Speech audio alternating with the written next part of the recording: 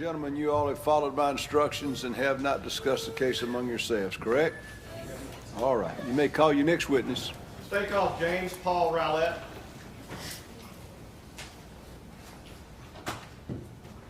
Raise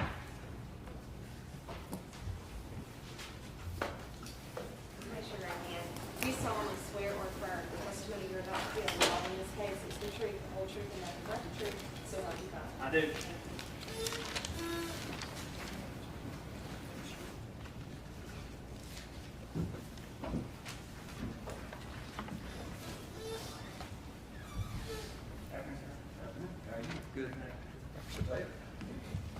Can you state your name for the record, please? It's Paul Rowlett. Is it James Paul Rowlett? It is. And Mr. Rowlett, where are you currently employed? At the United States Attorney's Office in Oxford, Mississippi. And is that a division of the Department of Justice? It is. And do you also have another part-time employment now, which used to be full-time? I do. I'm Director of Intelligence for the Arkansas National Guard. And previous to you going into the Arkansas National Guard, were you in another form of military?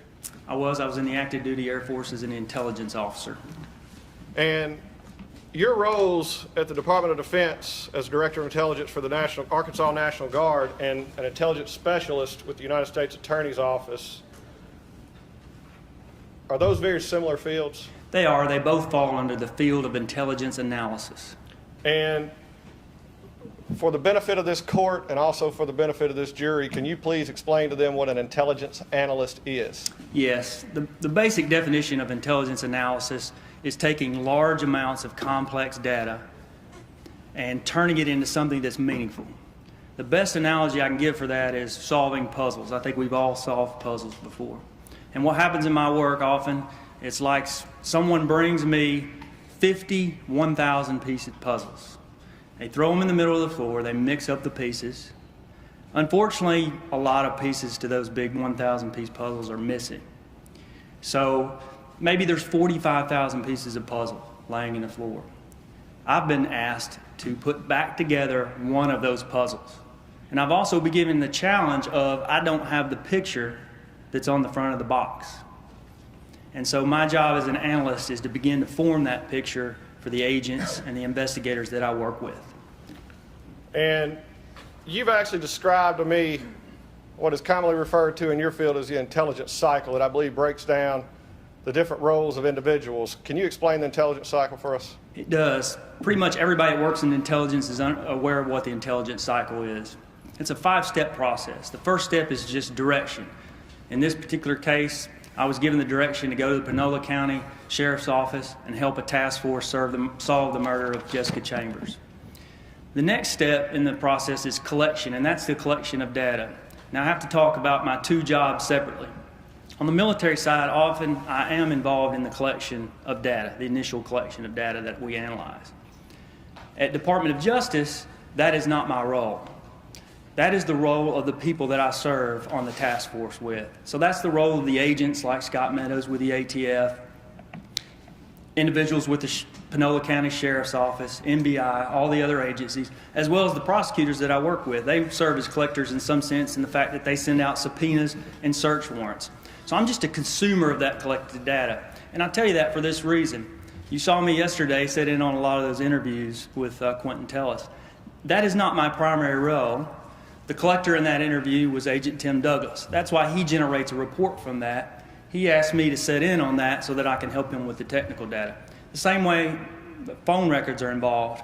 You won't see my name on a search warrant or a subpoena for phone records. Now, I may tell the agent or the prosecutor what he should go look at or collect, but I don't collect that. I'm the consumer of that data. So that's the collection process. Where I really get involved are the last 3 steps: processing, analysis, and dissemination. And I'll go back to the puzzle for you. Processing is that process of getting rid of those other 49 pieces of the puzzle that we don't want in this particular scenario. That's processing. It's getting just the relevant information in front of those agents or those attorneys. And then the last step is, or the next step is analysis. That's where I really make my money, okay? And you're gonna see the results of my analysis in a moment. And that is, now I've got my 1,000 pieces, If I'm lucky, I've really only got about 750 pieces and not 500. In analysis, that's when I start to form that picture. I don't put all that picture together. It's never going to be complete because I don't have all the pieces, okay? And I don't put it all together at once. I'm putting pieces of that puzzle together, and then I'm going back to my collectors often so that we can collect more pieces. And we're trying to see if pieces fit. And sometimes we try to put together a puzzle that doesn't fit. The pieces don't. We probably all tried to jam those pieces together, and they won't. But my job is to keep finding the pieces that fit to the puzzle. And then the last step is dissemination, and that's a continuous process of working with those agents and those attorneys to figure out what we have currently and what we need in the future. And that's the intelligence cycle that you ask about. Briefly give us the benefit of your education in the field of intelligence analysis. As far as education goes, I graduated from the United States Air Force Academy in 1993. I graduated with a master's in business administration from Auburn University in 2003. And then in 2012, I graduated from the Air War College. And have you received technical training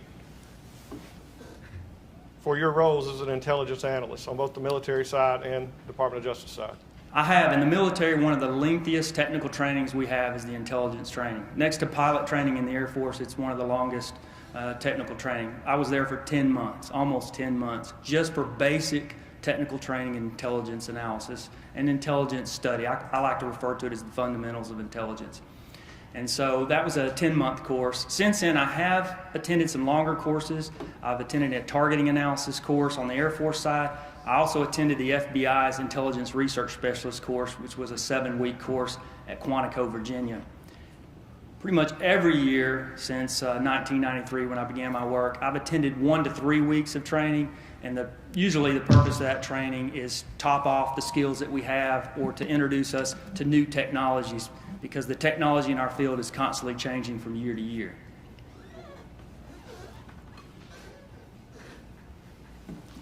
And I want to go to 2 areas of your work history. First, how long have you been employed by the Department of Defense in some capacity, either full-time or part-time?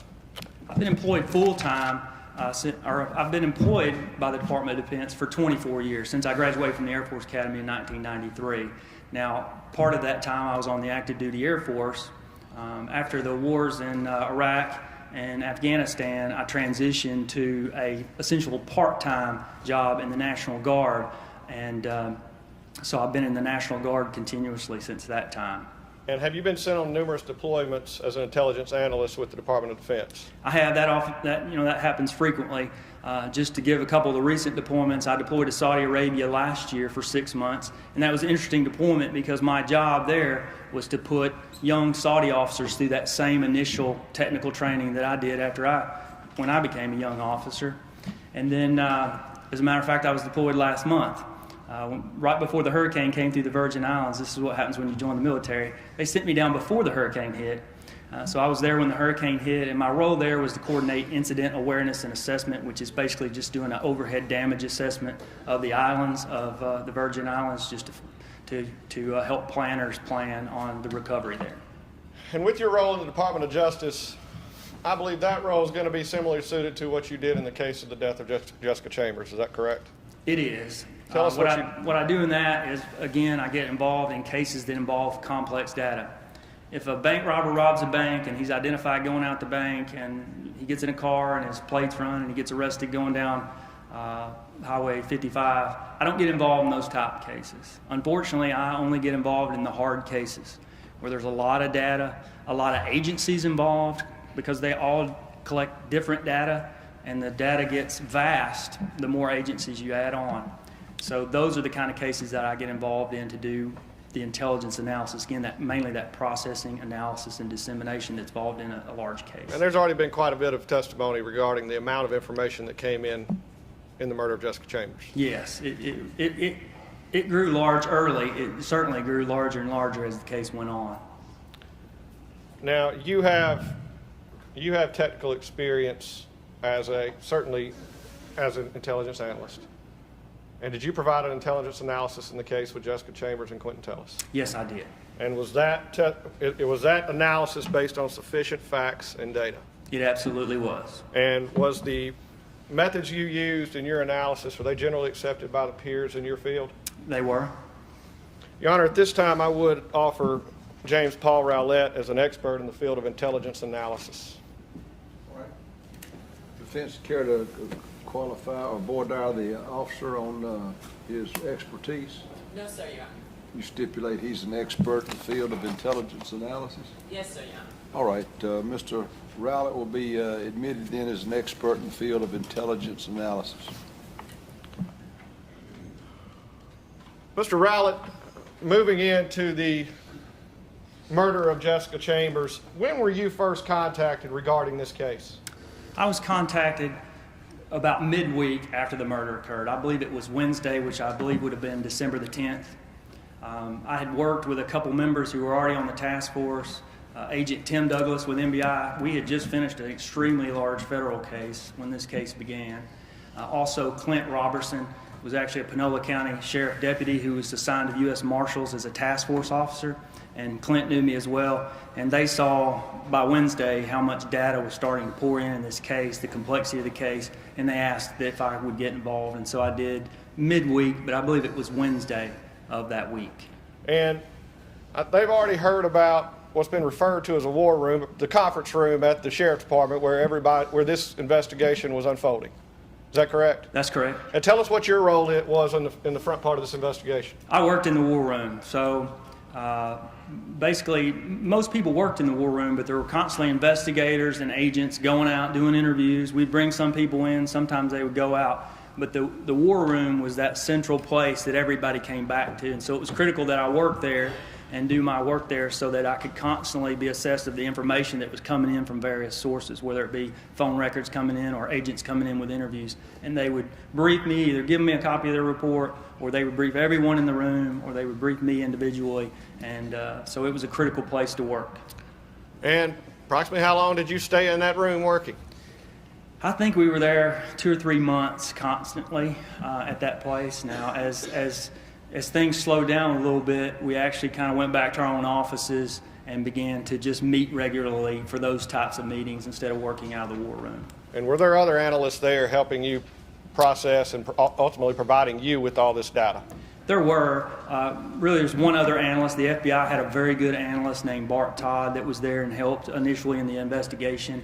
And they had some other FBI folks come in or would refer back to the FBI in Jackson. They have a lot of analysts there. They would refer back to them. So we were constantly using the FBI analysts as well to help in the analytical part of the case. Now, it's been mentioned during the course of this trial, certainly you being an expert, you've actually been sitting in the courtroom through the course of this trial, that early on we ended up with a name. We did. And Eric or Derek, is that correct? Yes, sir. Now, almost immediately from the testimony from Agent Douglas, we were able to retrieve some information from Jessica's cell phone, is that correct? We were. Were you able later to receive the full tolls or records from Jessica Chambers' cell phone? We were. I believe Agent Douglas described that exigent warrant process. You get it quickly, but it's very limited information. But the U.S. Marshals did get an order to get the full tolls, and we're going to talk more about that later, but get the full phone data from Jessica Chambers' texts and phone calls. And so we had that by the time I arrived at the task force. And you were also provided what we've already seen, and Mr. Peterson referred to as a dump of Jessica Chambers' cell phone. Is that correct? That dump came a little bit later because we had a hard time getting in her phone. And I say we, it was primarily the U.S. Marshals were trying to get in her phone. When you password protect your phone, which I highly recommend, it's hard for us to get into. And so it took them a while. They had to go through several iterations to get in that phone because she obviously wasn't there to give us her password. Now, I think that was probably around, it was a week or two later, maybe closer to the 20th when we got her actual phone dumped. Now, you have analyzed Jessica Chambers' telephone up and down, is that correct? At length. And have you, along with other analysts, analyzed the phone dump from Jessica Chambers' phone? I have. It was a huge moment for us, as you can imagine. Huge moment for us when the U.S. Marshals were finally able to get in that phone. And they generated a report that was 796 pages. And so, we're going to use electronic means and software to go through that, but we were so interested in it, we set up probably 10 people around the table, including the FBI, the folks from the FBI. They actually had some interns, I think, as well, that they brought over. So we went through that thing electronically, and we also went through it page by page. And of course, we were hoping for that smoking gun of an Eric or a Derek that was in her phone that she had contacted, or maybe there was something on the 6th that would lead us to her killer. Tim Douglas has already testified. Any information that Tim Douglas testified to regarding phone records or telephone calls, where did he get that information from? He got it from me. Okay. Tim doesn't go through phone records. He is not. Okay. They would go out and get the information. I would brief them on my findings once I had them after I analyzed records. So as to Eric's or Derek's or any other people in her phone, tell the jury how you began to set out in analyzing Jessica Chambers' telephone. So the first thing that I had was who she calls and who she texts, okay? And we'll talk more about that again later. You're going to kind of see the results of this in my analysis. But I have to figure out, those are telephone numbers. And I say the marshals were working hard at this as well. We were trying to figure out who all she talked to. Okay? So by the time we got the dump, we had done most of that. We could figure out, and we had 30 days of that information, okay? So from December the 6th back to, let's say, November the 7th, we had 30 days of information on that, okay? And so when we analyzed who she talked to during that 30-day period, there were no Erics or Dereks in that analysis at all. The second thing that we got, finally, was that phone dump. And that's going to have her contacts. Paul, I'm going to stop you right there. Yes. Would you just explain what a phone dump is? Because it's been referred to several times, but I want to make sure we're straight. What a phone dump is, it's when an agent essentially hooks up a device. It's usually a Cellbrite. It's called a Cellbrite. You'll hear it sometimes, but there's other devices. Hooks it up to the phone and dumps everything that's out of that phone. So we're not just getting your texts and your phone calls like we did from the phone company. We're getting your Facebook information. We're getting, if you have different apps that are used, we get your messenger messages that you're using to talk back and forth to your Facebook friends on Facebook. We get everything that's on your phone. Now I say everything. It depends on the type of dump that is done. It depends on the type of phone. But in Jessica's case, they did what's called a physical dump on that phone, which is typically what you get even deleted information on. And so we had 796 pages of records when we dumped her phone, which is a pretty good phone dump. So that's what a phone dump is. And so back to where I was, I've looked at her toll information, who she talked to for 30 days, talked and text, no Erics or Dereks. And when all 10 of us around the table went through that phone dump, we found 2 Erics. And I think they were discussed in the previous testimony, Eric Neff and Eric Weaver. And they were simply Facebook contacts, Facebook friends, okay? She had over 100 Facebook friends on her phone in her dump. That doesn't necessarily mean that's the friends she had. That's just what had been transferred from her Facebook account to the phone. So she had at least 100 Facebook friends. But I'm going to start there. That's 2 Erics or Dereks, correct? Eric Neff and Eric Weaver. correct, And that's off her Facebook page. Did you, in fact, analyze those individuals? we did. And tell the court, tell the jury how you go about analyzing these individuals.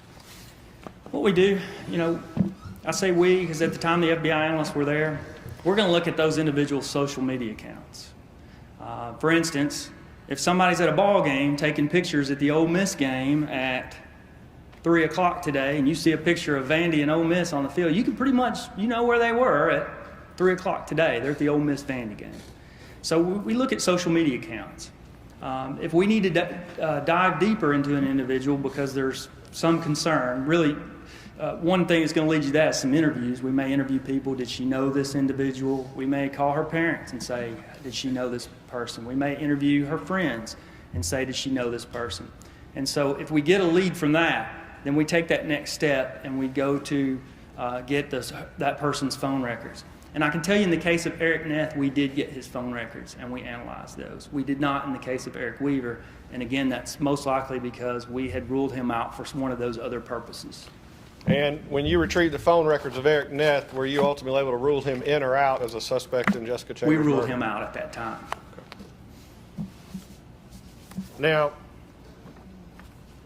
You first talked about getting all the contacts from Jessica's phone, and I believe you testified there was no Erics or Derricks. There were not. But you did have the contacts in what I call the first circle from her phone. Is that We correct? did. Because this name was out there so prevalent, did you go beyond that first circle? We did.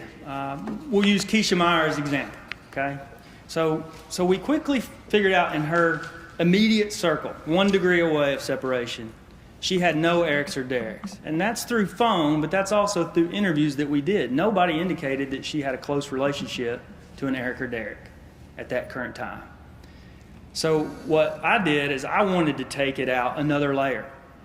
So if we interviewed Keisha Meyer and we subpoenaed her phone records, I would then do an analysis on Keisha Meyer's phone to go out another degree of separation and see if Keisha had any Eric or Derricks in her life.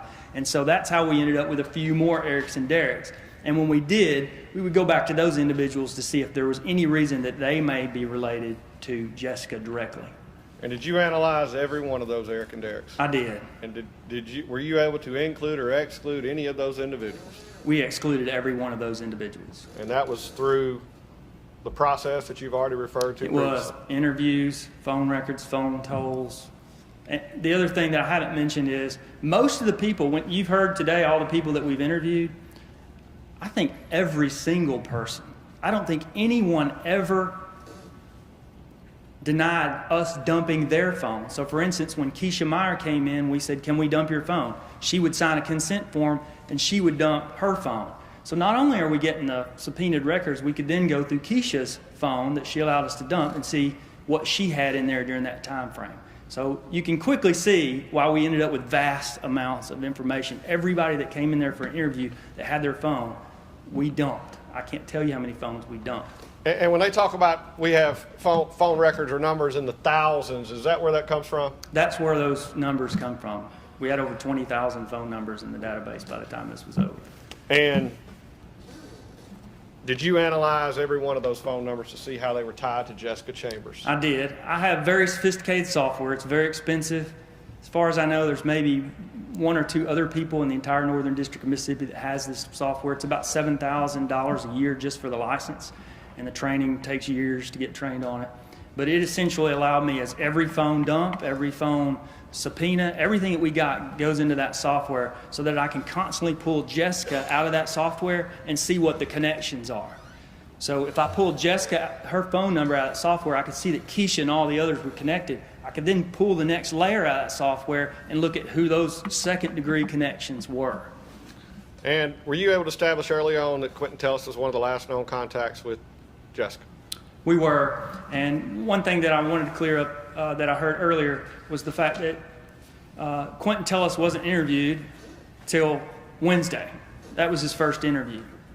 One of the things that was happening early on in the case was when you look at, we didn't have her dumped at that point, but when you look at her phone records, you could start at 8 o'clock on December 6th and work backwards. Okay, and you could see who the last person she was talked to.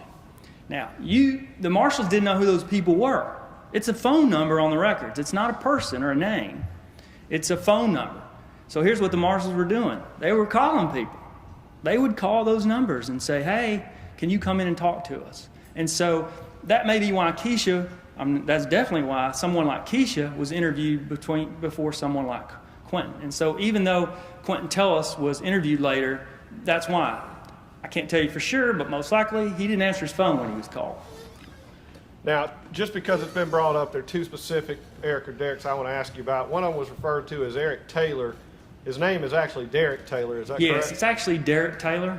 And he was, as far as we figured out, he was not a friend of Jessica's. He was actually, again, one of those second-degree friends. And I'm not even sure we ever were able to validate that. But we were told in one interview he was a very close associate of Cha-Cha, which was Charlotte Wilkerson. And so that's why he got on the radar, not because of his relationship with Jessica, but because of his relationship with a friend of Jessica's. And so, but nonetheless, 2 degrees away, we ordered his phone records and got those. We analyzed those. We also interviewed at least 4 people associated with him and that were with him that night. And we were also able to verify his story that he'd gone to M&M store that night with his girlfriend, Iris, and had purchased some items, and we saw that on the videotape.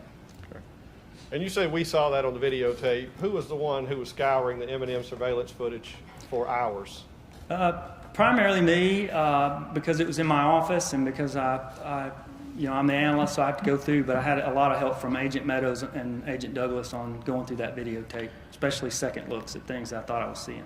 The other Derek that has been brought into question here in this courtroom today is by the name of Derek Holmes. Do you know Yes. who Derek Holmes is? I do indeed. And Derek Holmes was a little more difficult because we couldn't pin down a phone that he always had in his hand. So we actually got a couple phone numbers that he used, and we actually went through the process of subpoenaing both of those phone numbers. We analyzed those.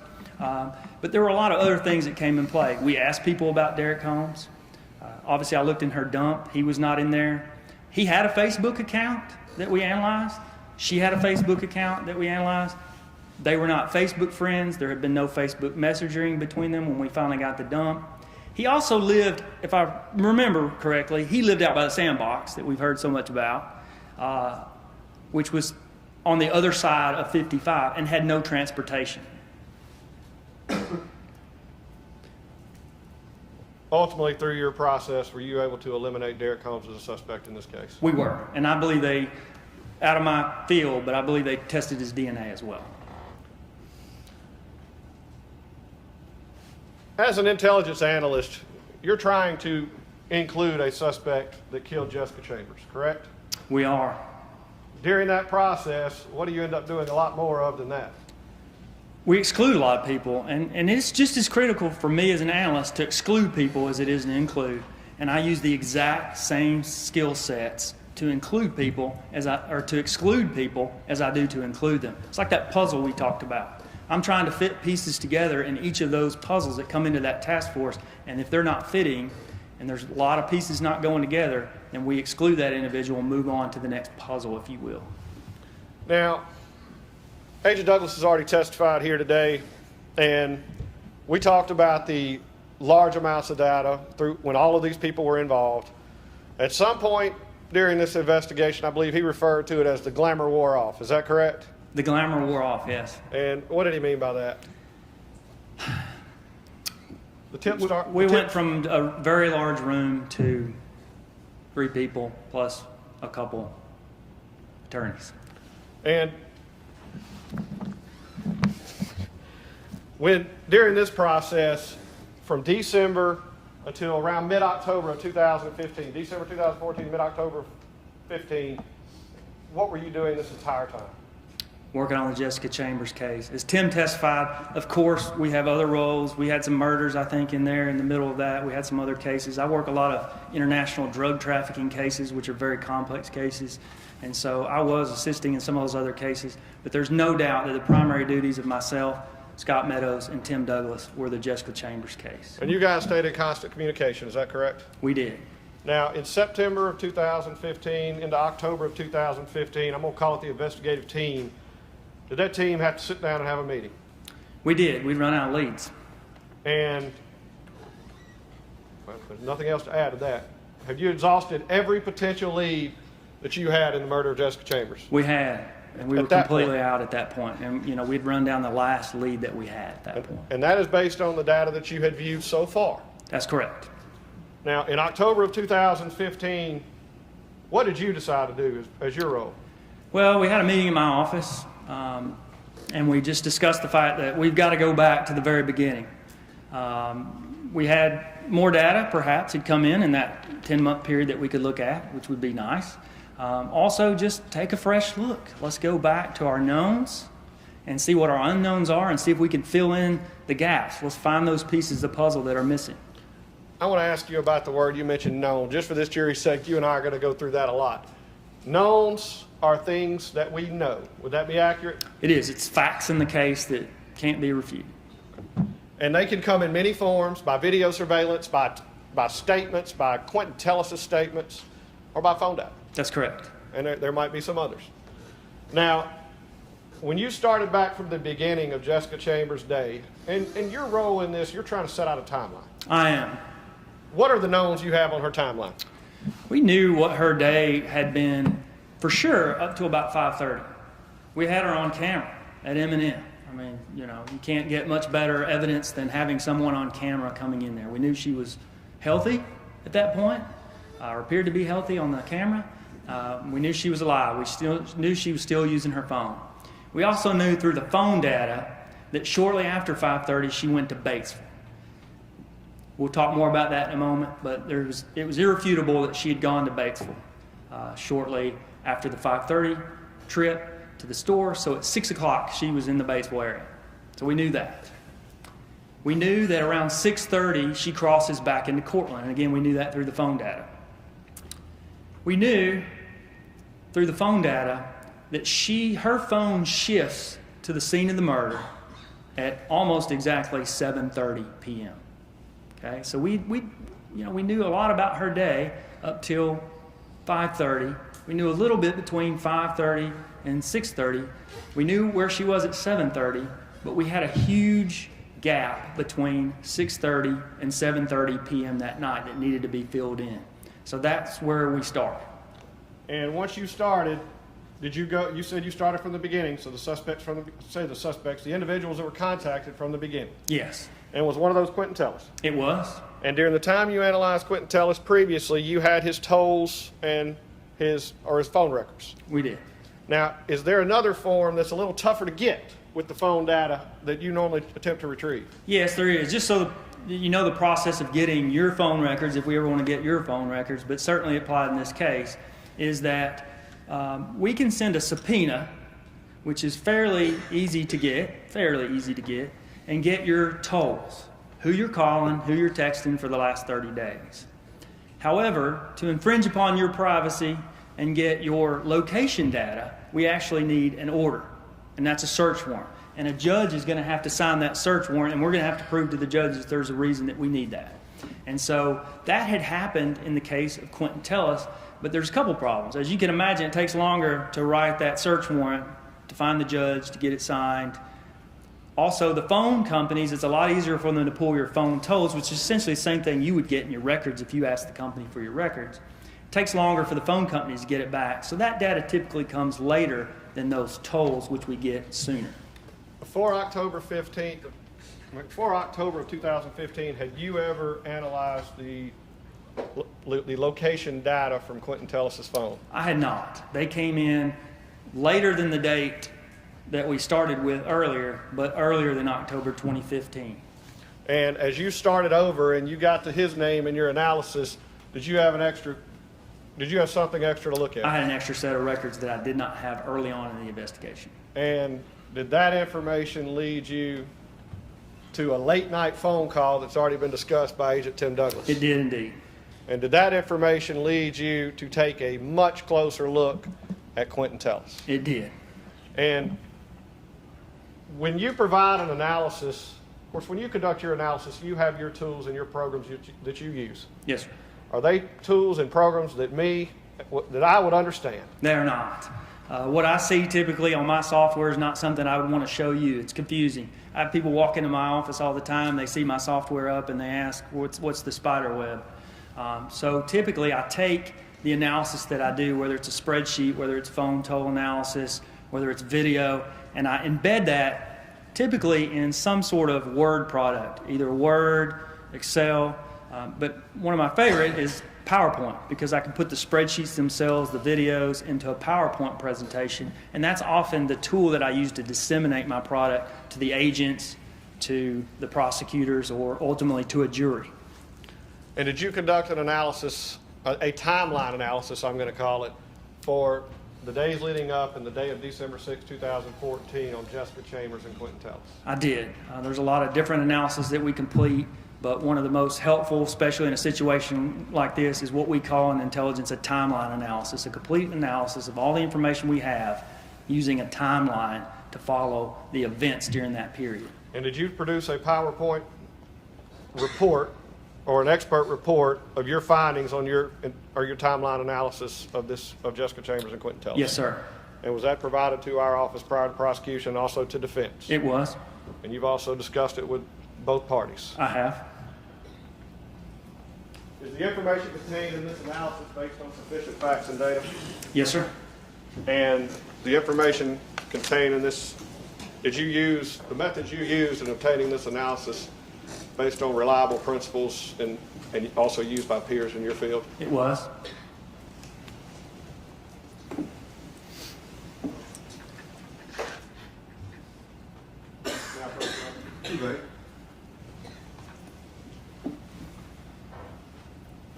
Mr. Rowlett, I'm going to hand you 2 items. Can you describe and identify those items for the jury? Yes, one is a printed copy of that product. The other is an envelope that contains a thumb drive that has my final product on the thumb drive. Have you ever viewed that thumb drive? I have. And is the printed copy and the thumb drive one and the same? They are. There are 98 slides in this presentation. Your Honor, at this time I would offer this as a collective exhibit, just exhibit A and exhibit B. Any objection? None, Your Honor. All right. Be marked and admitted.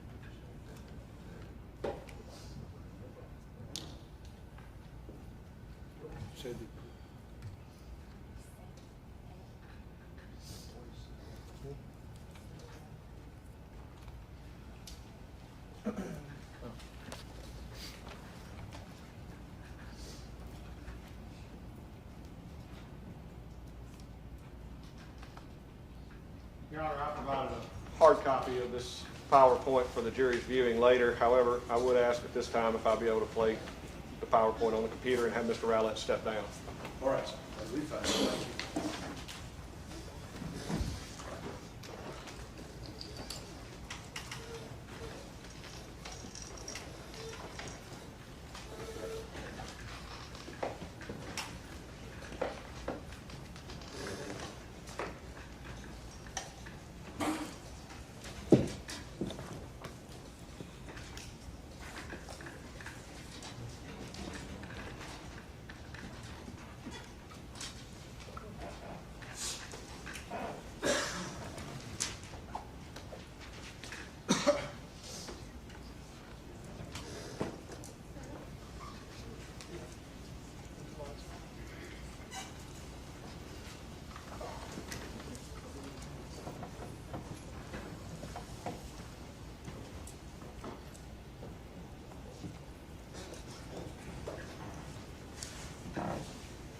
Your Honor, would you ask the jury if we need to turn the lights off or if we can keep them on during this? Well, let's let them look at it both ways, and let's let them make that decision, all right? Yes, sir.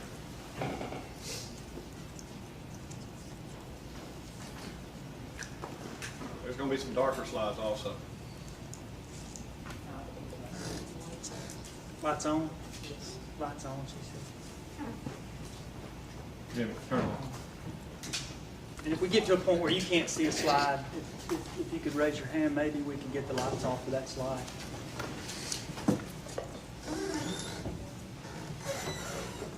Mr. Rowlett, this is certainly slide 1. I'm going to ask you, when you began your analysis, did you start with the phone of Jessica Chambers? I did. And tell us what you were, during that time frame that we're talking about, that, you know, that mystery hour that we really needed to locate Jessica Chambers.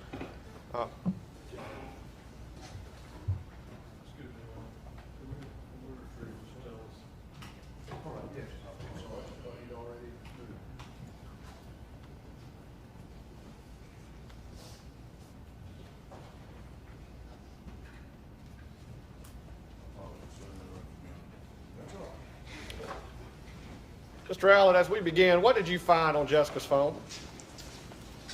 Well, I mentioned that we want to go back to that unknown time, that 6:30 to 7:30. So the first thing that I looked at, the first bit of phone data that I had to try to figure that out were what we called RTTs.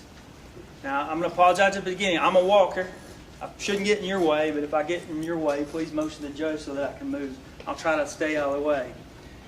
But I also promise you I'm going to do the best I can to educate you on phone data. It's very complicated. I'm from Arkansas. I had to learn myself. And so hopefully I'll be able to educate you today a little bit on the phone data. But the first thing that we're going to talk about, and we're actually not going to talk about it a lot, and that's RTTs. In a little bit we're going to talk about cell site data. That's when you pick up your phone and you place a call and it goes to the tower through a tower and sector. I'm going to have some slides for you that's going to educate you a little bit more on that in a little bit. That's cell site data. What you're looking at on the screen are RTTs. That is a Verizon term. It stands for range to tower. AT&T has their own term. The other companies have their own terms. But that's when the phone is communicating more often with the tower. It's not just when you're placing a call, not always just when you're placing a text, not always just when you're playing on your phone, using data. Sometimes it's constantly communicating with your phone. Now, we had her RTT data very early on, but if I showed you Batesville and Cortland on a map with Jessica's RTT data, and what that is not only the direction that you are, which we're going to see in cell site, but it's also the tower making an estimate how far away you are from the tower. Okay? And it puts a point on a map. We don't get that with cell site. In cell site, we're just going to see the tower and the direction. With the RTT, it puts a point on the map. Now, you got to be way smarter than me to understand the algorithms that go into that calculation. But it's going to use multiple towers to make that calculation. I've worked with it many, many, many times. I know that the more towers you get, the better the data. The closer you are to the tower, and I think we all would probably, that makes sense to us. So that's essentially what RTT data is. It's the tower guessing where the phone is. The problem is it's wrong sometimes, and the worse location you're in, the more wrong it is. Okay? But it's still guessing, and there are patterns in that data that form, because it's right some of the time too, and hopefully it's right more of the time than it's wrong. Okay? When you say patterns, what do you mean? Anybody that's shot or went hunting or watched anyone shoot, okay? When we shoot, and if you shoot like I do, you're going to get some kind of pattern on the target. We call them groupings when we shoot, okay? But what happens? We don't breathe the right way, or we blame it on something else, and we get out what I call outliers, okay? We miss. So as an analyst, I at least had the ability to look for patterns in her RTT data. And I can also manipulate the data a little bit. I can change the colors of those dots. I can match it with times. And so I could do some analysis of that data in that manner. And when looking at Jessica Chambers' phone, and we've discussed knowns before, but what's one of the first things you want to find? Where she was between 6:30 and 7:30. Okay. And in regards to locations where we know she is, did we have some knowns with Jessica? We did. So here's how I performed the analysis. And this was, we had that meeting. We got to figure out where she is from 6:30 to 7:30. We're going back to the beginning. We had that meeting, and I told Tim and Scott and the prosecutors, I'm going to go back and look at our RTTs and just see if I can sort it out. Because as I said, you wouldn't be able to see the roads on this map if I put all day on there. Okay? So as I looked, and we had this RTT data early on, and I had looked at it numerous times. But I'm going to dispel a notion to you right now so that you're not waiting for the next 96 slides for some smoking gun or home run from the RTT data. Okay? We don't have it. I'll explain to you a little bit why when I show you some more maps. But we don't have it. That doesn't mean I can't use the data to do some analysis that can provide leads to other data that we can look at. Does that make sense? So that's what this is. So what I did was I looked at three things. I looked at times I knew exactly where Jessica was. Okay? I've got her on the camera at M&M, not only around that 5:30 hour, but I had her on the camera that morning too, and you're going to see that video in a little bit. So I've got 2 times that I know exactly where Jessica is. So I can color those times, what those RTTs are. So essentially I'm asking the question, where does the phone company think she is when I know where she is? Okay? So that was one grouping. That's in blue. Those blue dots are the RTTs when I know Jessica Chambers is at the M&M convenience store. And do you see a pattern, and then describe what you call the outliers when you, I do. when you look? Again, if you've shot, hopefully you see the grouping yourself. Okay? There's a grouping of blue dots, and then there's some outliers. Okay? Now, there's a second time that I know where she is, and that's from 7:30 until her phone cuts off at 8:04. Okay? So for that 34-minute period, her RTTs had shifted dramatically to the west. And Mr. Rowlett, would you actually show those? And excuse me, would you use the pointer, because I don't want you to block off the... So, and those may be a little harder to see, but I think you can probably see them. I colored those from 7:30 to 8:04 in yellow. And the reason I did that is because I know where Jessica Chambers was when her phone goes off. Okay? She's at the murder scene. And so, you'll see the murder scene in pink here, and you're going to see M&M Market in pink here. Now I'll tell you, this is not going to work in every single situation, but I've worked with the data many, many, many times before, and so in green, I wanted to plot all the RTTs during our mystery hour. Okay? So those are what you see in green. Now, what I wanted to do was take those groupings that I have in yellow and blue and shift them back to the east and put them over where that known location is. And I would also shift the unknown dots the same direction. And then I would remove any outliers, which were dramatic misses by the tower.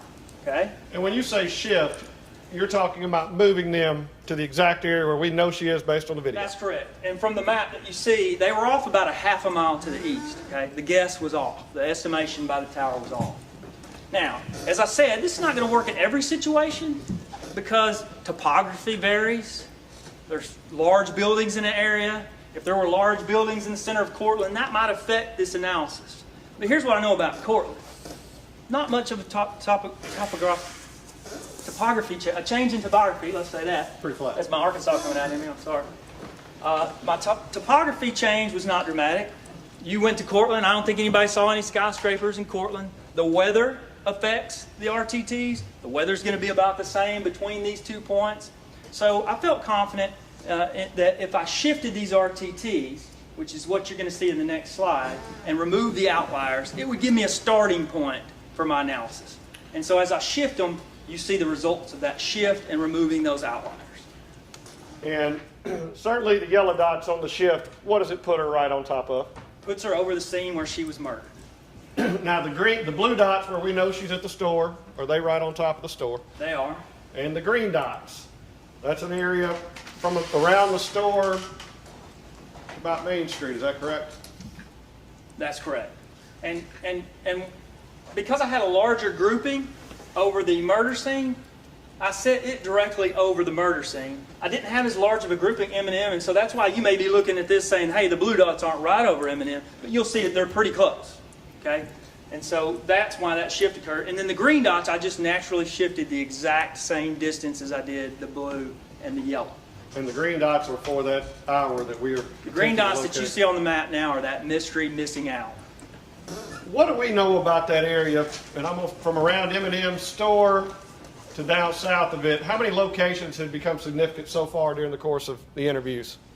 We'd worked on the case for 10 months, and only 3 things had come up in the entire investigation at that point that fell within that area of those green dots.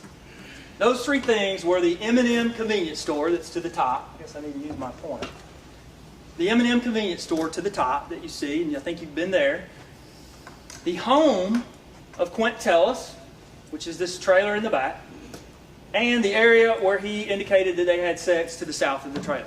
So that was the only thing that we had at this point that had come up in the investigation. Let me ask you on this map. We keep referring to the area. Certainly the jury's already been to the area.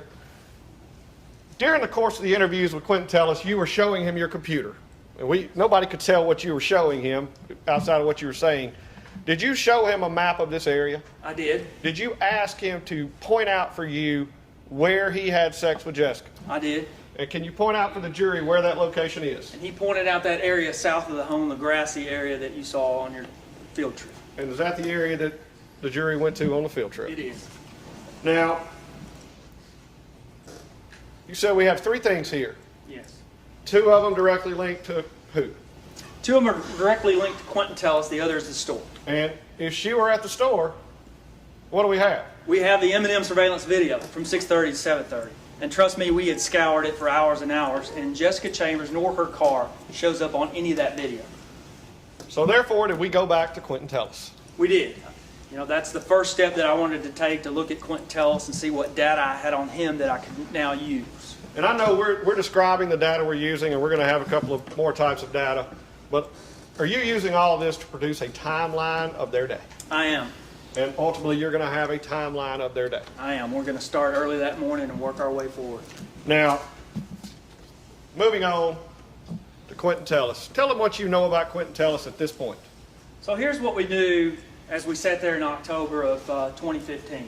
We knew that he'd initially been contacted because of the contacts that he had with Jessica Chambers. We knew that he'd been with her that morning. He's one of the last people to text and call her. We knew that. And so he was contacted by law enforcement, and you've heard about those early interviews that occurred shortly after she was killed. He'd alibied himself essentially. I'll put alibied around quotes, because he had mentioned that he'd gone to Green Dot to send his girlfriend a Green Dot call. Okay? And we had indeed confirmed that he'd gone to Batesville, and we had him on the surveillance video up there at 8:26. And that's a surveillance video photo that has already been placed in new evidence. It is. And we know through multiple interviews with Tellis at this point that he said he hadn't seen her since noon. And we also knew that he had alibied himself with 3 individuals, Big Mike, Tootie, and Grit, on that evening. And that was in the sandbox, which you mentioned on the other side of the interstate. It was. And based on those factors, we'd moved on. As you can imagine, early that week, we were getting tons of leads, and so we were actually chasing the best lead at that point. Ultimately, Mr. Peterson asked Agent Douglas, was he excluded as a suspect at that time? I believe Agent Douglas said no. Is that correct? He wasn't excluded, but we had definitely moved on to other more critical leads. And we've already mentioned you retrieved some information from his telephone later that you did not have at that time. Is that correct? We did. So after I completed that analysis and I decided it was time to give Quentin Tellis a second look, I looked back in my files and I realized that his actual location data, remember we talked about that search warrant that gets you the location data, it had come in. And I actually had the raw data from that. And so I have to take that raw data, and I'll show you some examples in a moment of what it looks like after I process it. But I took that raw data and I began to process it to see what his locations were throughout the day on December 6th. Now, Mr. Rowlett, through the course of this analysis, we're also going to hear what you've already referred to as cell site data. And because you're going to mention it numerous times, can you explain to the jury what you mean by cell site data? I will. So we talked about RTTs. We're going to move on from that. It's complicated. Cell site data is pretty easy. Okay? You have a phone, and you want to call people on it. And the phone company wants you to stay with their phone company. So they're going to give you the strongest signal that you can get when you place your call. So when you pick up and you make a call, okay, you're going to get the strongest signal they can give you. So you're going to go to a tower and a sector. Now, I took this picture this week of the tower that sits at I-55 and Highway 6. So this is that actual tower. You guys have probably all seen towers as you pass down the road. Now, Mr. Rowlett, I'm going to have to ask you a question here because I was not versed at all in cell phones before talking to you on this. I used to have the opinion that every tower belonged to a cell phone company. Right. And I was wrong, correct? You were wrong. And that's why I took this picture earlier in the week, because I got a lot of questions about it. The reason we use the term cell site is we're going to talk about Tellis' phone first, and he had an AT&T phone ready. So AT&T doesn't necessarily own this tower. Okay? This is just a tower, and they sell space on the tower. So you see all the different array of antennas on there. When I say cell site, that's what I'm referring to. Now, I can't tell you which one of these is the AT&T cell site versus Verizon or anyone else, but let's just say that this is the cell site.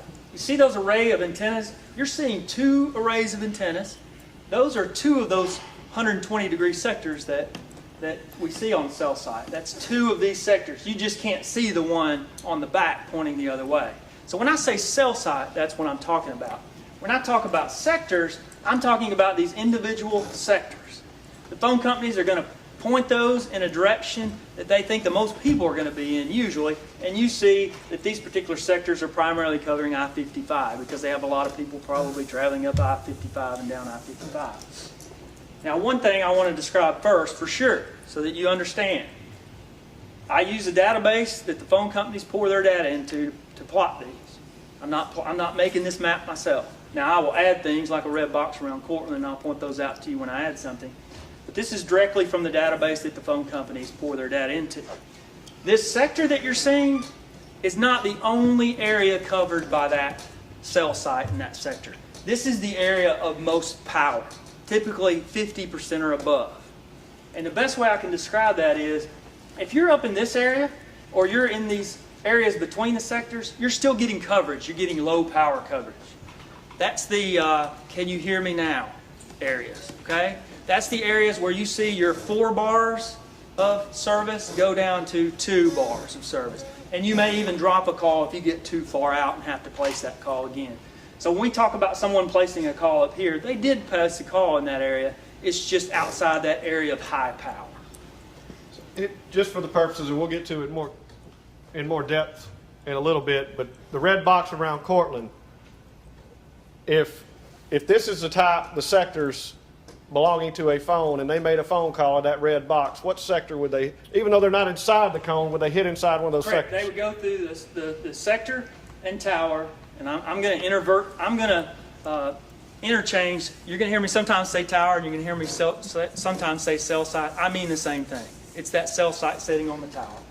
So it's going to go through the closest one, which is obviously going to be the tower that I'm going to start referring to as the Pope Tower because it lies down in Pope, Mississippi. It points directly north.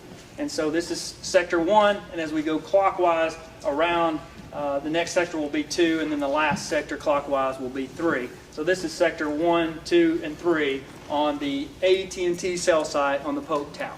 Okay? One other thing that I want to point out is these are the sectors and towers. These aren't all the sector and towers in Panola County. These are the 3 that cover Quentin Tellis' phone on December 6th. So I'm only showing you the 3 that he used on those days. And one thing you're going to see on both his and Jessica's is there's no tower in Cortland. And that kind of goes back to that RTT data that we talked about. Okay? So they're going to switch between the towers. He's going to switch between the towers in Batesville and the towers in Pope as he travels. And we'll get into Jessica's in a minute. There is actually another tower we're going to refer to when it comes to Jessica, and we'll talk about it a little bit. We'll show a map of that when we get to it. As to Quentin Tellis' phone, when you realized that shift placed Jessica's phone around the area of Quentin Tellis' home, did you go back and look at Quentin Tellis' phone records, including his cell site data? I did. I tracked the entire day of movement as he placed calls. Now, keep in mind on cell site data, I only know where you are when you place an actual phone call. Now, in reviewing that cell site data and the phone call and a particular phone call that was made by Quentin Tellis,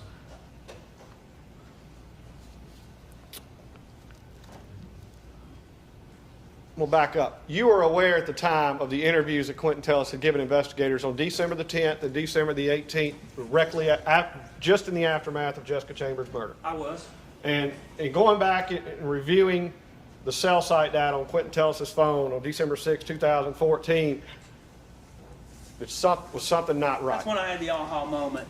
And as I progressed through the day, when I got to 6:17, when Quentin Tellis places a call, he's actually on the Batesville Towers. And that was significant to me for 2 reasons.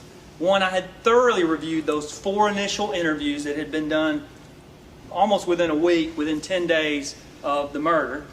And in none of those interviews did he ever say he went to Batesville that night until he went to get the green dot at 8:26. The other thing that I knew was that Jessica Chambers was in Batesville around the 6 o'clock hour. And now we have Quentin Tellis in Batesville around the 6 o'clock hour. And did you have her cell site data?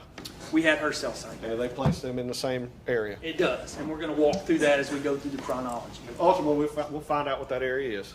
We will, and this slide will be back in there at 6:17 when we get to that point. Now, when you begin to analyze someone, you retrieve all of the information or the data that you can retrieve. Is that correct? I do. Can you describe to the jury what data you used in analyzing Quentin Tellis's timeline of December 6, 2014? I will. So this is all the data that you're going to see in my analysis. These are all the things that I looked at to put into this timeline analysis. I had Quentin Tellis's phone tolls, and again, tolls are the same things. If you called your phone company and you said, send me my phone records, and they send you your texts and calls, that's what I'm getting. It's numbers, it's times, not necessarily who you're talking to. I figured that out myself. We had Quentin Tellis's phone dump. He had allowed us to dump his phone when he came in for an interview, and so we had dumped that. Now, we had done a logical dump on that phone, which doesn't give us quite as good a data as it does on the phone that we did for Jessica Chambers. And when you say it doesn't give you quite as good a data, what do you mean by that? I mean that we do not retrieve items that have been deleted from the phone. And in this case, did we learn that there were items that were deleted from Quentin Tellis's phone? There were. We knew through the FBI interview that he had deleted all texts and calls with Jessica Chambers. And indeed, the first time I looked at his phone dump, I did confirm that he had indeed deleted all of those things. So I did not have them. And Quentin Tellis's phone was in what provider? His phone was an AT&T phone.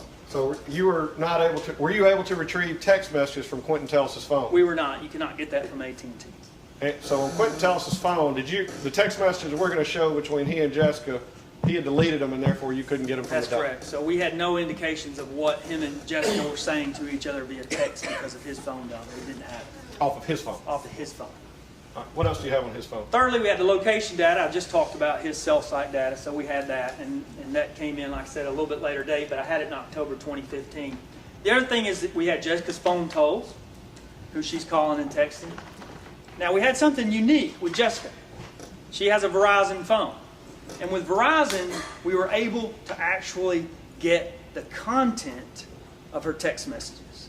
I know what Jessica is texting to everyone she's texting and what they're texting to her. For the past how many days? For the past 7 days. So I had essentially her text messages from December 6th to roughly November the 30th. So even though Quentin Tellis had erased the messages involving Jessica, did you in fact obtain those text messages through the... We did through an order to Verizon. Then we had her location data, which was essentially her cell site data and the RTTs that we've already talked about.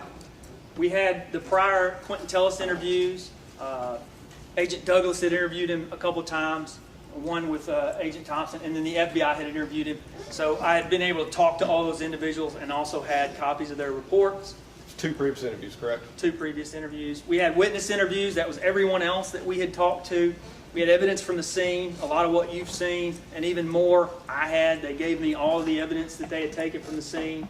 And then, you know, analysis is a living document. In October 2015, I didn't have subsequent interviews, but I'm going through my analysis each day and updating it. So as we did the November interviews, I was able to update it as well. And then when we did that January interview, I updated it. So you're going to see information from that in there. And then, as to the subsequent interviews, Agent Douglas has already testified to the trips to Monroe to interview Quentin Tellis. Yes. I believe after what you found originally, and you made the late night phone call, which Agent Douglas has referred it to, did y'all strike out pretty soon? We did. We didn't wait around very long. Agent Douglas and Agent Meadows asked me if I would find Quentin Tellis for them so that we could go interview them. As an intelligence specialist, I have access to a variety of databases and I can find people. And when I found Quentin Tellis, he was in Monroe, Louisiana. So I called the guys and said he was in Monroe, and we planned a trip down there to interview him in November. And he gave you two different interviews during that time? He did. And based on the results of those interviews, did you have to come do some more homework, I call it, up here? Each time, when we went down the first interview, we had to come back and do more homework. When we went down to the second interview, I came back and updated my analysis after that. And then finally, we had the surveillance video from Eminem. I had all the camera angles, and you're going to see a lot of those today. You're going to see a lot of stuff yourself. But I had that surveillance video, and then I had the image of the surveillance video that FBI agent Dustin Blunt took on his phone. Now, this jury, and I guess luckily they've already been to a lot of the key locations for this trial. Yeah. However, I know a lot of questions were asked about distances, and early on, did you actually calculate some pertinent distances on some of these places? I did, and these locations are distances from the Tellus home to these locations. I won't go into detail here. I'll let you look at this slide because I know that you've been there. But essentially, from his home in Yellow to the M&M, it's about 172 yards. From the area of his home to where he says he had sex with Jessica, it's about a 50-yard distance. From Rag Ann's home, his sister that you visited, it's about 315 yards, so about 3 football fields, a distance of walking to there. And then down 51 and down Main, which turns into Heron, it's about 1.4 miles. And all these are distances relative to Quentin Tellus's residence. They are. Now, I know another thing that we're going to talk about a lot during the course of your timeline analysis is going to be the M&M surveillance video, or what we call the CCTV. Is that correct? That's correct. Now, the jury has had a chance to see a camera, and particularly one camera. However, there are multiple cameras involved in this CCTV system. There are. You get to see multiple camera angles, but the angle that we were concerned with as far as Quentin Tellus was involved, that was the angle that pointed toward his home. And would you explain to the jury what some of the unique characteristics to this camera system is? I will. Now, this red triangle I put on, that's my best guess at what I'm seeing. That's not some sophisticated equipment that shows me that angle. I put that on there so that you get an idea of what you can see from that. Understand that there are trees and buildings. I can't see through those. Also understand that the further you get out from the camera, the harder it is to see the quality grades. This is an old analog system. You're going to see some pixelation at the end. As we see, for instance, Quentin Tellus walking toward the camera. He starts out pixel and gets better as he gets closer. And then one thing that's extremely critical in this case is the fact that that camera was 1 hour ahead of local time. And how were you able to verify that that camera was 1 hour ahead? There were 3 ways that I personally was able to do this. One is the agents actually, when they seized the camera, they talked to the individuals at the store, and they relayed to them that with daylight savings, it had not been adjusted, and so the camera was off 1 hour, essentially ahead 1 hour. I don't trust people by nature, so I wanted to check for myself, and I had a couple things that helped me. One thing is I can tell when it gets dark, so I can verify an approximate time of when this camera is off. And indeed, I verified that it was about an hour on when it got dark. But finally, there's one very critical thing that I could check. And you're going to see this yourself, that at 5:29 and some seconds, Jessica Chambers is on the video and she picks up her phone to place a call. And indeed, on the camera, you're going to see that same time on the camera. So the phone records and the camera are going to match times identical. They are. And so just so you know, every time I show you a video or a clip, you're going to see an hour ahead, but at the top of my screen, you're going to see local time. And I guess I misspoke. I said would match identical. Actually, the phone records are going to be 1 hour behind the camera. Correct. Now, for the purpose of this jury's viewing, have you embedded some video clips from the surveillance store I have. several times throughout this I have. analysis? And did you use a process, and certainly I believe Agent Meadows was the one who assisted with you in being able to present them with just one camera angle instead of the He did. 16 that we see normally? So I just want to let you know up front, what you're going to see has been slightly edited. We haven't edited what you see, but we've done a couple things really for your benefit. We've, as somebody transitions from one cannon to the other, we spliced it in there so that you see that immediate transition, okay? The other thing we did is, if there's some dead time in the middle, especially later on after you kind of got a feel for what it looks like on that camera, we cut that out. So if you see a time jump, you're going to see that we just cut something out in the middle. Now early on we're going to watch a couple longer videos because I want you to get a feel, and I wanted us to get a feel for what things look like on that camera. But later on we're going to take some of those dead times out for you so that we're not here for the next week. Okay? And when you describe the time jump, you're going to tell them when that's coming, I will. I'll do my best to tell you when it jumps. and you're going to tell them why. It's not because we're trying to hide anything. We aren't, and my understanding is the entire video has been submitted into evidence, so that if there's something you want to see when you're back there, you're going to be able to see that on the video. I believe someone's going to help you go to that time in the video if you want to see the raw footage yourself. That is correct. The hard drive that you used, I believe you can see it right behind you, Okay, yes, that's it. to embed, to pull the videos from. That same hard drive is already in evidence for That's the jury's it. viewing. Yes. So every bit of video that we see and we show you, and we show them throughout this timeline analysis, is contained from that particular DVR. It is.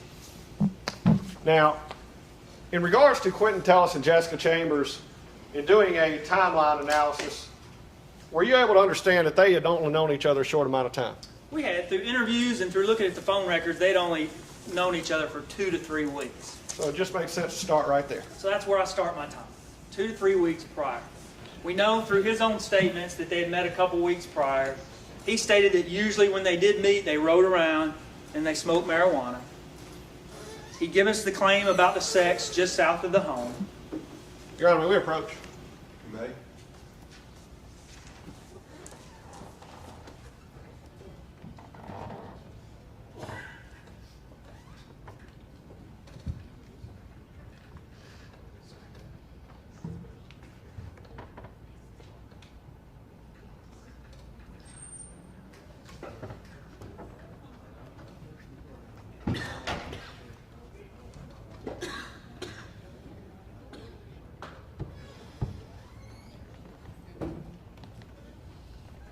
All right, ladies and gentlemen, based on the representation of the council, they tell me now is a good transition point for us to take our afternoon break. So I'm going to go and put you in recess, and I will send for you as soon as we're ready. Thank you.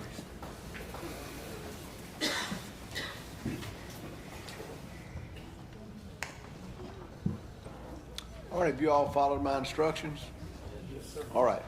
Ms. Taylor?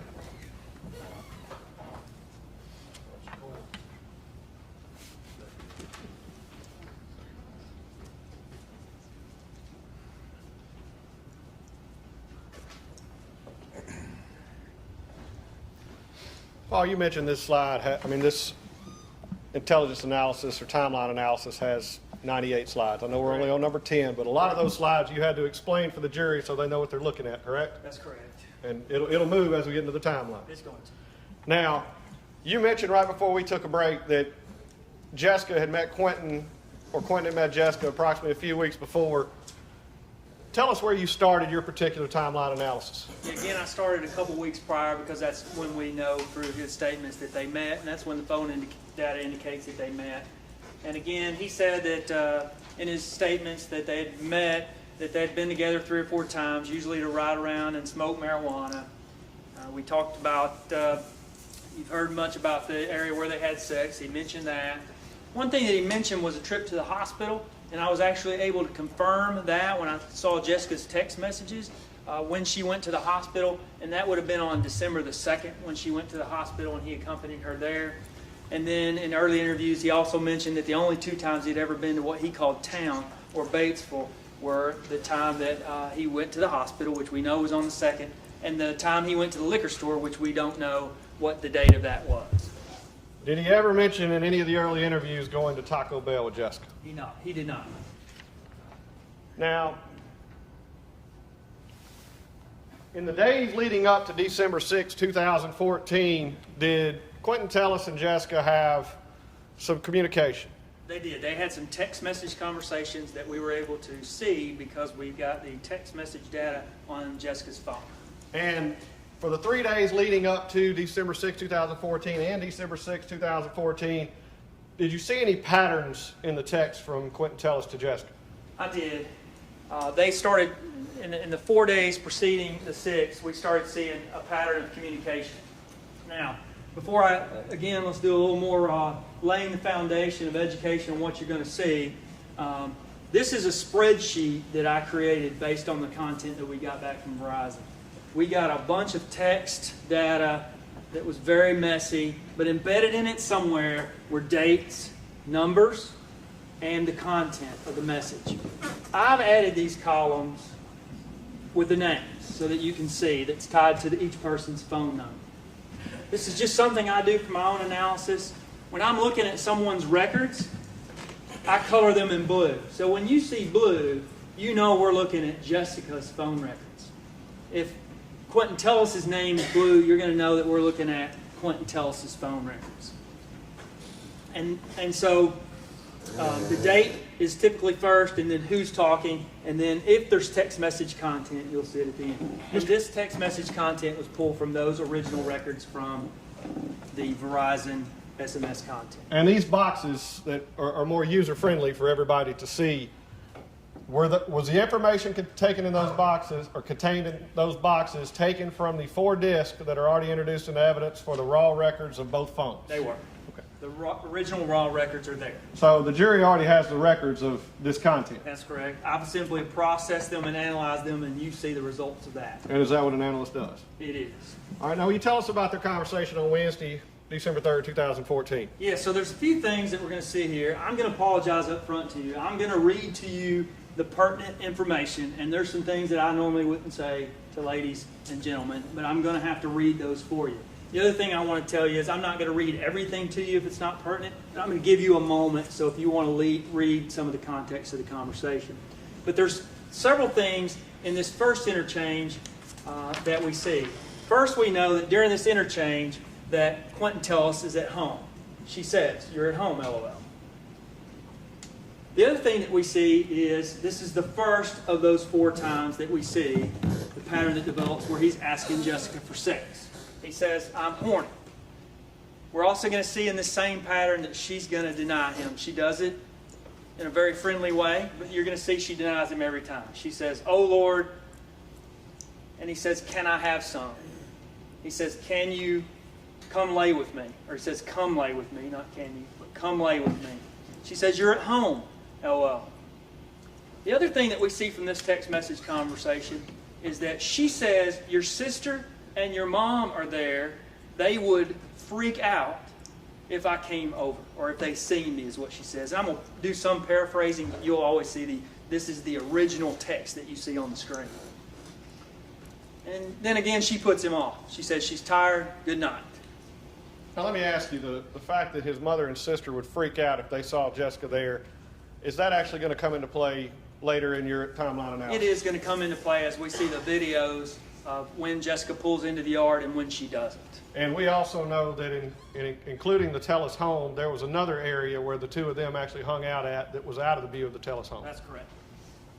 Now moving on December 4th, 2014, we have similar content? We do. So that was Wednesday the 3rd. Now we're moving Thursday and we're working our way towards Saturday. On Thursday, December 4th, something happened overnight. When I started reading the text messages on the 4th, I had a hard time reading them. And I actually had to go back through Jessica's messages to see what happened.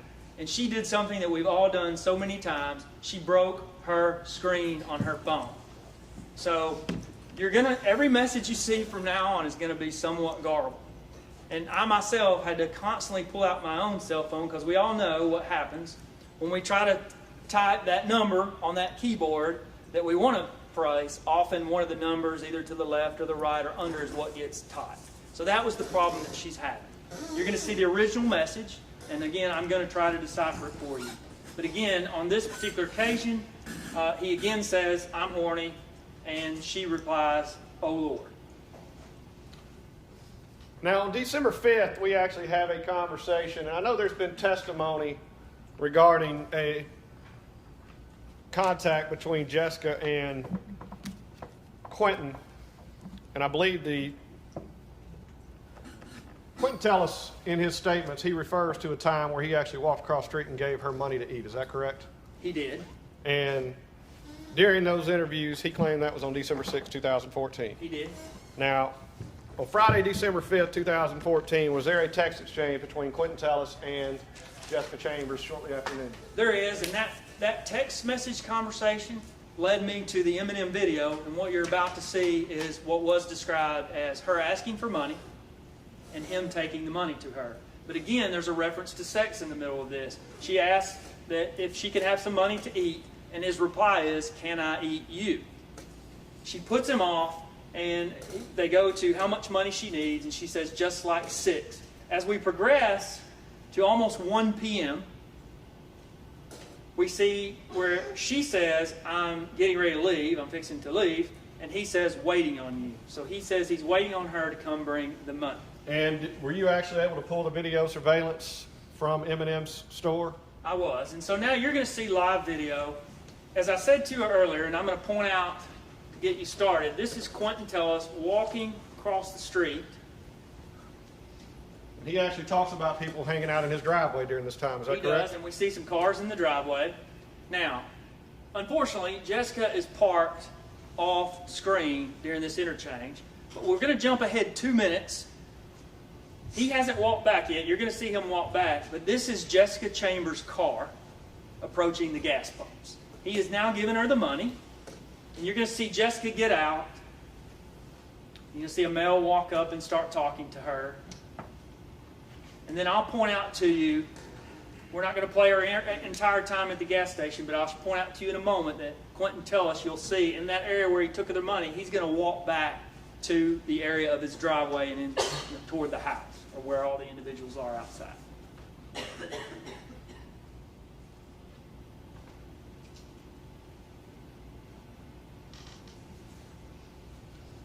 Now you see Quentin Tellis appear on the screen and walk back toward the home. So all the testimony of this event that we've actually heard through this trial, you've been able to confirm this event actually happened on December 5th, 2014. It did, around, and again, this is going to be 1:10. If you remember, the text was at 12:55 waiting on you, and at 1:10, he's now walking back to his house. That's, shortly after noon on Friday. Now, moving on to December 6, 2014, we've seen the communication in the days leading up, and I believe Quentin Tellis is asking Jessica for sex. He is. And how many days in a row has he asked her for sex? 3 in a row at this point. And on December 6, 2014, before we actually get into the timeline, there is a couple other things I do want you to explain for the jury, just so they'll have a full understanding. You've already discussed cell site data locations, is that correct? I have. Is there something different about the cell site data for Quentin Tellis' phone and Jessica Chambers' phone? There is. Again, I showed you this map for Quentin Tellis' phone. Now, this is the Verizon, and you'll see that 3 of the towers are the same. As you know, it's a different cell site on those towers. But one thing you'll notice is that there's an additional tower and cell site, and I'm going to refer this to Shiloh Road, which lies between Cortland and Batesville. And so we have an additional bit of information on Jessica's phone that day. And so as we walk through the timeline of both what's going on with Quentin Tellis and what's going on with Jessica Chambers, I'm going to show you what tower and sector each time that they're going through as we walk through the timeline. And does this additional tower just allow you a little bit better? It's a little bit better data for sure. Now, we're going to discuss home towers for both of these individuals. And describe what you mean by a home tower. So we're going to start off with Quentin Tellis' cell site data. Okay?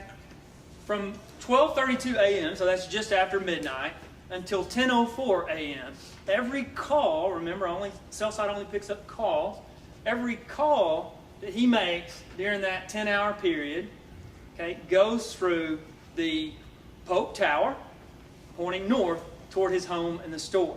Now, I'm going to call this his home tower. Doesn't necessarily mean he's at home. It just means that's the tower that when he's at home, he goes through. And that tower actually provides the area of M&M's store? It does. And also his home? It does, and pretty much any time he's in Cortland or in the Cortland area, he's going to be on that tower. So some other locations we'll refer to later, he'll be on that tower. Yes. Now, in addition to cell site data, and I know cell site data is a tool, is that correct? It is. And please explain to the jury what I mean by it's a tool. It helps me analyze where somebody may be so that we can then go get video or then we can then go do interviews to see if we can pin down where they actually are. So it corroborates other information or it verifies other information that we may have. And in this particular case, I know you said the cell site data is not going to be a smoking gun, but will it lead you to other things? Absolutely. It definitely bolsters or verifies the information, all the other information that we have. And that's going to be including Quentin Tellis' own statements. That's correct. Now, you mentioned the cell site data and where Quentin Tellis' home tower is. On December 6, 2014, when is the first time we see Quentin Tellis? So at 8:55 a.m. that morning, we actually are going to see Quentin Tellis on the M&M video camera. And what you're going to see on these introductory slides is I'm going to snip out a picture from the video. I'm going to let you watch the live video as well. So I'm taking out snippets so that I can point out a few things. And one thing that stands out here is that's going to come into play as we move throughout the day are his clothes. And so you will see that at 8:55 a.m. when he walks over to the store, he's wearing white shoes, dark pants, a white t-shirt, and a dark do-rag. Okay? Now, something else happened this day which I feel is significant. It's kind of a rare thing in Mississippi. I was actually deer hunting this weekend, that weekend that this happened, and I remember it clearly. Okay? It was hot at midnight. Not hot, but it was warm at midnight. Okay? But it was one of those days that when you wake up you can wear a t-shirt, but as the day progresses you have to put on some clothes. And I'm going to give you the temperature. I've gone through a historical website and saw what the temperature was at each hour.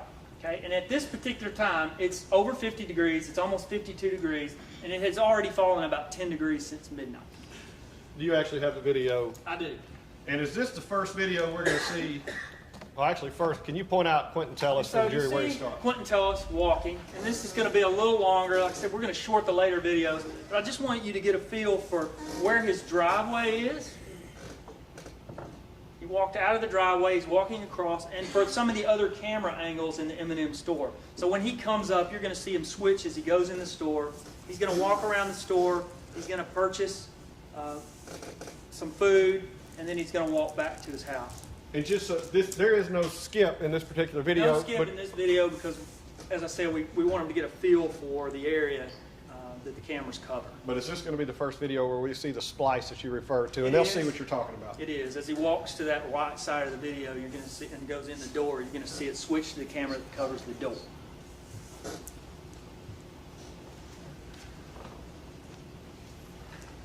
A couple other things to note. Is that you see vehicle traffic. This is that Highway 51. This is north on 51. And then on your field trip, this is south. So you went south first, then we came back north up 51. So this camera angle switch, this is another angle that we see individuals that are going to go in the door. And then it'll switch again to a video camera that covers the door. And then it'll switch again to a video camera that covers the food area. And we're going to leave that running. And you're going to see him purchase food and then walk back to the home. And when he walks back to the home, the jury will be able to watch closely in a minute. Where does he enter to the home when he walks He goes in through that driveway that we're going to see throughout the day.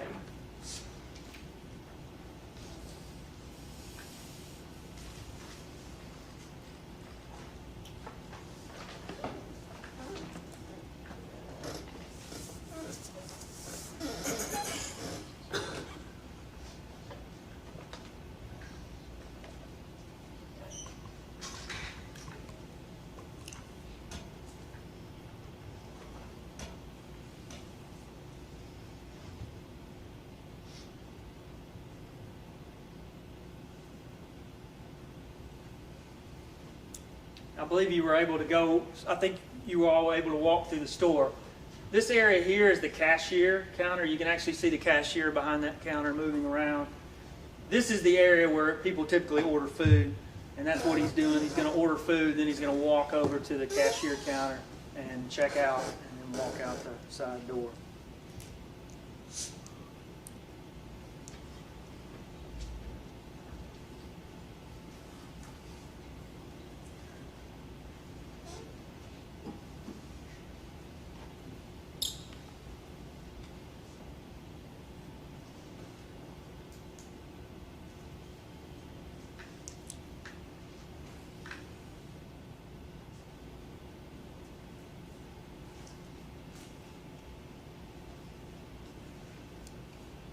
Now he walks back outside, and you're going to see him walk back home. And I do kind of want you to get a feel for the further he walks away from the camera. He actually goes to his car for a moment, talks to an individual with the car. Paul, just so the jury's not worried, this is one of the longest videos we have, correct? It is. other than the videos where we have Jessica actually at the store on the day she was murdered. And we're going to run through all those videos. They're not extremely long, but we want you to see what's going on in those videos for sure.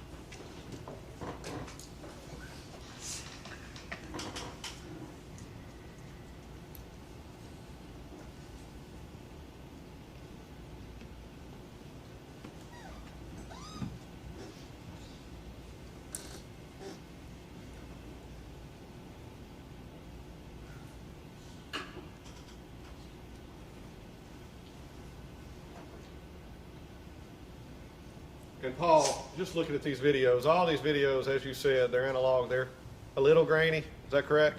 A little grainy. Now, did you in fact show Quentin Tellis photographs from each one of these videos? We did, and I believe they saw me doing that on the videos yesterday. Each of these videos, did he confirm that that is him? He did.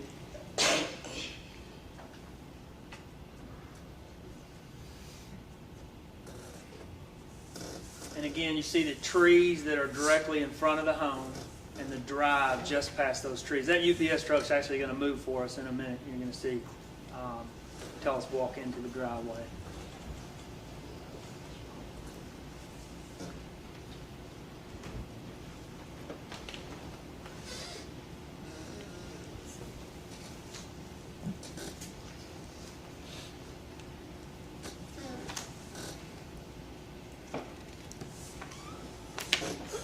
Gives you a feel as well for how long it takes him to walk home. Again, when I measured that distance on my mapping software, it was about 172 yards.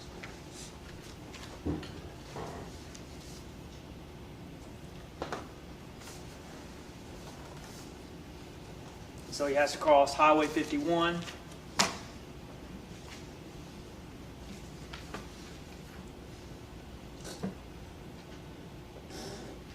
And over to his driveway.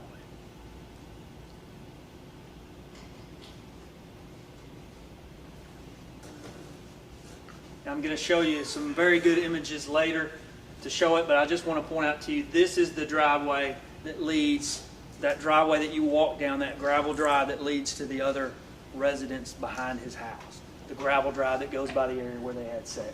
So this is his driveway. You remember the trees and then the other driveway. And referring to that, it's the area where, who told you they had sex? Where Tellis in his statements told us that they had sex. And right about 9 o'clock, 9:01, that video cut off. What happens directly after that? Directly after that, Jessica calls Quentin Tellis. She wakes up too, it appears, because we see, or she texts him, I'm sorry. She wakes up too, it appears, because she sends him a text that says, I just woke up. And he texts her back saying, me too. And so she's at home at this point when she wakes up on Carlisle Road. As I think Major Thompson discussed to you, Carlisle Road comes in and forms a V there at the store. Now, I'm going to use a variety of maps to show you things, but I'm also going to add things to the maps, and that's the symbol that I'm going to use for M&M Convenience Store. So when you see that gas station symbol, that's me placing an object on a map to show you where the store is. Just after 9:02, when after this first exchange on this day, we see a vehicle leaving Tellis' home. Is that correct? We do. We're going to see a white Suburban pull out of the driveway and head north on Highway 51. And this white Suburban being gone is significant, is it not? It is. And in later videos, do we see that white Suburban come to the store? We do. And who is that white Suburban driven by? We see Miss Rebecca Wright, who is Tellis' mother. She's going to get out of that vehicle and go into the store later that evening. but this is the white Suburban that we're referencing. And going back to the earlier text, is this the same mother that she referred to that would freak out if she was at the house? It is. Now, do you So have the video? I'm going to start the video. Go ahead. But you're going to see it pull out of the drive and head north on 51. Sorry, I interrupted you. Your phone. Yep.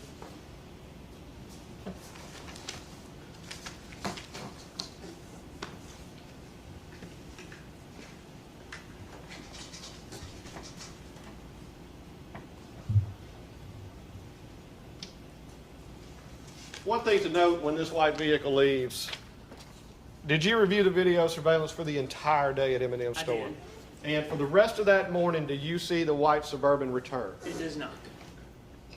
And about an hour later at 10:04, is there communication on Jessica Chambers' phone? There is. So this is the first image that I'm showing you of Jessica Chambers' cell site data. And you're going to see that the tower is going to be red when I show you her cell site, but I'm also going to show you that it's her cell site. I always put a picture of the individual that I'm showing. This is just the original data. It's more for me than anything, but it tells me that the site is 640, and that's just the site that Verizon names, and the sector is Sector 3. If I have DUR here, it's duration, and we're going to talk about some calls later. I don't want to confuse you to think that that's seconds of that call. And again, this data is really just to help me do my analysis more than anything else, and I like for it to be in here so anyone else can look at it. But again, I've added several things to the map. I've added her house on Carlisle, the convenience store, as well as the Telus home. This is the tower that we talked about that we don't see Quentin Telus' AT&T phone using it throughout the day, that I call the Shiloh tower, or the Shiloh cell site. And this is what I would be considering Jessica Chambers' home tower. And she probably gets some pretty good reception on her Verizon phone at that location. And this is a phone call that was placed at 10:04, is that correct? It is, and it's actually a phone call to Quentin Telus. Now back to her actual phone tove. This is that same phone call. We see that Jessica calls Quentin Telus. They talk for 69 seconds. Now when I give you a duration, it's typically going to be from the time he pushed the button to the time that she shut her phone off. So typically 7 to 9 seconds is how long a phone's going to ring, depending on how quick you answer it. So in this particular instance, it may have rang for 9 seconds and they talked a minute. I don't know. I don't know exactly how long. In some sets of phone records you can tell, and some you can't. But we know that those two phones, the connection time was 69 seconds. So whenever a call is not answered, you're still going to have a time, is that correct? You're going to see a 6-second call, for instance. And what do we know based off these exchanges? We know that at 10:04, Jessica calls him. They have some conversation. We don't know what they say. But we know that 5 minutes later, he sends her a text, and he says, "I'm ready." This is going to be essentially his message to her that he's ready to be picked up. This is going to be that trip that we've talked so much about where she picks him up and they go smoke marijuana that morning. Now, when she texts him at 10:09, she's going to be at the store. I'm going to play a video. When he texts her at 10:09. I'm sorry, when he texts her, I'm going to play a video for you. It's going to show her at the store from 10:08 to 10:13. And she's going to receive that text while at the store. And so you're going to see Jessica come in, screen from the south.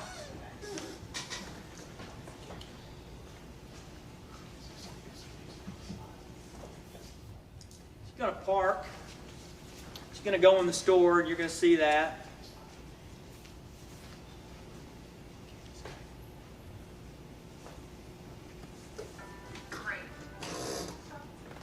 Now,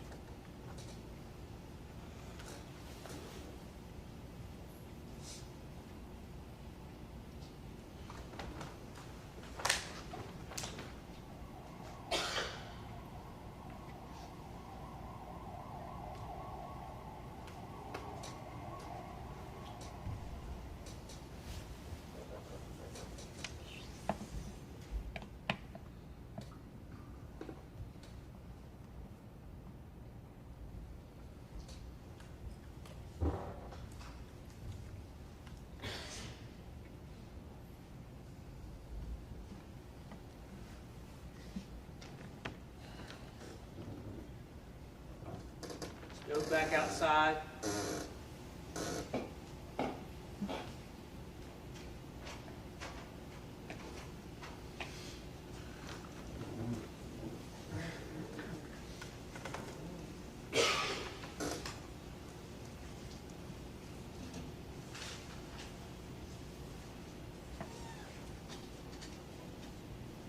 She's going to get in her car and she's going to pull up and she's going to stop.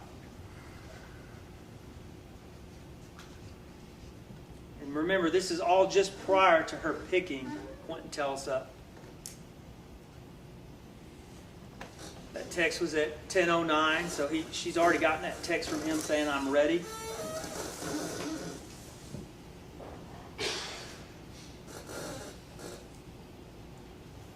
We're going to see these two individuals get out of this car and talk to her for a minute.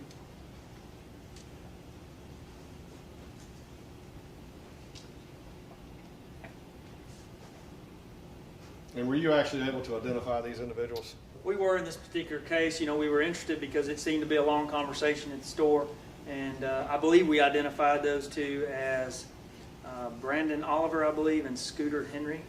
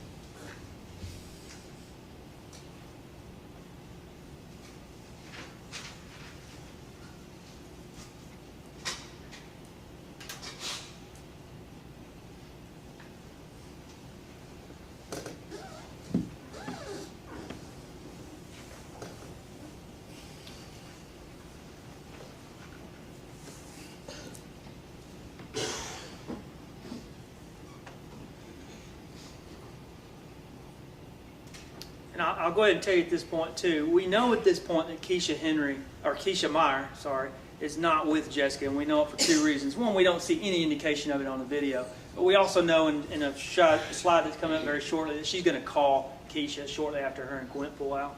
So, we know at this point she's alone when she goes and picks up Tellis. Now she's moving. Now she's moving. We're going to switch cameras angles on you again here in a second, and then you're going to see her go south down 51 and turn into the Tellis driveway. What vehicle do we know is not at the Tellis driveway at this point? We know that the white Suburban is gone.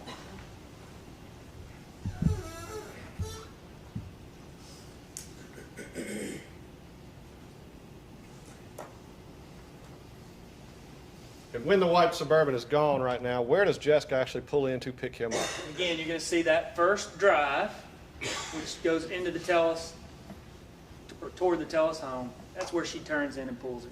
So the driveway. The drive.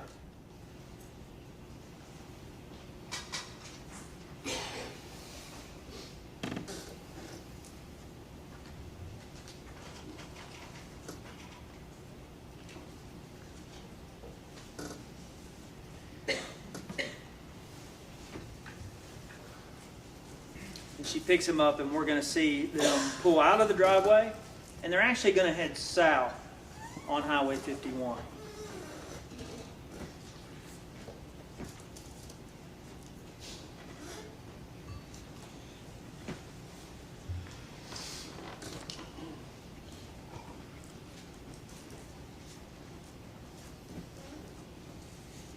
You see some movement back there. The jury's already been there, but that area where the driveway is there a larger space to turn around? There is. There's places, and we see it throughout the day, that people can turn around in the driveway if they want. They don't have to back out directly onto Highway 51.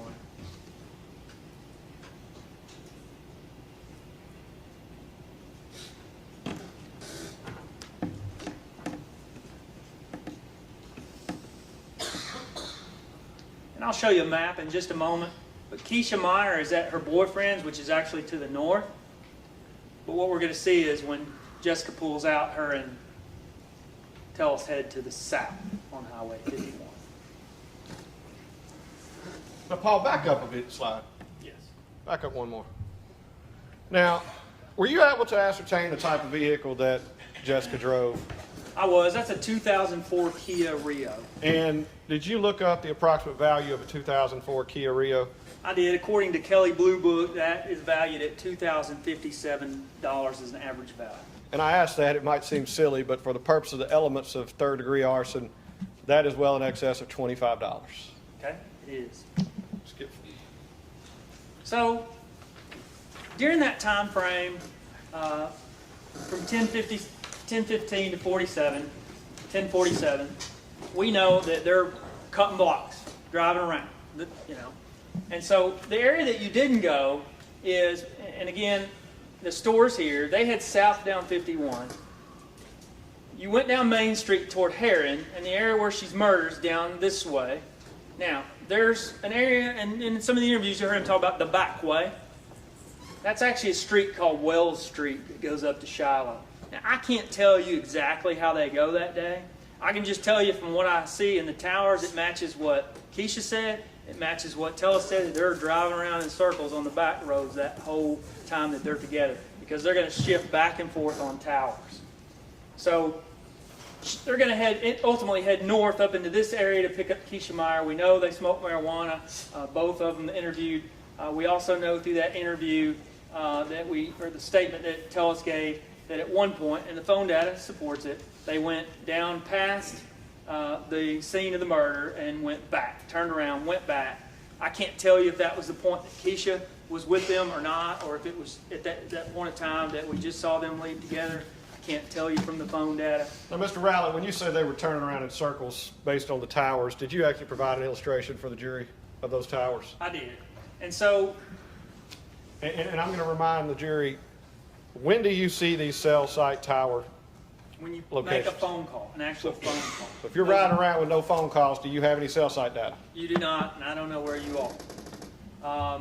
Now, we saw her just a few minutes ago come out of the store and head south on 51. This is that call to Keisha Meyer. And so when she places that call, she's on the Polk Tower facing north, which is consistent with the direction that they travel. 10:19, again, she's trying to get a hold of Keisha, but we see that she shifts from 10:18 to 10:19. She shifts on this tower, and again, they would have traveled the back way down 51 and now up Wells Street. So very consistent with the cell site data that I see. Now, she doesn't place another call until 10:33, and when she places the call at 10:33, they're back south again. Again, consistent with them cutting blocks. Hold on, Pop.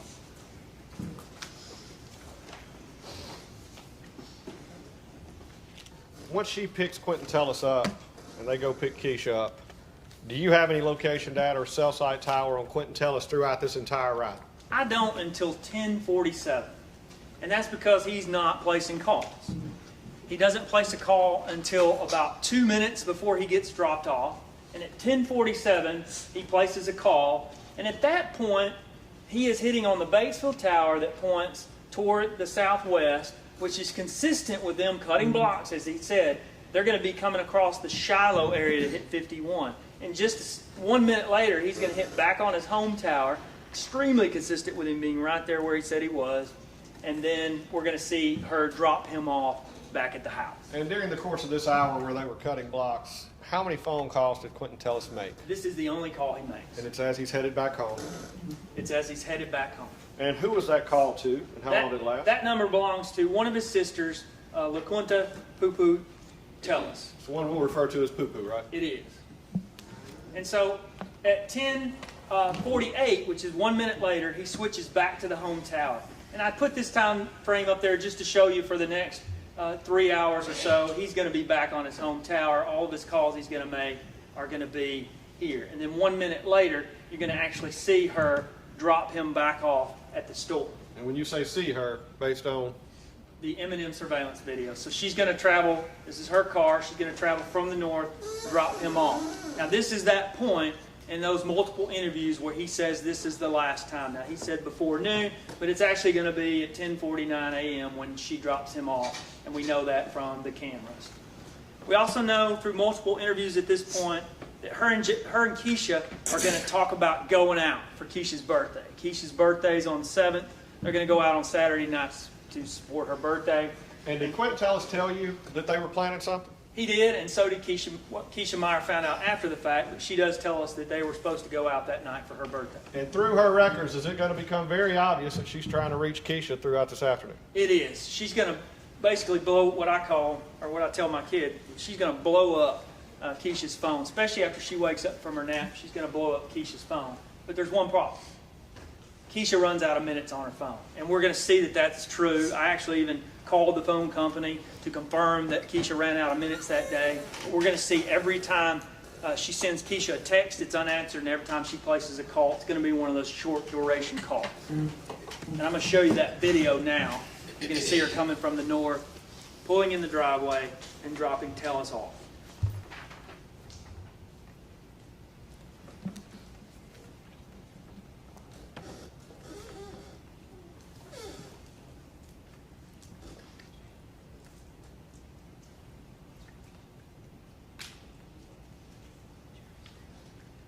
Through Keisha's statement, we know she's in the car at this point, and her and Jess are going to ride around a short period of time. She couldn't nail it down, and that ultimately Jessica's going to take Keisha home.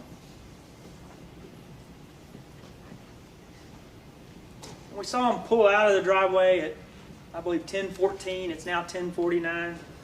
So they were only together about 35 minutes that morning. And the purpose of these videos and these times is just to lay out a timeline of the day of both of these individuals. Is that correct? Absolutely. So you see her starting to pull out. She's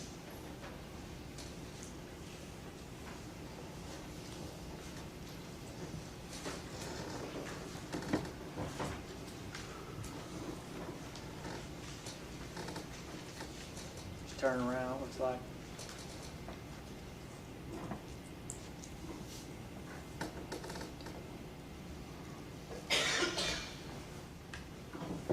And then she pulls out, and her and Keisha ultimately head back north on Highway 51. And this video clip's going to end around 10:51. Is that correct? That's correct. So 4 minutes later, do we actually see Quentin Tellus? We do. We're going to see him again for the second time today on the M&M camera. So at 10:55, and I'm going to show you the video, he's going to walk back over to the store, and you're going to see something significantly different. You're going to see that sometime between 8:55 a.m. and 10:55 a.m., so a period of exactly 2 hours, he's changed clothes completely, from the shoes to his head. In this particular video, you're going to see he's got black shoes, you're going to see a little lighter pants, you're going to see a red shirt, he's going to have on a dark plaid jacket, and he's going to have on a red hat. The temperature again continues to drop. It's now 50 degrees. So is he bundled up significantly more in this video than the last? He had on just a white t-shirt 2 hours ago.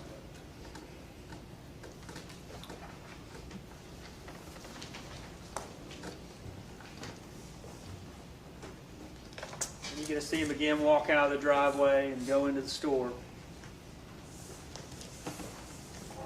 I'm going to let him get in the store so that you can get a good view of his clothes, and then we'll move on.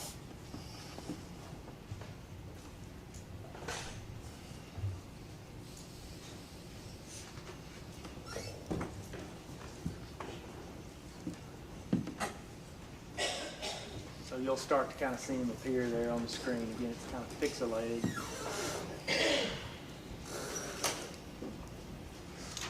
He's crossing 51 now, just above my marker. So this is roughly 7 minutes after she's dropped him off.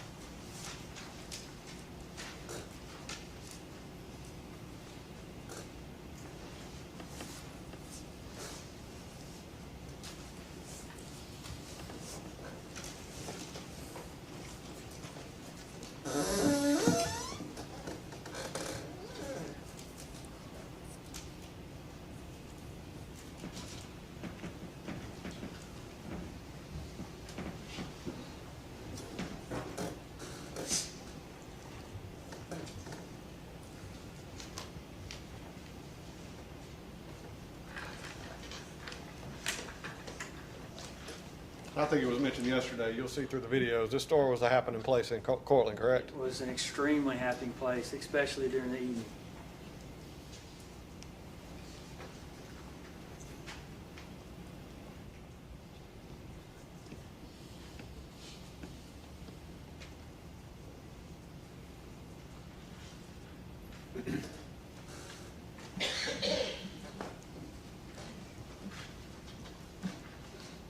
So you see the clothes there. I want you to get a good look at the front of the clothes, and then we'll move on. So there's the clothes that I chipped out in that one image. Now, can you, based on your cell site data, can you tell where Jessica goes at this time? Can't tell exactly where she goes. We know she left the store heading north at 10:49. She's going to place a lot of calls the rest of the afternoon. All I can tell you is they're on the home tower. That's consistent with the direction she went. It's consistent with her taking Keisha home, and it's consistent with her mother's statement that she eventually goes home and takes a nap before returning to the store. Let me ask you about this call log. These two individuals, you monitored their phone records in detail, correct? I do. When they weren't together, or how's their activity on their phone? I see the typical pattern that I think we've all experienced, and that is I have four teenagers, and they're always on their phone when something's not going on or when the parents haven't taken it away. You could probably look at my kids' phone records and tell when the Rowletts are having dinner. Okay? Same thing happens. These are young people, and so when they're alone, they typically use their phone a lot more than when there's someone else. And we saw that when he was with Jessica, not using his phone much, and then when he separated from her, began to use his phone. We see the same thing occurring with Jessica Chambers. And during this entire time, is she staying on what you would consider her home tower? She is. Now, there is a significant gap, which we'll get to in the afternoon from 2:21 to 4:23. Were you able to confirm the reason for that gap? There is. Her mother mentions that she took a nap, and I can basically tell you almost down to the minute when that nap is, just based on the fact that she doesn't use her phone at all. No calls, no texts whatsoever, and she's on her home tower. Now, before she took that nap, she actually received some text from Quentin Tellis. Is that correct? She does. About 20 minutes before that nap, they have another text conversation. What's he asking for again? What's he asking for again? Again, he's asking for sex. He texts her at 2:03. He says, "I need you, bae." She doesn't respond for about 16 minutes, but then she texts, "What you want?" And he answers, "Some lovin'." And she answers, "Oh Lord, can't." And in the past 4 days, how many times are we seeing this text? This is the fourth time in 4 days. And has she, I would say politely, but politely declined him on each of those occasions? She has. Now, Quentin Tellis mentioned another girl during the course of all of his interviews. I believe is going to be a girlfriend at that time, correct? He did. Her name's Chiquita Jackson. And were you able to confirm her identity? I was. And were you able to confirm where she lived? I was. And where did Chiquita live at this time? She lived in Monroe, Louisiana, about 4 hours away. And based on their communication, what do we know about Chiquita on this day? We know that she wants to come to Cortland, and through his statement, we know that she wants him to send her some money so that she can come to Cortland. We see that in a text exchange that occurs about 3:30 that afternoon. She's actually trying to get in touch with him, and he's not answering. She says, "Hey," at 3:24, a couple minutes later, "Hello."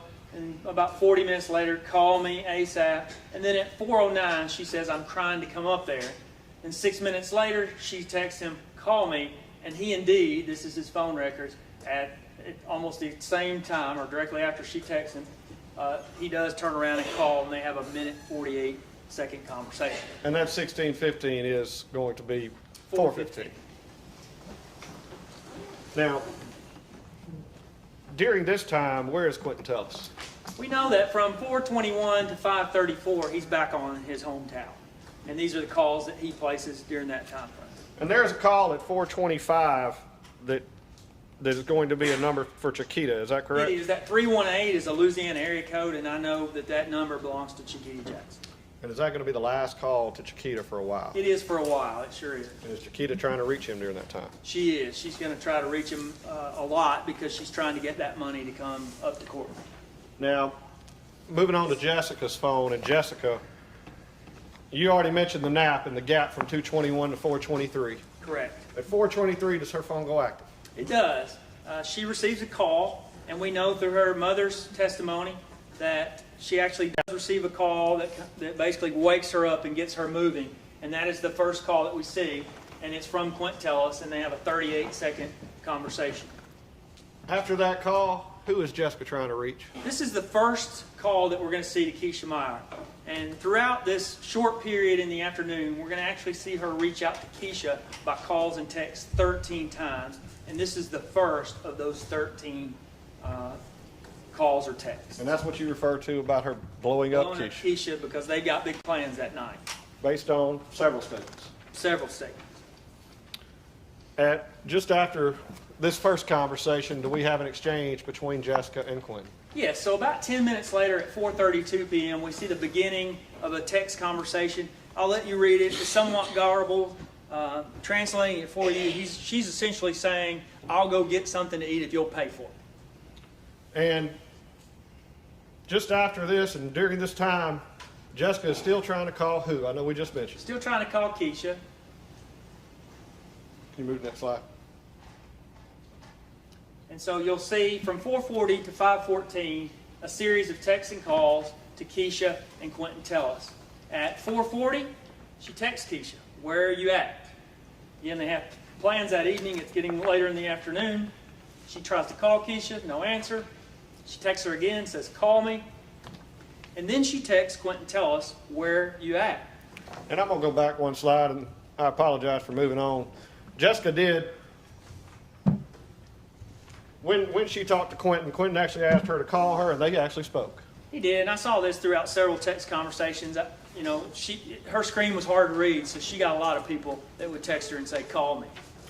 And so on the next slide, you just mentioned that Jessica sent a text to Quentin, said, where are you at? That's correct. And does she follow that up with more communication to Quentin? She does. She calls him at 4:59, and they have a 33-second conversation. And after that 33-second conversation at 4:59, do we actually see Quentin? We do. Shortly after that, so about 9 minutes later, we're going to see him again walk up to the M&M store. He's in the same clothes that we saw earlier. And I'm going to play this video for you because I do want you to see it for yourself. Now let me ask you a question. The past two times we've seen Quentin Tellis in the store, he came in there for what reason? To get food. Did he purchase anything on this particular He occasion? doesn't. He comes in. You're going to see him basically walk in and out of the store and pace around the outside of the store and look around. Again, I want you to see this entire video. It's just about 2 or 3 minutes. So you can kind of see his pacing inside and outside the store, especially outside the store. He's going to stand out there for some time looking around. Does he appear to be looking for something or somebody? He does. One other thing you'll note, this is the first video that's occurred in darkness. That's why I didn't show you him walking over from the house. I'll show you when he appears out of the darkness. Again, we all know in December time, after about 5 o'clock, it's now dark. And so you're going to see him come out. He walks to the north up there, and he's going to stand there a while.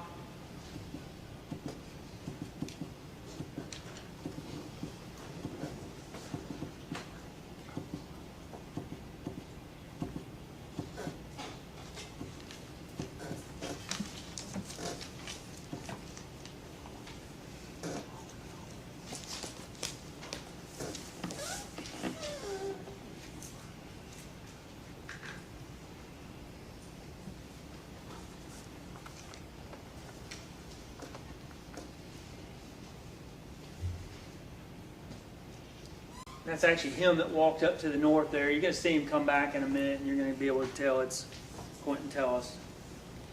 Apologize, it's hard for me to see at this angle with the light. But he's up there still, just standing just at the view. You'll see some movement up there.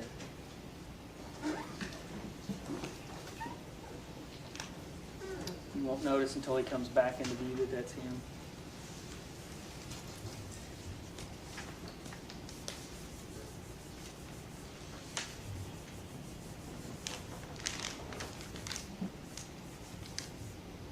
But in all appearances, he is waiting on something.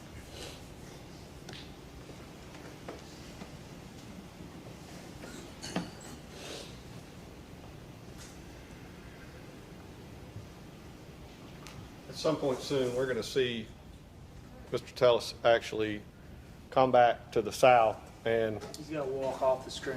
And again, we can't follow him through the darkness, but that's the last point we see him during this time frame. when he He's walks still in the standing. darkness, you lose him when he walks in the darkness, We do. correct? Still standing up there just north of the door.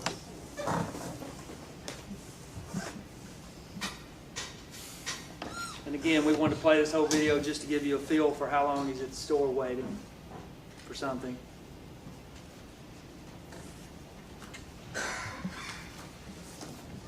You can see his red shirt as he turns back toward the south.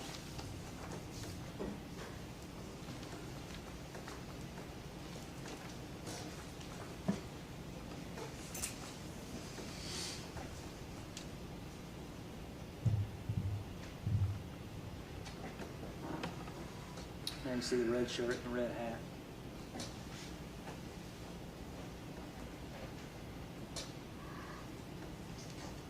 And he walks back toward the south.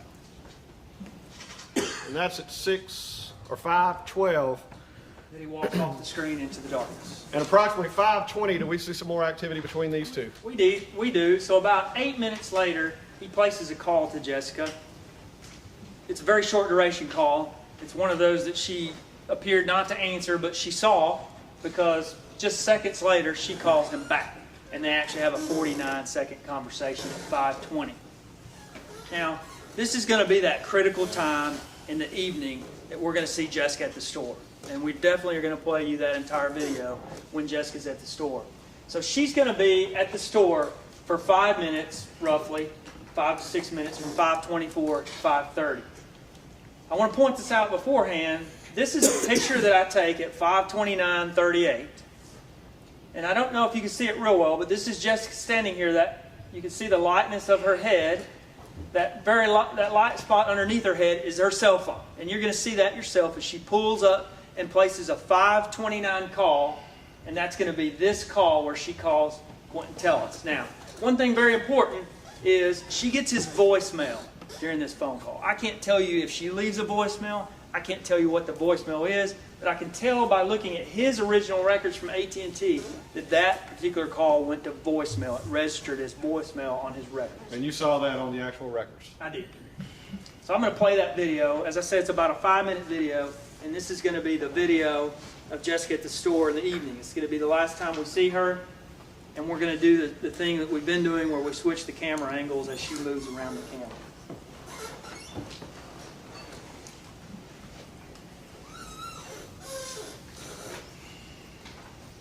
That's her there. She actually turns around. She pulls in and has to turn around to get to the pump.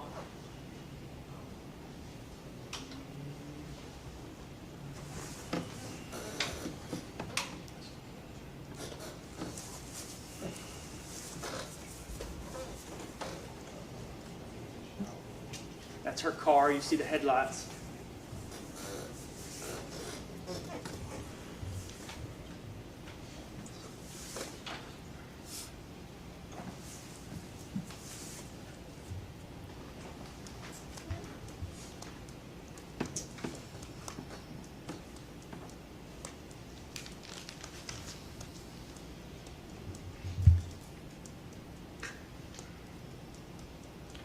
I'm going to ask you about the girl in the pink shirt. You're going to see her a couple of times. Were you able to identify her? I was. This is the individual known as Shalanda Sanford that goes by Landa. She works at the store. She's the individual that lives at the trailer that little road you walk down leads to. And she's actually working right now, She correct? works, yes, at stores. Her whereabouts are going to become important They are. here in a bit. That's Jessica that you see. Someone talks to her off screen. You're going to see her kind of walk down to that area. Were you able to identify who those individuals were? We were. That's going to be an individual named Sandy Rudd. And did you actually conduct an analysis on Sandy Rudd? I did. The agents did some interviews with Sandy Rudd to see what this was about. She borrowed a cigarette from Jessica, and we did pull phone records on Sandy Rudd, among other things.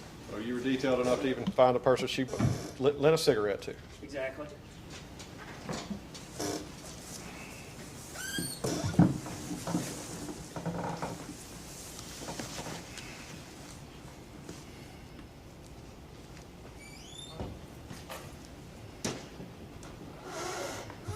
And who is this right here? Again, that's Lana coming out the drive.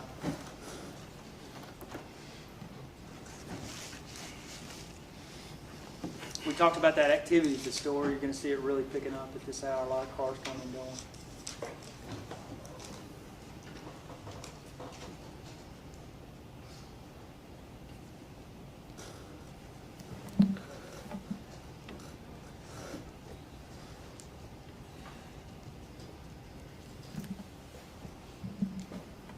So now Jessica reappears off the screen, and she's going to go in the store.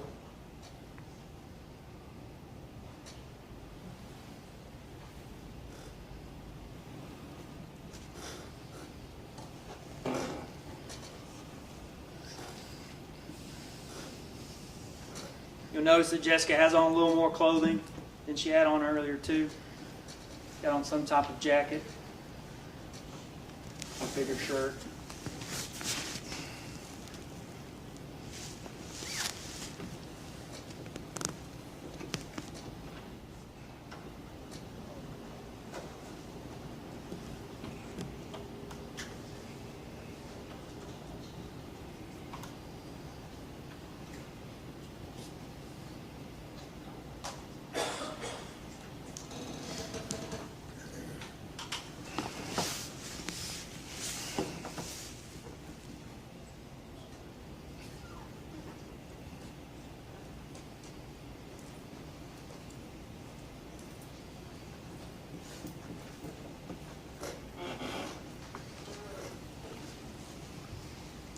She's paid for her gas. Now she's going to go back outside, and you're going to see her pump gas. It's 5:28. Remember, in about a minute, she's going to pull out that cell phone. You're going to see her dial a number, and then you're going to see that cell phone go to her ear, and that's going to be the call that goes to voicemail that she takes to Quentin Tellis,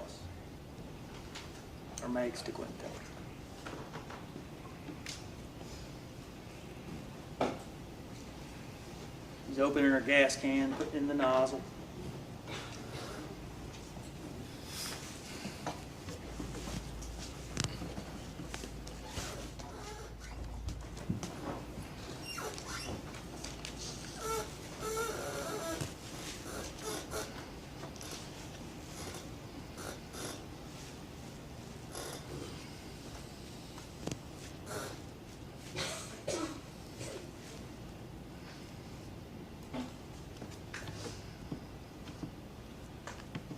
You see her looking down. Hands go in her pockets. She pulls out her phone. Getting ready to dial a number, and you'll see that her phone go to her ear.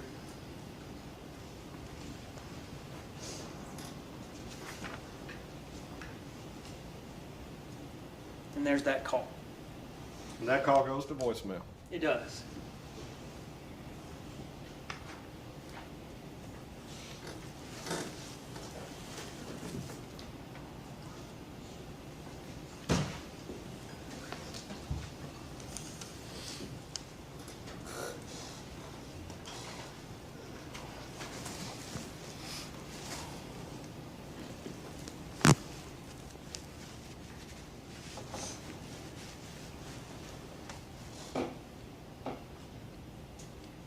Done getting gas, her lights come on, and you're going to see her pull out of the M&M lot and head south down Highway 51.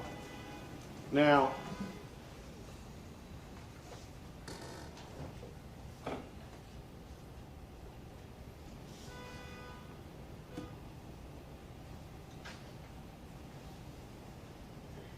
and this is going to be almost 5:31, is that correct? It is. And when she goes south, does she pass by Quentin Tellis' home? She does. And 3 minutes later, does she receive a call? She does. He calls her back. It's Now, a short call. I want you to read the second bullet and tell the jury what is the importance of this call on his phone. This is the last call he will make for the next 40 or so minutes. 45 or so, 48 minutes actually.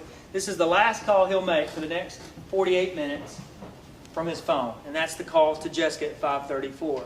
Now, we know from his final interview that this is the call she makes to essentially pick him up that evening. I want to back you up. That 617 call, you've already discussed it. Where was it made from? That's going to be the call that's made in Batesville. And we knew Jessica was in Batesville. That's correct. By his phone going silent, as an intelligence analyst, based on what you do and your training and experience, what did that tell you at this time?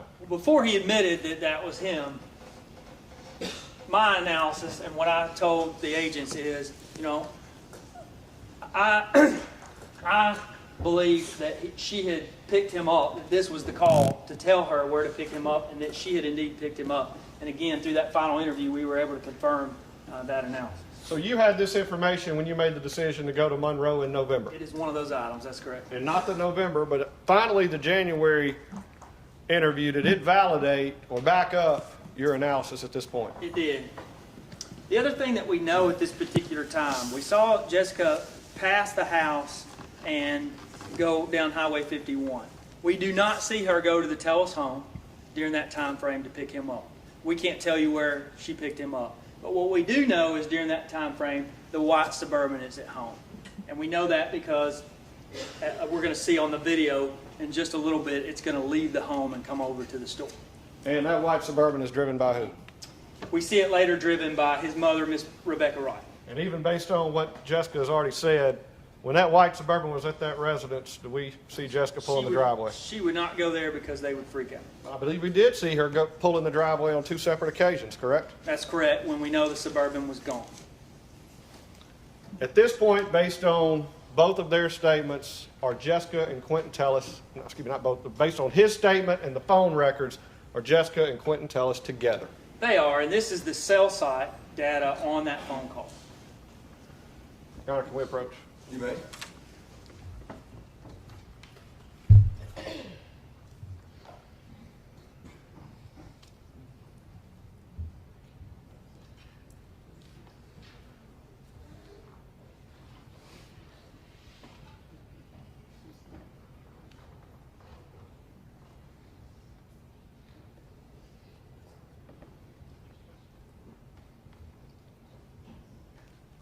We need about just a few minutes break, so I'm going to put you in the jury room, but not for long, okay? And then I will send back for you when we're ready, all right? Thank you.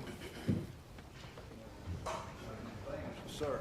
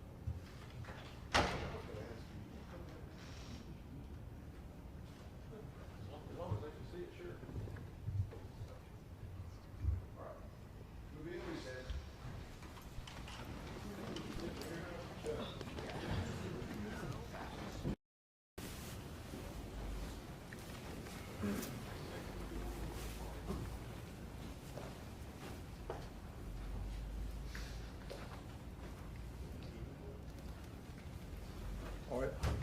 Bring the jury out, please.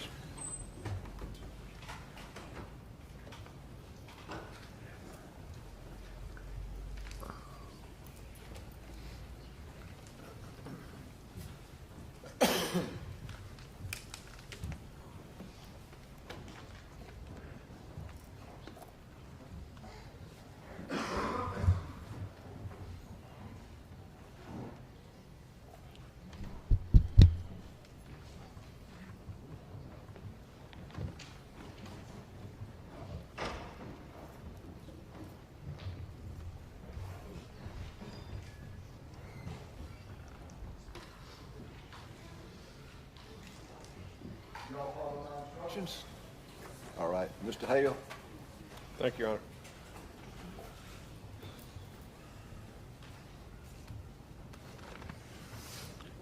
In the next 3 slides, Mr. Rowlett, at 5:34, once we finally finish the interviews with Mr. Tellis, do we know that he's with Jessica Chambers? We do.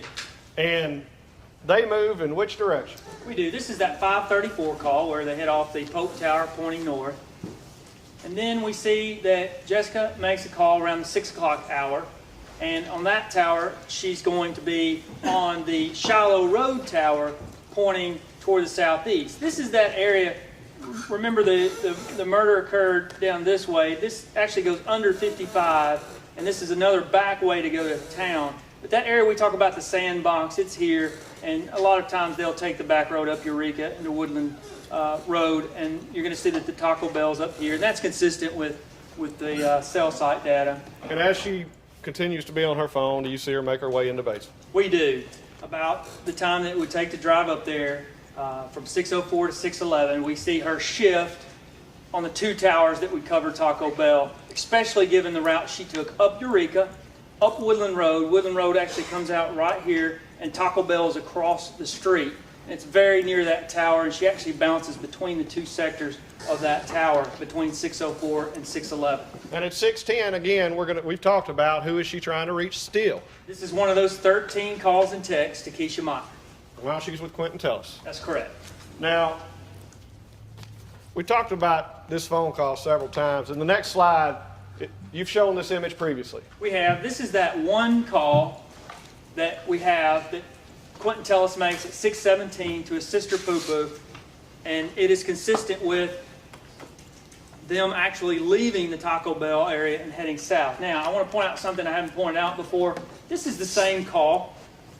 It just switches towers. Okay? And that happens when you're on the phone as you're traveling. You're going to switch towers. And he switches between these towers, which is consistent with them leaving that area and heading back south. And if you're on a phone call for a decent amount of time and you start to move through towers, those logs will show you the same call several times as you switch. Is that It will, correct? yes. Now, that 6:17 call from Quentin Tellis, what is a major significance about that call? Now, we've talked about the fact that it's been 45 minutes since Tellis has placed a call, but we're actually going to see that this is the only call, and it's actually the only text he makes out as well, too. So it's the only call or text that he makes out in the entire period, excuse me, between 5:34 and 7:42. So for 2 solid hours, actually more than 2 hours, Quentin Tellis is not going to place a call. He's not going to place a text. Or if you're going to place one call? Well, I'm sorry, the one call that you saw, the 6:17 call. That's the only call that he makes, and he makes no text out in that time frame. And that's a 33-second call to who? His sister, Pooper. Now, during the early interviews, could we confirm, excuse me, did Quentin Tellis tell us he was with Jessica during this time? He did not. He said he didn't see her after that drop-off earlier in the morning. And I believe things changed in November of 2015 as you confronted him with that 6:17 call. Is that correct? Yes, when we made that first trip to Monroe, that is the time that he told us that he actually drove Big Mike's Denali up to the Taco Bell to meet Jessica. That's also the time that he said, if you remember from the video, I asked him specifically what she ordered at Taco Bell, and he says that she got food and a slush. Well, he knew she ordered a slush. He did? So he knew details of being at Taco Bell, but he did not tell you that he was actually in the car with her. That's correct. Now, in the final interview, when confronted with all the facts that you had, did he finally tell you who he was with and what he did? He did. He admitted that Jessica actually picked him up, that he rode in her car to Batesville and back to Cortland. And just so the jury's aware, because of this one phone call being made in that larger than 2 hour period, Yes. After this 6:17, are we going to see any cell site data information for Quentin Tellis' phone until 7:42? We're going to see nothing. We don't see any cell site data. We don't see any text out on his tolls either. And so no cell site means no use. Calls. And from his tolls, we see that there's no text out. Now, Jessica was still using her phone at this time. Is that correct? She was. Again, at 6:17, he switches between those towers as he heads south. And we see that she switches from the Batesville tower again to the Shiloh tower pointing north, which is consistent with her heading south back toward Cortland. And then at 6:22 and at 6:25, we actually see that she shifts again on the Shiloh Tower, but to the next sector, Sector 2, pointing toward the southeast. So she's heading further south. She's back on that tower that we saw and sector that we saw her on earlier that covers that sandbox area, which you pass coming back into Cortland the back way. And that's 622 and 625 calls again. Who's she trying to reach? 2 of the 13 calls and texts that she makes to Keisha to try to get in touch with Keisha. What time did they arrive back in Cortland? Approximately 6:30. We can't nail that down exactly, but if you look at the cell site data and in talking to Tellus, it would have been around the 6:30 hour. And finally, in his interview, did Quentin Tellus tell you where they went when they got back? Now he says they went back to his house. What vehicle do we know was at his house at that time? We know that the white Suburban is at the house at that time. And Mama's there. Is there another area right around his house where the two of them hung out so Mama wouldn't see? It is, and that's the area where he admitted that they had sex at one point, just off that drive. And that area comes out, where does it come out on the 51? It comes out just south of the Tellus Drive. Now, as an analyst, again, you've received all this information. You produced the shift that you referred to using her known locations, putting her where we know she is. Yes.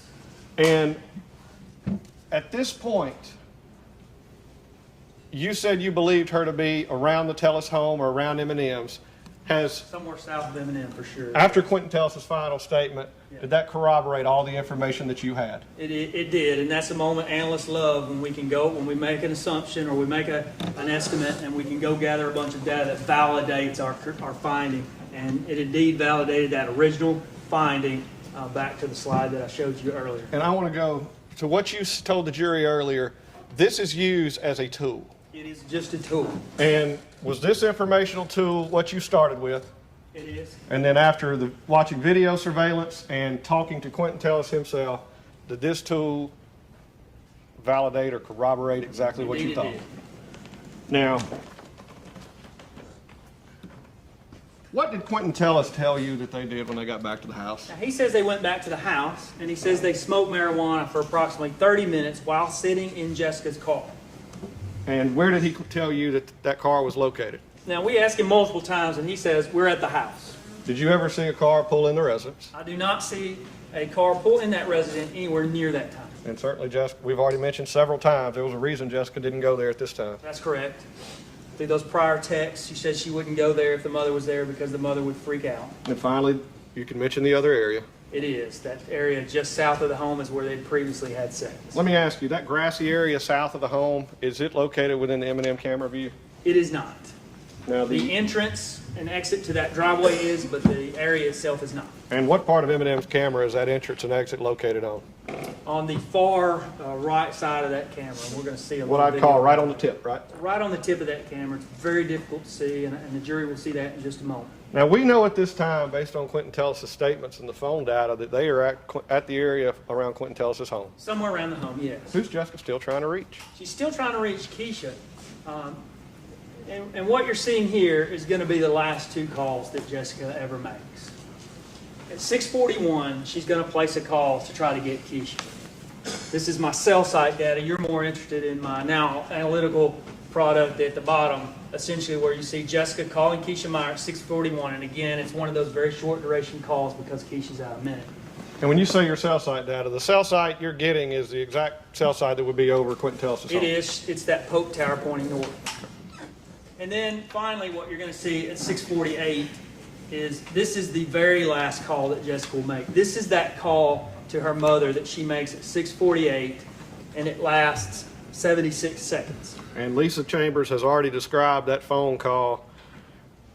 After this phone call, what activity do we have? She has. This is the last call or text that Jessica will ever make. It occurs at 6:48 p.m. If you remember in her mother's testimony, she stated that there was no background noise. It didn't sound like the car was moving. And she said that normally Jessica would be listening to music very loudly if she was alone. And that led Lisa to believe that she was with someone during that call. Based on your investigation, was she correct? She was, according to Quentin's own statement, they were together at this point in time.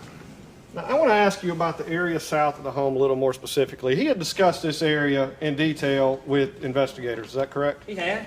And what did he tell them about that area and his interaction with Jessica? He said at some point, and he couldn't remember when exactly, that they had had sex in this area. And he said that when they had sex, he'd gone over to the passenger side, or he was on the passenger side, she had gone over to the passenger side, they'd leaned the passenger seat of the car back, and they'd had sex with her on top. And is there an illustration here that shows exactly the way the car was found on the night of December 6, 2014? There is, and this is one of the pictures that have been entered into evidence that you've seen before, but you will see that the driver's side seat is more upright, but that the passenger side seat is reclined back. What else did you find? We also know that Jessica's going to be found at the crime scene in her panties. We know that she likely had her bra on too that had burned off and was found near the side of the road. So we know that she was in her bra and panties at the crime scene. And again, for 4 straight days, Mr. Tellis had asked for one thing, and even as recent as 2:30 that day. That's what was correct. That? We had that text where he was asking for some loving at 2:30. I'm just going to object to asking that. All right, I think the jury's probably heard enough of that too, but I'm going to overrule the objection. Thank you, Your Honor. Now, one thing that was mentioned, and Mr. Peterson played it in an earlier video, did Tellis admit to having sex on December the 6th of 2014 with Jessica? He did not, other than that one time that he admitted, which we don't know exactly when it was. He says that they never had sex again, and he said that she had told him that she was on her period. And Dr. Barnhart has already testified that there is no evidence of that at the time of her death. She has. Now, during this time between 6:49 and 7:26, which 7:26 will become relevant here in a second, was there any activity from either phone? There wasn't. We know that Jessica makes her last call out at 6:48. She's never going to call or text anyone again. Quentin Tellis is not going to make a call or text till 7:42. So this entire time frame from 6:49 to 7:26, neither one of them are placing calls or making texts. And during the course of your interview with Quentin Tellis, he did mention several other girls that he either what he called hung out with, hung around with. He did. And were some of those trying to reach him during this time? Well, what we're going to see is during this time period, there are actually 5 different girls that are trying to reach Quentin Tellis. I'm going to show you 4 phone calls by 3 girls, and then I'm going to show you some text messages. So these are the calls. If you remember in the video, I asked him about this phone number and this name. And he indeed confirmed that Waukesha Doyle was one of those girls. She calls him at 6:55. And again, I know from looking at his records that these calls go directly to voicemail. At 7:06, a girl called Renee Adams calls him. At 7:17 and 7:18, Jamie Shaw, who you've heard mentioned in the interviews as well, calls him. All 4 of these calls from 6:55 to 7:18 go to Quentin Tellis' voicemail. Now, these are the texts that I mentioned. Now, this is the first time that you're seeing any data from Quentin Tellis' dump, meaning he didn't delete these messages. I haven't showed you any messages he had with Jessica because he deleted them, but this comes directly out of, I don't even know if I cleaned that one up at all. I think that is directly from what I see out of the dump. And essentially, well, I have cleaned it up. I've added individuals that we've identified. That one that it starred, we don't know who that is, but the reason it's starred, and that does come out of the dump, is because it was in his phone as Jacktown Caramel. And so he gets a text from Chiquita Jackson. She says, "Oh well." And what do we know Chiquita's been trying to do? She's been trying to A, get a hold of him, and B, get money to come to court. Does this appear to be a give-up text? It does. And then we know at 7:07 he gets a text from this individual that he has in his phone as Jacktown Caramel that says, "What happened to you calling me back?" Then at 7 minutes later he gets a text from Waukesha Doyle that says, "Call me." And then at 7:41 he gets a text from Jamie Shaw that says, "Babe, I just called you and I love you. I've been sitting here thinking about you. It brought tears to my eyes. I miss you." All of these calls and all of these texts, did he respond to any of them? He did not. Not between the time of 6:49 and 7:42 is going to actually be his first outgoing text or call. Now, Mr. Rowlett, when does Quentin Tellis in his final interview tell you that he separated from Jessica? He says that it was at around 7 o'clock. Now, the entire timeline analysis you've done leads us up to the 7 o'clock hour. Correct. During the 7 o'clock hour, did you watch all of the surveillance video of the comings and goings at Quentin Tellis's home? I did.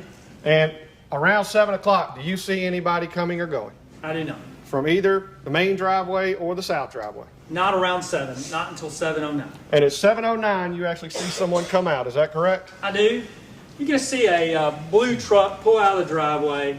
I'm going to play the video as I described to you so it doesn't take very long. And we're not going to spend a lot of time on this video because you saw me ask Quentin Tellis about this during the interview. But I clipped out a picture of the individual that's going to get out of that truck, and he identified that as his Uncle Sammy. And his Uncle Sammy had been over to the house visiting his mother. This is Sammy Williams.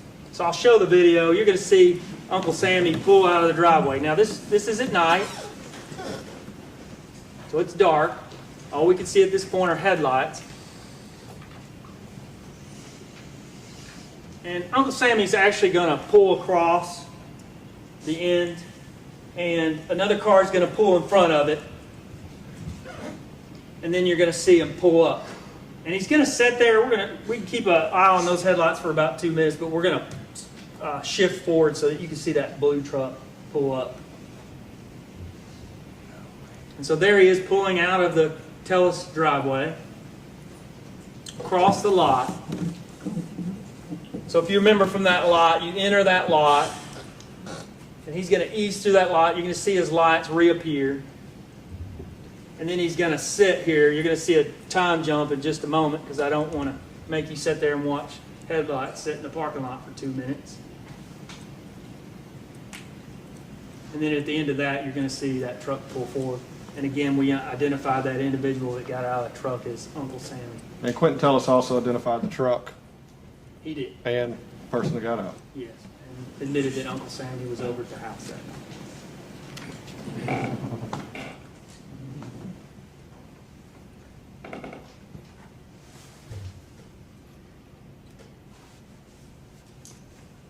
There's that jump, I'm sorry.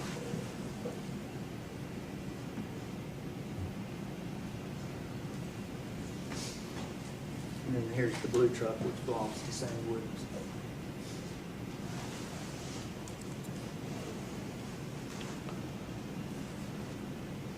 After Uncle Sammy leaves the residence, do we see any other cars leave the driveway area of Quentin Tellis' home? When I say driveway, at the residence. No cars leave the residence. Now, at 7:26, we know Uncle Sammy is the only one who's left. We do? And we know that Jessica Chambers and Quentin Tellis had been hanging out around the house together. Yes. Do we see any movement from the home at 7:26? We don't see any movement out of the Tellis driveway. But what we do see is some headlights appear and drive out of that drive. And so what I've done for you, I'm going to go to it in just a moment, but I want to tell you what you're seeing. Paul, before you do that, just so the jury's clear, we've already talked about what's back on that driveway. That's the home of Shalanda Sanford. And Shalanda Sanford, at this time, where do we know she is? Yes. We know that, and again, from looking at the videotape inside, we know that Shalanda Sanford is inside the store. We also know that that Quentin's sister, Poo Poo, hangs out with Shalanda, and that sometimes she spends some time back at the home. But both just before 7:26 and just after 7:26, I am able to observe both Shalanda and Poo Poo inside the store. Poo Poo's hanging out with her at the store. She is. And at 7:26, when you talk about seeing this movement, we talked about it being on the tip. We did. And certainly the camera angles at night. Yes. And were you able to produce a video to show the jury the movement you're talking about? I was. So what you're going to see is a 4-second loop. And I'm going to just let it loop until I feel like it's long enough that you're going to be able to see what you're seeing. It took me a while to pick it up. But you're going to see headlights appear, and you're going to see headlights pull out. And then every 4 seconds, you're going to see them reappear and pull out so that you can see that loop. And then what I'm going to do for you after that is I'm going to switch between day and night so that you can see exactly where those headlights are pulling out of that drive, or out of that drive. So here's that loop. Again, it's going to loop from 17 to 21 seconds. And you're going to see, just on the outskirts of my camera, you're going to see headlights appear. They're going to travel a short distance. and they're going to hit Highway 51. Now, I didn't continue to show this. I put it in a loop, but that car does not turn north and come to up Highway 51. If you would have turned north, would you have seen it? I would have seen it. If it had turned and gone up Carlisle Drive, I would have seen it. I can watch cars all night coming up 51. I can watch them turning and going up Carlisle. And based on the map, to get on Carlisle, that car would have had to turn north and then turn on Carlisle. It would have, yes. So I'm going to let that play a couple more times without me talking. And you actually noticed this as you were watching the videos. I did. But now you had some other tools that showed you there was some movement at that time also. I did. So let's go to that day-night phase, okay? That would have been easier to see with the lights on. Can we, sir, do you mind?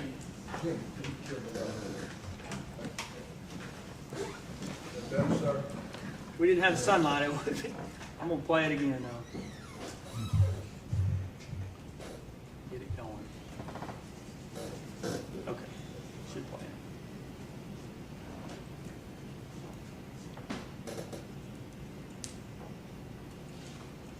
Now let it play a couple more times. Okay.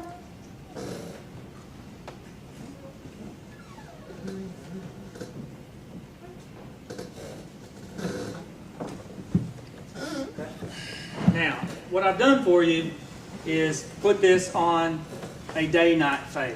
You see my red circle. What you saw in the red circle was you saw the headlights appear here and go off the screen. Now I'm going to have to do my best to switch back and forth. But what I want to show you first is that I lined this up, and you're going to see it as I go back and forth. Scott and I took great care to line these up perfectly using the lights on the corner as well as that crack, which you can see during day and night. So I'm going to go back and forth, and what you're going to see is the Tellus driveway here, and you're going to see that other drive just south of there. Again, the Tellus driveway and the other drive.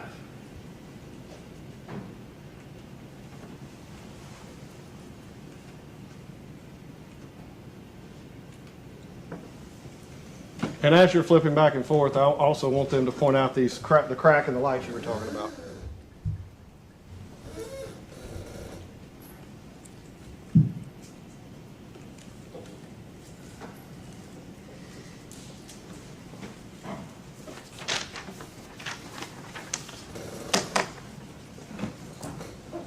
$7:26 is when you see this, correct? It is. This is the daytime video, so it's a different time. But at 7:26, do you also see some movement from another item of data? We do. Again, you'll remember that I mentioned that her RTTs are going to dramatically shift to the west. They're going to dramatically shift to the west. And from 7:30 on, her RTTs are going to be out west where the area of the murder occurred. So we have a car move from that south driveway at 7:26. Yes. And approximately 7:30, she's on the crime scene. We do, and they're 1.4 miles, which I believe they were able to travel in their travels. I believe your next slide will show the actual route and distance. Yes, and there's the 1.4 miles that's traveled. And it's small rural road, as we've talked about. It's not interstate highway. Yes, the railroad track there, and a couple turns. Now, in Quentin Tellis' own interview, after 7:30, when we know Jessica arrives down on that crime scene, does Quentin Tellis' phone go active a few minutes later? It does. These are going to be those calls. You know, it's been dead for 2 hours except for that one call at 6:17, and now we finally see what I call wake up. His phone wakes up and he starts to make outgoing calls and texts. At 7:42 is the first call. Who does he call? He calls Jessica Chambers. And then does he follow that call up with anything? He does, and we know that Jessica's not going to answer that call. And so he sends a text 1 minute later, and that text says, "Bae, my friend is coming over tonight. I'll call you tomorrow. Good night. Sweet dreams." Now, when you interviewed Quentin Tellis, what did he tell you he was doing when he made this call? He said that he was trying to let Jessica know, well, first off, he says where he is at that point in time is he's going to get his sister Ragan's Tahoe. And when he's going to get his sister Ragan's Tahoe, how did he tell you he was going to get his sister's Tahoe? He says he was on foot. He was walking to his sister's home. He was. And did you ask him who he's talking about, my friend coming over? We did, and he said this was at first he says it was Jamie Shaw, but when Agent Meadows pressures him, he says this was actually Chiquita Jackson that was coming later that night. And when you say pressured, Agent Meadows asked him if Jamie Shaw would confirm it. He did. And so then he says it's Chiquita. He says it's Chiquita that's coming, and that's why he sent this text saying that he couldn't see Jessica that night. And what do we know about Chiquita? We know that she's waiting on a green dot card in Monroe, Louisiana, so that she can travel to Cortland. She's a minimum of 4 hours away at this point. And do we know that the green dot card's been sent? It has not been sent. And when is the last time, I believe we mentioned a 425 call. Is that the last communication he had with Chiquita? It was. And so he finally calls her back at 7:46 after the two calls, or the call and the text that he makes to Jessica. And Chiquita had already sent him an oh well. She had. So you said at 7:46 he calls Chiquita. He does. And what does he tell you he's doing when he calls Chiquita? Says he's going to get Rag Ann's car. Walking. On foot. So he tells you he's walking on foot to Rag Ann's house, or Rag Ann's house, during all three of these exchanges. That's correct. And so he admits that during that time frame, he's walking to his sister's house. Now, you may remember in one of the interviews, he says that when Big Mike dropped him off at his house, he walked over. But we now know that not to be true. Big Mike was in Nashville that night at the football game. Let me ask you about Rag Ann, and I believe you got it right here. He's headed to borrow her car. He is? Did you ask him whether it was a common occurrence that he borrowed her car? We did ask him. What did he have to say? He said that other than this occasion, he only borrowed it once, and it was to take it to Washington. For her. For her. So you agree it's not common for him to have her car? Not common at all. So did he make any phone call or any text walking to Rag Ann's house asking her to borrow his car? He did not. Now, I'm going to ask you, and I know the jury's already seen it. There are several ways that you can walk to Rag Ann's house. That's correct. And I would say two primary ones go all the way around the road. That's correct. And then the other one is the route that we showed, including the access road. That's correct. And it heads right into where? Heads right into the back of Otto Sanford subdivision. So you would leave the area where she was murdered. You would pass the area where the keys were found. You would travel, you'd pass the railroad tracks, and you would go up the railroad tracks, along that road to the railroad tracks. Now, the jurors actually went up into Daniel Coe's yard, which is a way you could go, but there's also a footbridge that crosses the creek here and provides a more direct route that goes to Rag Ann's house. And that route would also provide a lot more concealment than a route up Highway 51. And it also cuts off about a quarter of a mile of that trip. And approximately how far is this walking route? That route would be about 1.2 miles. And that access road the jury got to see, I just wanted to make sure that we have that they understand how far we're talking about. Yes. They stood at the bottom at Daniel Cole's house. They did, approximately in this area. And then we actually drove them around and they saw where it exited. We did. This is that trailer that they saw, so they stood approximately here. How far is it from where we were at Daniel Cole's house to that? 450 feet, so approximately 150 yards. So about a football field and a half. Yeah, 150 yards. That's correct. Now, moving on to the next slide, on that route, were there some items of evidence found? There were. That route would pass by the keys where Jessica's car keys were found. And again, these are some images that have been submitted into evidence of where those keys were located and where they were found. And I believe, how far down was those keys That found? is a quarter of a mile from where she was murdered. And what do we know now about those keys? We know that they had Quentin Tellis' DNA on them. Now, when he made those calls, 742 to 746, Yes. what tower is he actually hitting on? He's hitting on that Pope Tower heading north. And that tower would cover the area where she was murdered. It would cover Rag Ann's house, and it would cover all of the areas in between. So all of that area in Cortland, that's going to be his tower. Correct. Now, I'm going to back you up just a bit. Okay. We've talked about him. At this point, we know, based on Quentin Tellis' statement, that he is walking to his sister's home. Correct. At 742, 743, and 746. And prior to that, do you still have eyes on those cameras at M&M and Quentin Tellis' home? I do. You know, we watched the camera the entire day and entire evening. And after that car moves from that southern location, at the same time we know Jessica's phone moves to the crime scene, and during that time he's walking to Ray Gann's, who moves from his house? Yes. So we know that at 7:29 we see that car pull out of that drive to the south. About 12 minutes later, we're going to see the white Suburban leave the driveway. And it's going to pull over, and again, we've cut some of this video, but I want you to be able to see the Suburban. I want you to be able to see Miss Rebecca Wright get out and go in the store. So it's going to pull out. She's going to stay in the store almost 20 minutes, and then she's going to pull back out and over to the house at 7:56. And so you're going to see that Suburban pull out, pull over to the store.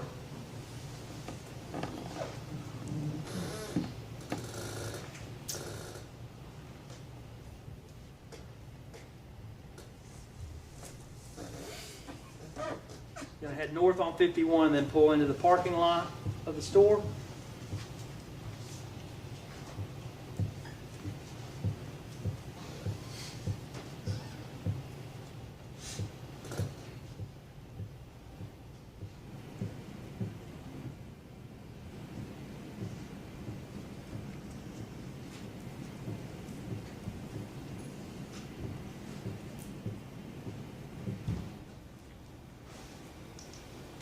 She's going to go in. We're going to cut out the meat of that because she's in the store almost 20 minutes. She's going to go in, and she's seen on video talking to Poo Poo, which would be her daughter.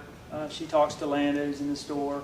She's on the phone, as you can see now. It's parts of that video. And so it's jumped at this point, and this is going to be the point where she actually leaves the store. So you missed about 18 minutes in between where she's in the store talking to a couple individuals and talking on her phone. But we want to show you that she's there from 7:38 to 7:56. So during the time when he admits that he is walking to Ray Gann's at 7:42 and 7:43 and 7:46, we know that Mama Becky is at the store. We do. And we also know that she's been home. After that time, at 7:46, when he said he was walking to his sister's house, and we know he borrowed his sister's car, did he tell you where he went once he borrowed his sister's car in his interviews? Yes, at that point, he says he goes to Batesville to get the green dot car. And does his phone records or the video back that up? They do not. He's not going to hit the Batesville Tower for some time. 7:46, he's walking to his sister's car, while the mother's in the store that we know at 7:50. Yes. Do we see a vehicle at the Tellis home? We do. And we know the mother's not there. We know she's not there during this time. We're going to see this vehicle for about a 2-minute time frame, from 7:50 to 7:52. You're going to see the vehicle pull in, and you're going to see it sit there, and you're going to see the lights are going to kind of fade in and out for the minute 42. Part of that is the act of a car stopping, and I watched this many hours. You know what your brake lights do when you stop. You're going to see some lights come in and out. The other thing that happens to me frequently on the camera is, you'll notice this yourself, as cars come up 51 and you get those headlights into those analog cameras, it's going to bleach out the light in the back. You're going to see some of that. But you're going to see, for the most part, during that minute 42 seconds, that car is sitting in an area, and I'm going to go back to a day-night fade for you and after I show you the video, and you're going to see that where that car is sitting. Now, did you watch vehicles coming up and down Highway 51? I did. What type of speed do they normally run? They're moving pretty fast at that point. Now, you mentioned in this case this car was moving at a very slow rate of speed. Once you get off the camera to the right, how far down is Otto Sanford subdivision approximately? It's about, as I think Major Thompson told him when we were standing there, about 150 yards. Now, the other thing that's important during this time frame is we see Tellis make that call to Chiquita at 7:46. His phone, his activity going out, is going to die again from 7:46 to 8 o'clock. There's going to be a 14-minute window where he's no longer using his phone again. And so that is going to cover this period of time where he pulls or where a vehicle pulls into the area of the home and backs back out. And so I'm going to show you that video. This is the image of it pulling out. I'm going to show you that video now. Now, it's going to actually be the second card. You're going to see it here. And it's going to pull into the drive. And we're going to play the entire minute 42 seconds. And then you're going to see it pull out. And you're going to see it head back south down Highway 51. And I put a red circle in there for you when it pulls in so that you can kind of see those lights kind of fade in and out. And when it gets ready to leave, you're going to see those brake lights come on and light up. And the headlights actually disappear, is that correct? They do. You're just seeing the back end of the vehicle at this point. You saw the headlights kind of go behind something and disappear.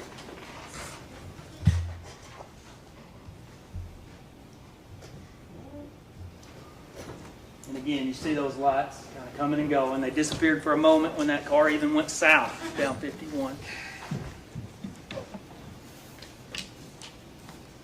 And again, I'll do a day-night fade for you in a moment so you can see where that is.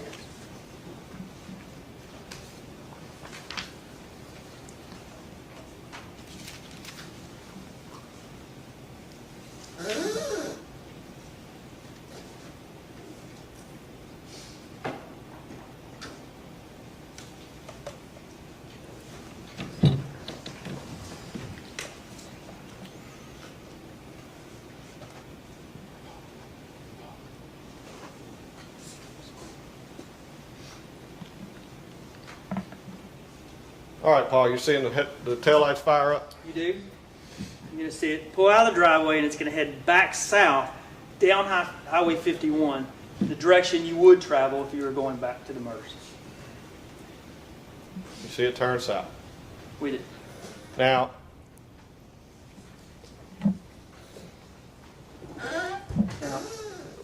go ahead. Now, I'm going to do that day-night fade for you again. We'll leave the lights off. So, Let me ask you about the driveway. They've already seen it. yes, There's two structures, correct? there are. And what two structures are we talking about? We know the mobile homes to the back of the driveway. We know the sheds to the front of the driveway. So here's those lights where they stop. And now you're going to see a daylight fade.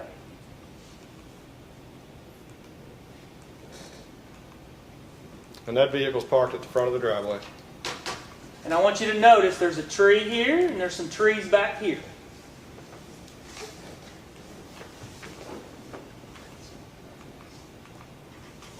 So if we go to the overhead map, remember the camera sits on this corner of the store and shoots down this angle through that front tree to the driveway. And the shed sits here. And based on Quentin Tellis's early talks with the FBI, what did he tell investigators that he kept in that shed? He keeps a 5-gallon gas can in this shed. And what substance did we find Jessica Chambers burned by? Gasoline. And did he mention to them who that gas can belonged to? He said it was his.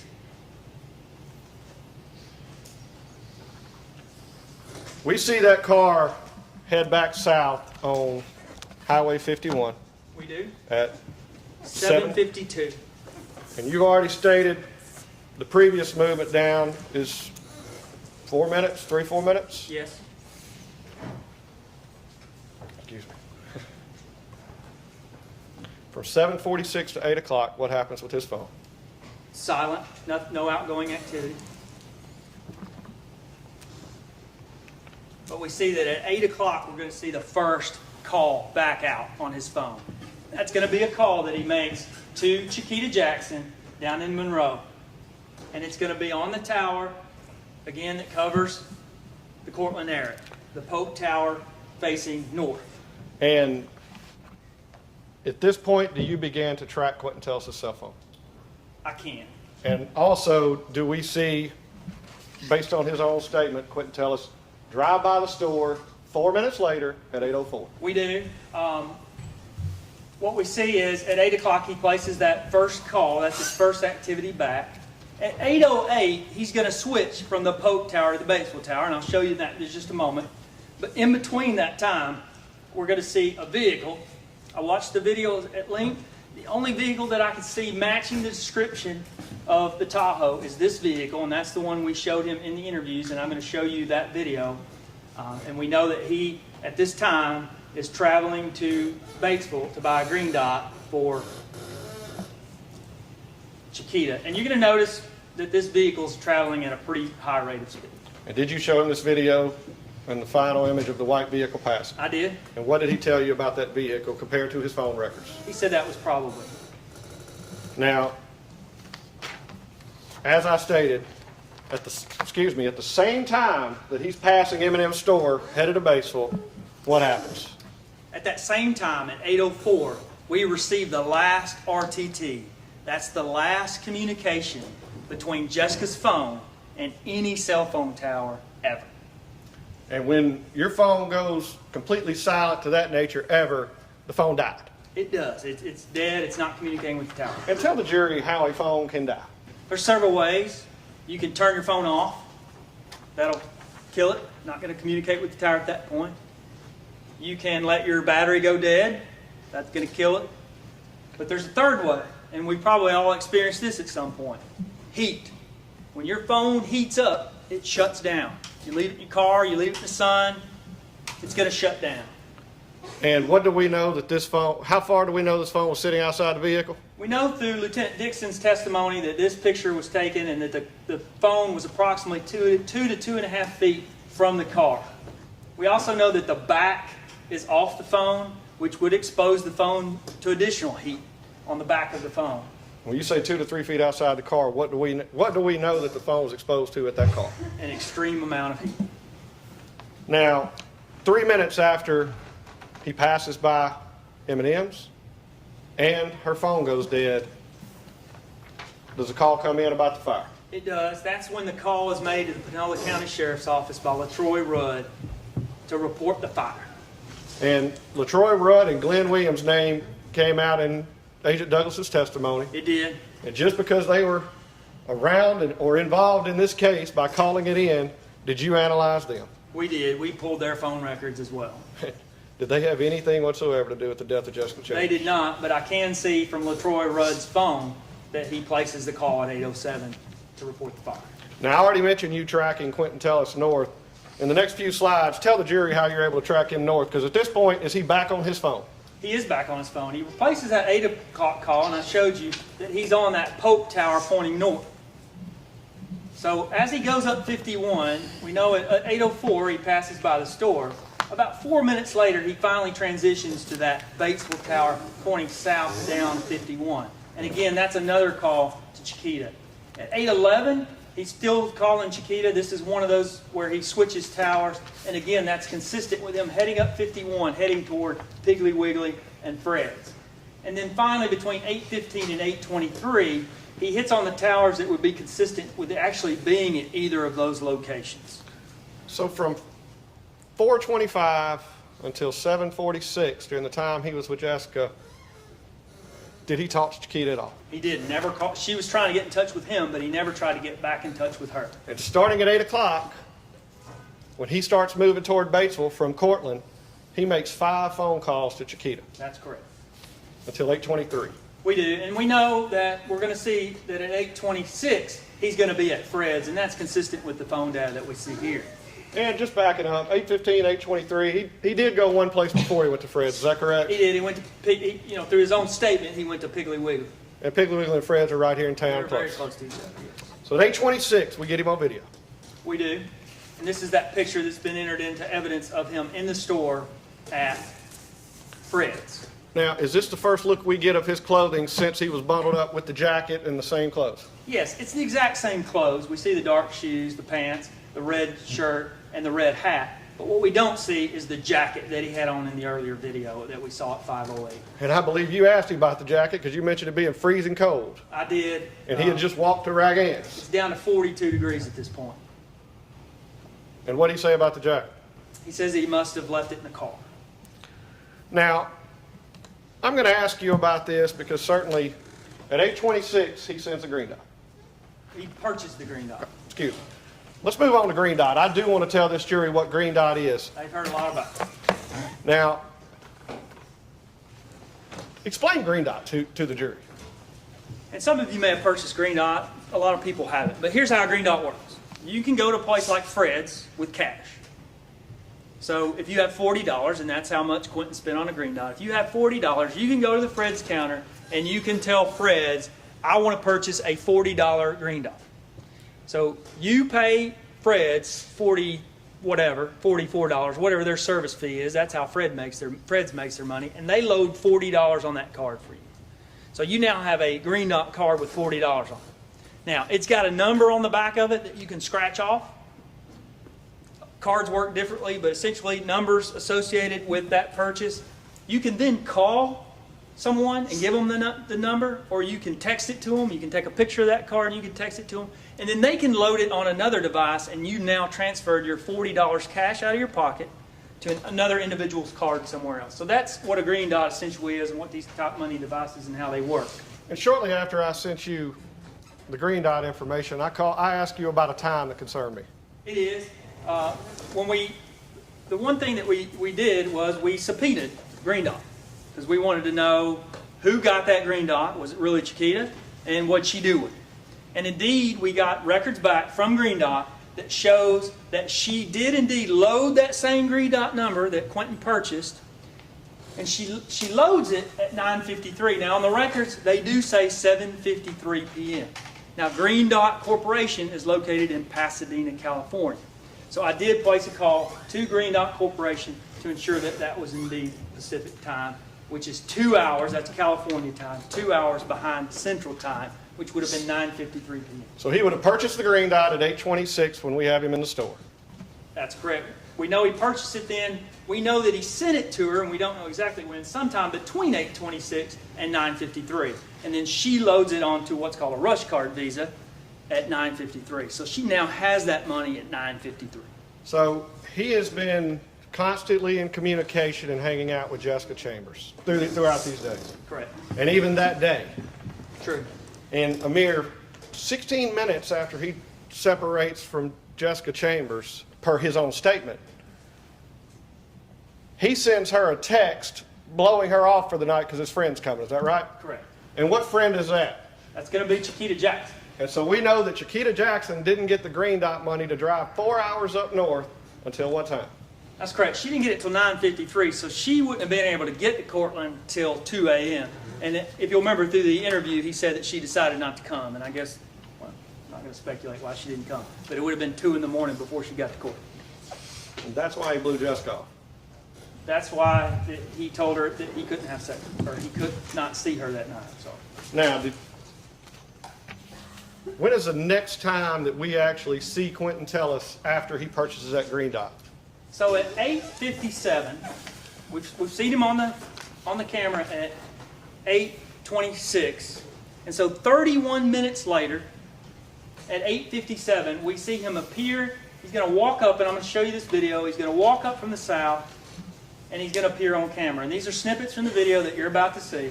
And there's one thing that's going to stand out to you dramatically from that picture that you saw 31 minutes ago. He's made a complete change of clothes. He now has back on his white shoes. He's got on jeans. He's got on a white shirt. And now he has on a new lighter colored flannel jacket that has a gray hoodie on it. And in his interviews with investigators, what does he say he did before he changed clothes? He says, that before he changed clothes, he actually took a bath too. And so you're going to see him walk up on the video and turn around, and you're going to see the clothes that he has on during that time frame.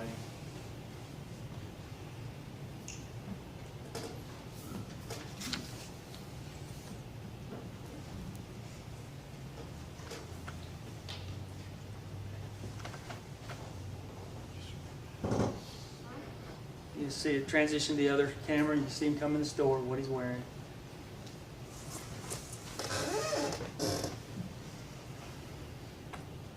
He's going to get a couple drinks.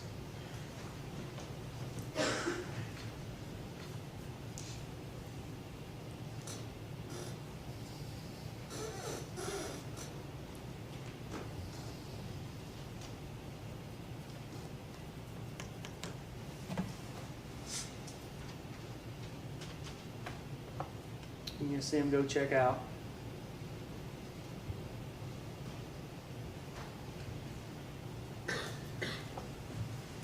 You're going to notice something else on this video I'd like for you to watch.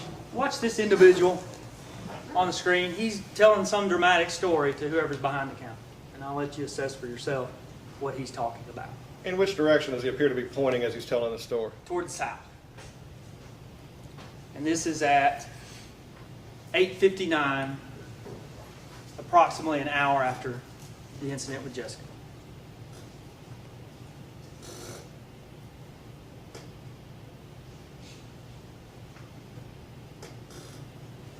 And Paul, I do want to ask you now, in Quentin Tellis' own statement, when does he tell investigators that he heard about the burning of Jessica Chambers? During this time frame, he says after he walked back over to M&M, he heard about what happened to Jessica.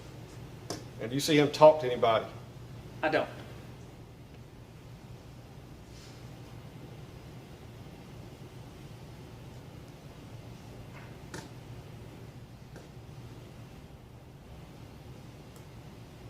Then you'll see him walk out of the store and go back to the south. Now, Paul, based on the records, and as I said, you use multiple forms of data. Is that correct? I did. And based on all the forms of data that you've used in this case, will you recap the 31-minute period window that he's provided for you? Yeah, in that 31-minute time frame, from the time we see him checking out Fred's or at the counters at Fred's, he would have checked out, he would have walked to the parking lot to get back in Ragann's Tahoe, he would have drove the 8 miles to Cortland, he would have returned Ragann's Tahoe, walk home, take a bath, and put on the change of clothes, and then walk up to M&M onto the camera. And Paul, as we finish, I ask you to create a slide showing the different images we have of Quentin Tellis throughout the day. Is that correct? I did, and this is the slide, and I put both the times and the temperatures that you see. And you all have seen these various videos. This was that first video in the morning. He changed clothes sometime either before or directly after being dropped off. And you see the clothing that he had. He had on the exact same clothing 6 hours later at 5:11. Still got on the jacket. And then you see that image of him at Fred's without the jacket, same clothing. And then you see that 31-minute time frame where he now has a complete change of clothes. And when he actually ditched the jacket between 5:11 and 8:26, the temperature is dropping. It's dropped 6 more degrees. Now, I asked you a second ago when Quentin Tellis admitted to you that he heard about Jessica Chambers being burned. I did. You did. Did you ask Quentin Tellis during the interviews that the jury saw who he tried to call when he found out she had been injured or burned? Please restate that question. I'm sorry. I'm sorry. That sun's in my eyes. Did you ask Quentin Tellis when he found out Jessica Chambers had been injured or burned at the store who he tried to call? He says he thought he tried to call Jessica. And do the phone records from either phone support that information? They do not. After that 7:43 text to Jessica, he never attempted to contact her again. And this is the same girl that he'd been hanging out with and texting with. Correct. And Jessica Chambers, the same girl that he claims he had sex with. Correct. And this is the same person that he sent that text to. My friend's coming up. We know where she is. Good night, sweet dreams. It is. He finds out she's been injured or burned. How many phone calls or texts does he make to Jessica to check on her? None. In fact, what does he do? He tells us that sometime after that, he deletes and erases all of the calls and texts that he had with Jessica. And he erased her from his life. Correct.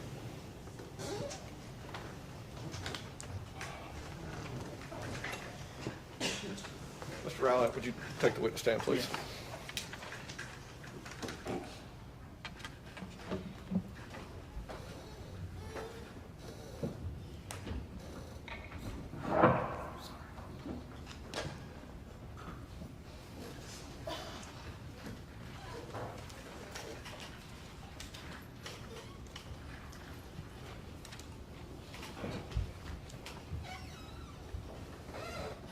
Your Honor, I tender the witness. Approach, please.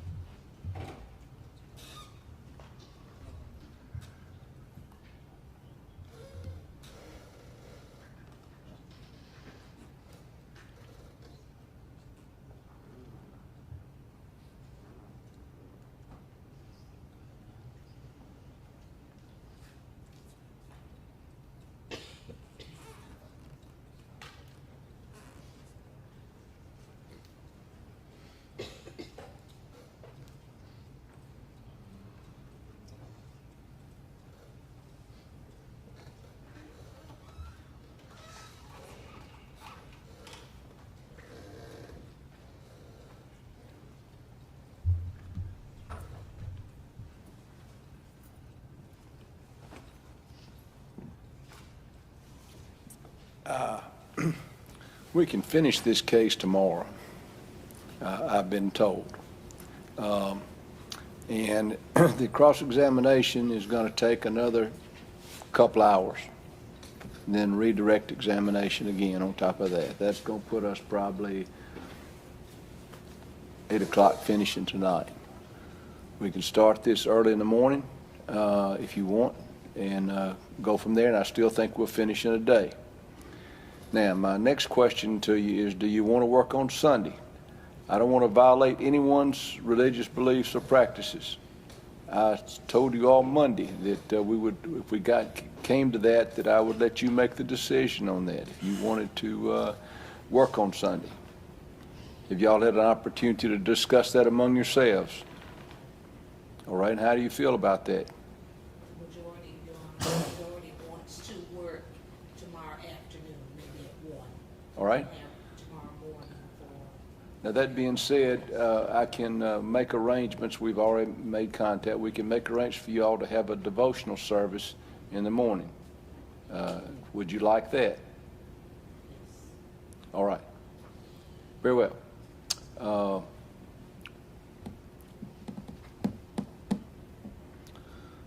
right. You may cross-examine.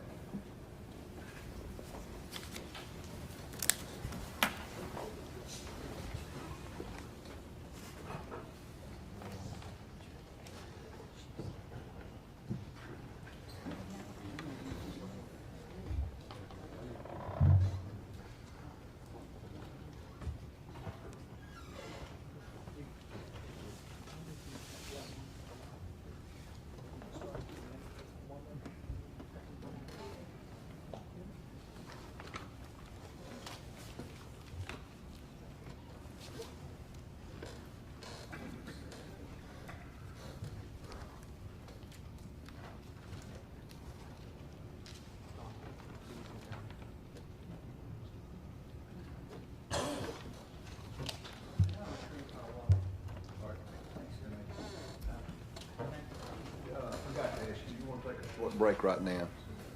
Okay, let's take about 10-minute recess. Let's make a quick one. All right. Bailiff, take charge of the jury.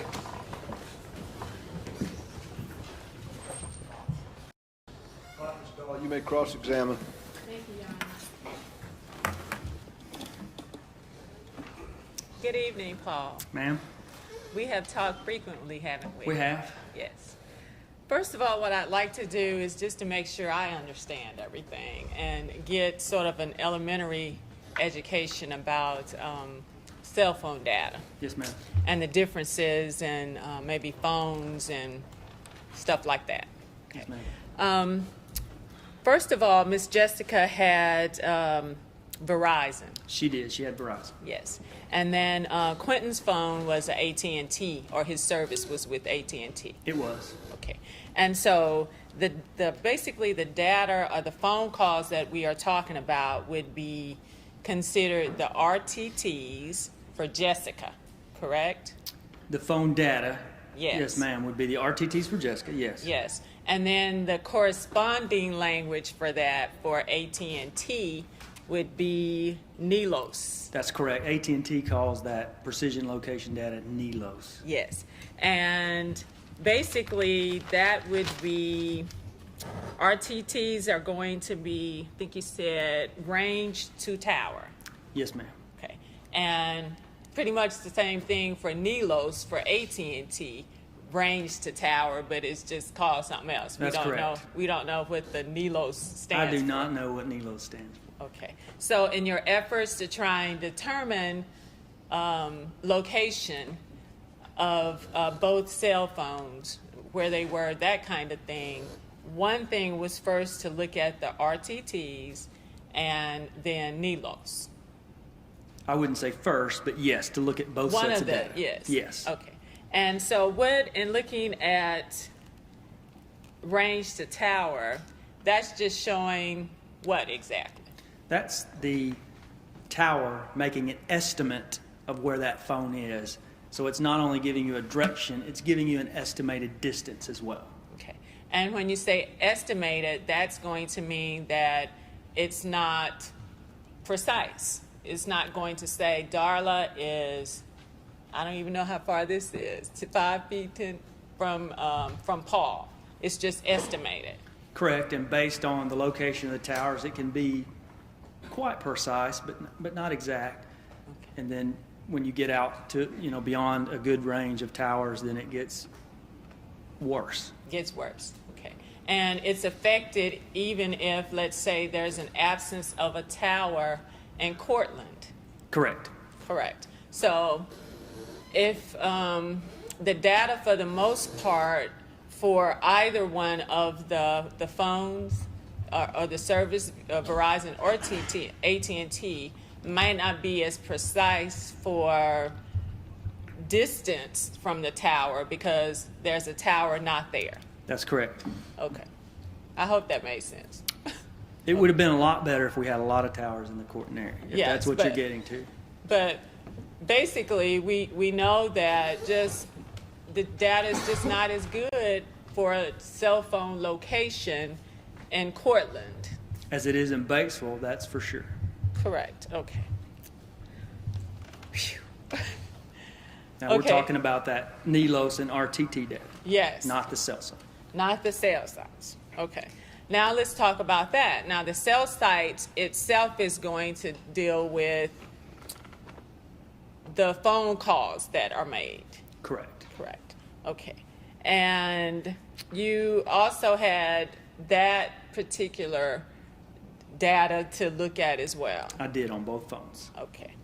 And I know there was discussion about text being deleted and that type of thing off of Quentin's cell phone. However, you were still able to get that as far back as a week before. On Jessica's. Yes. Yes, On- ma'am. From Jessica's phone. Yes, ma'am. Okay. I skipped to text messages, but I meant you were still able to get cell phone numbers from both phones back as far as a week before. What do you mean when you say cell phone numbers? Who they were calling and texting? Yes. Yes, I think we had 30 days prior on both phones On both. of tolls, who Yes. they're calling and texting, 30 days prior. Okay. And I skipped too quickly to talk about text, which you were able to get. Was that a week before, or that was 30 days before as well? That was a week before on Jessica's Okay. and none on Quentin Tels's. Okay. And that's because AT&T doesn't allow that? Yes, ma'am, that's Okay. correct. They do not. Yes. So far, we've talked about distance to tower. We've talked about the actual phone calls themselves on both phones. Yes, ma'am. And then we talked about text messages that we were able to get that go back just 1 week on Jessica's phones, That's correct. on her phone, yes. Yes, ma'am. Okay.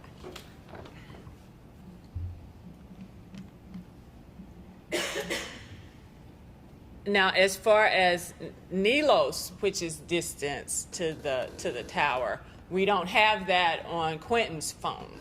We do have it on Quentin's phone. We ordered it, Okay, but we didn't use it for 2 reasons. okay, One is very few data points.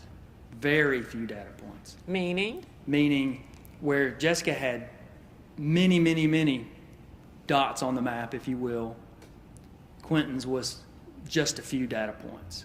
Where she may have had 10,000 in a time period, he may have had 50. So it's hard to see those patterns that we saw with Jessica phones. And as an analyst, I'm looking for patterns, not dots on a map. The other thing I noticed when I went to his NELOS data is around the exact same time, you would get 2 hits that were miles apart.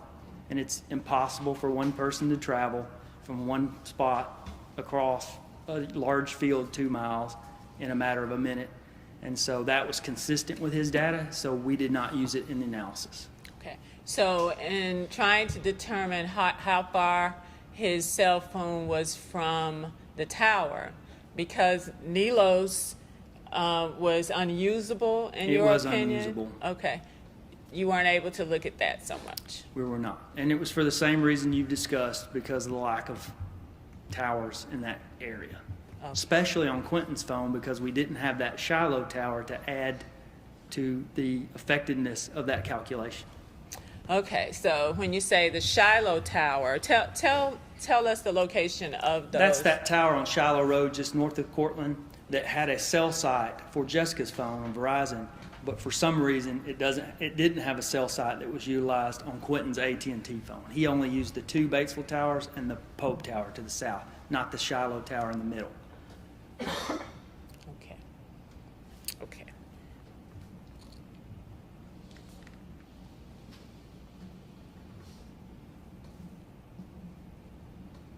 So basically, on Quentin's phone, it was going to be difficult to determine location, so to speak. It was, even to look at patterns because there were so few data points. Yes. And even if we're looking at just phone calls, because there's an absence of a tower in the middle, I think you were saying, that from there, it was his data or location was just not going to be as precise, or we weren't going to be able to tell. If you're talking about the NELOS data, that's correct. Okay. That doesn't apply to cell sites. Cell site's still going to reach that closest tower and sector. It just doesn't give you a distance to the tower, only a direction. Okay. And so when you say distance, that just means you can't pinpoint exactly where the person is located. That's correct. Or precisely where Quentin is located, That's was correct. located in the midst of a time frame. That's true, ma'am. Okay. I'm proud of myself, Mr. Paul. Not bad.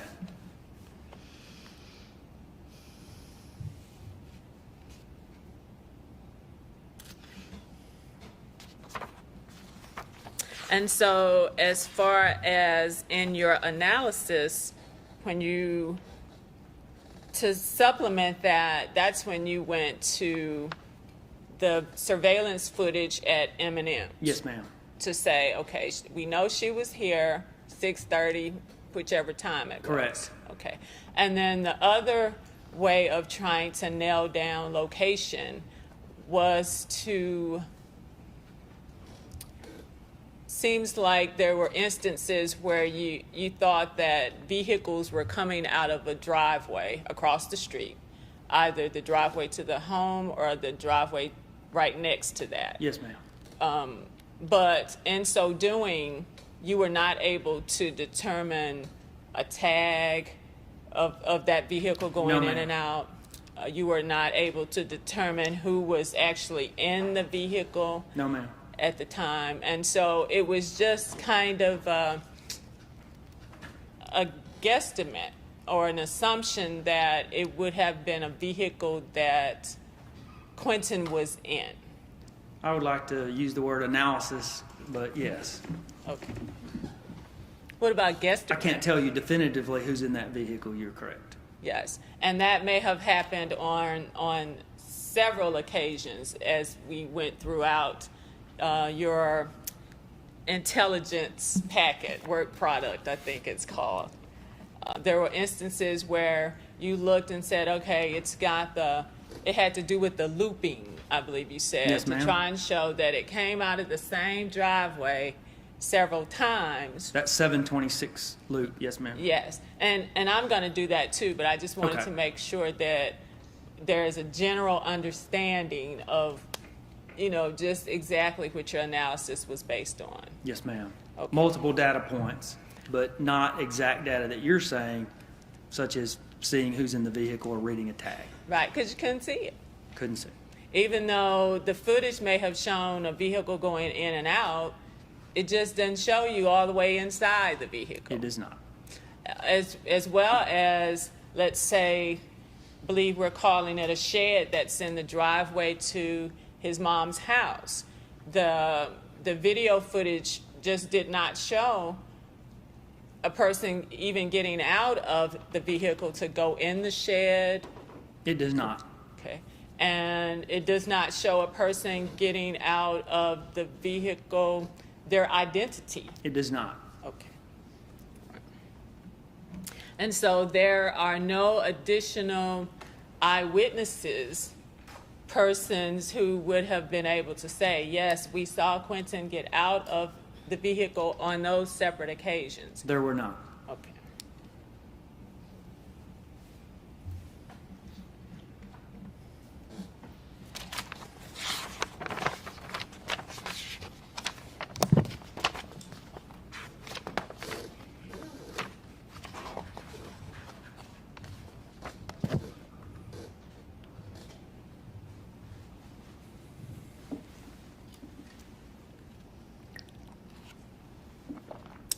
And so additionally, your analysis included the video from the Freds in Batesville. That's correct. Okay. And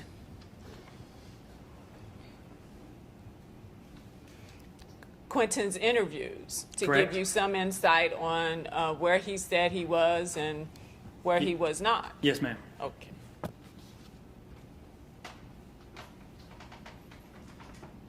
I think I covered all of them. You had witness interviews as well. Yes, such as Keisha or other people we interviewed. Yes. And so all of that taken together is how you have ultimately, the conclusion would be that, well, we'll get to that Yes, ma'am. shortly. Okay. Now, if you will, I'm going to try to operate the Yes, ma'am. equipment here.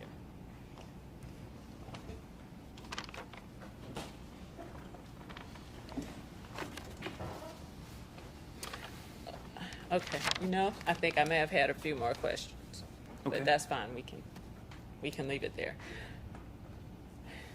Because you are employed with the U.S. Attorney's Office, you would characterize yourself as assisting in the prosecution of individuals. I'm basically a resource through the investigation phase as well, not just the prosecution phase. In fact, I probably spend more of my time, a lot more of my time, probably 80% of my time in the investigation phase. And again, as I pointed out, I'm not an investigator. I'm an analyst supporting an investigator or an investigative team. Okay. So, but as employed through the U.S. Attorney's Office, or at least through the DA's office here, that would be prosecutorial. Yes, once we got to the final stage and Mr. Tellis was indicted, I would have then helped with the prosecution of the case, yes. You talked about that when you first started assisting, or when you were brought in, there was a lot of work at first. There was a lot of leads, Okay. which is, I think, is very typical, that you're going to get a lot of leads at the beginning and they're going to die down as time goes on. Yes. Which you said that things slowed down a little.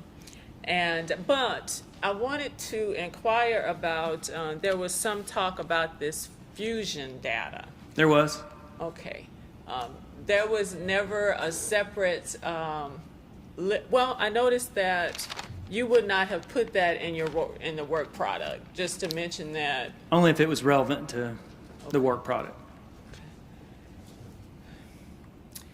The work product would have included those names, or at least to what I think Mr. Tim said, Tim Douglas, Yes. would have included names that said Eric. That was the principal. Eric or Derek, yes. Okay, That Eric was or what Derek. the Fusion Center pulled. If I could explain that a little further, how that worked for me as an analyst. Sure.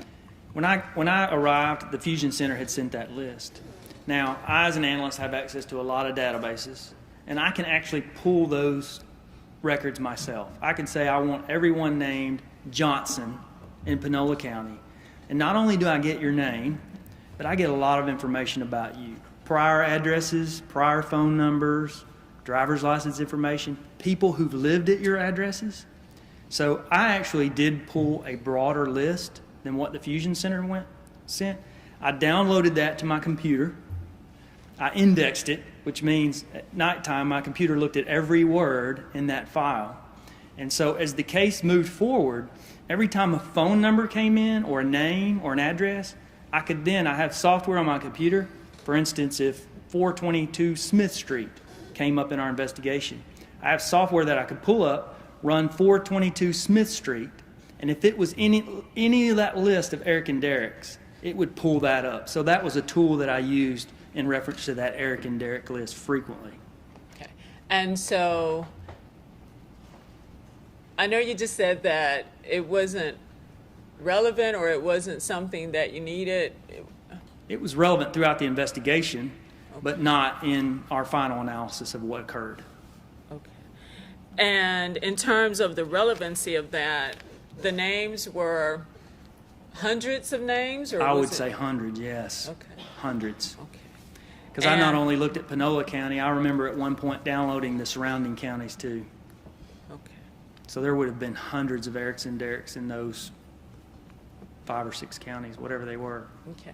And were you assigned to that just individually to investigate that? It's just something I do in the course of collecting data that is going to be analyzed throughout the case. As you analyzed those names that were there, how was it that you eliminated individuals? I didn't go through the list. You may have misunderstood me. I didn't go through the list of 500 Erickson Derricks and check them off a list.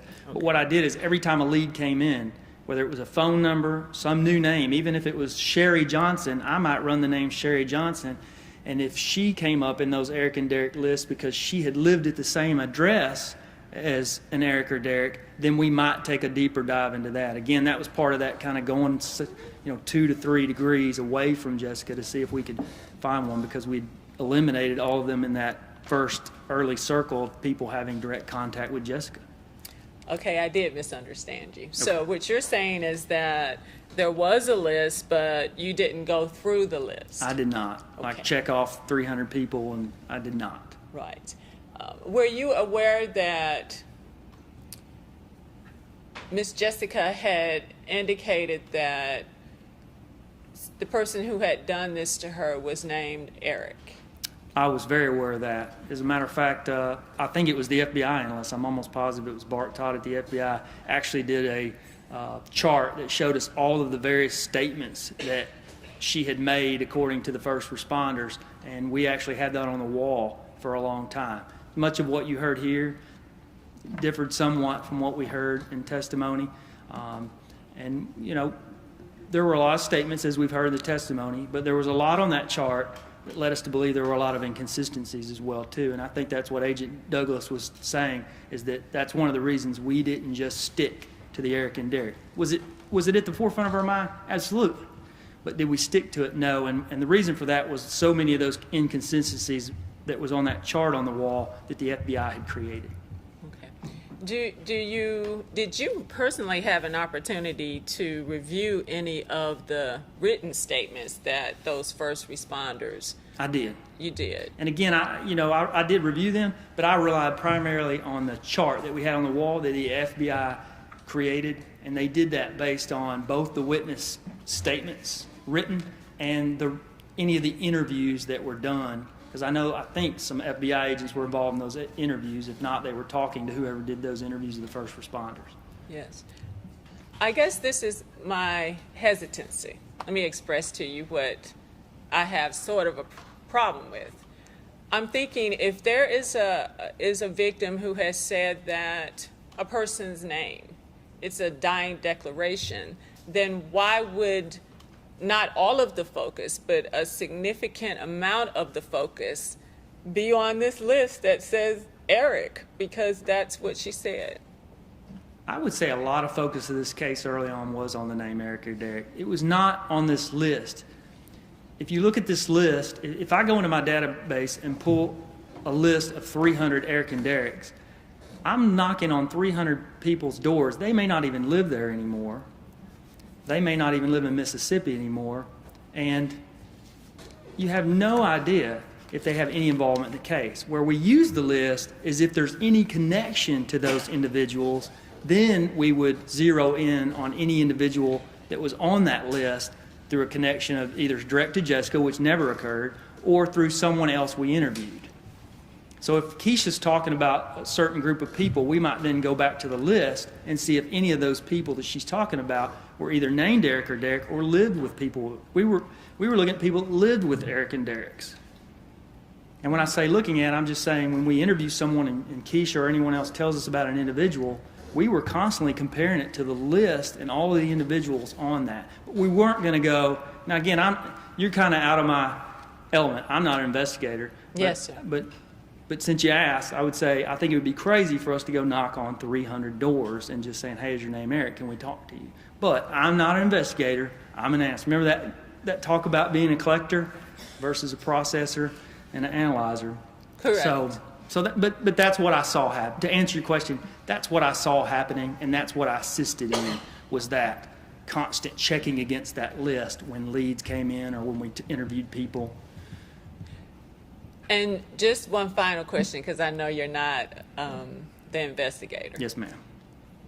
As far as just going and knocking on a door would not be the only way to eliminate individuals on that list.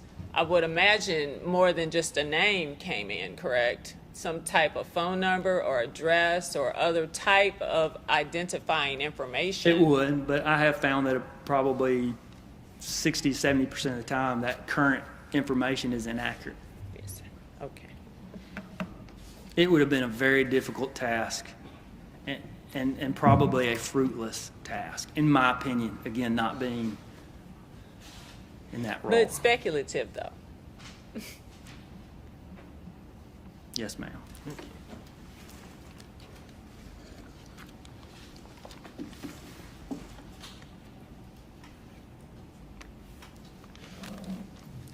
And so back then, would you say you were handling about 8 to 10 cases at a time?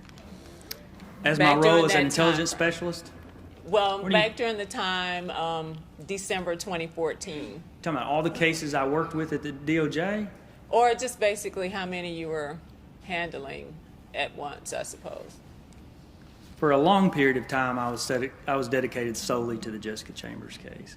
As I testified, as time went on, I did get involved somewhat in other cases that our state, local, and federal agencies were involved in, Okay. mostly international drug trafficking cases. And I think a couple murders occurred at that time. Yes. Okay. Now, specifically, I believe you testified to that there were a couple of Erics where one instance you did get the records and go through them. Eric Weaver? We did not get his phone records. Okay. And He was eliminated some other way, but we did get Eric Ness, the other person who was a Facebook friend with Yeah. Jessica.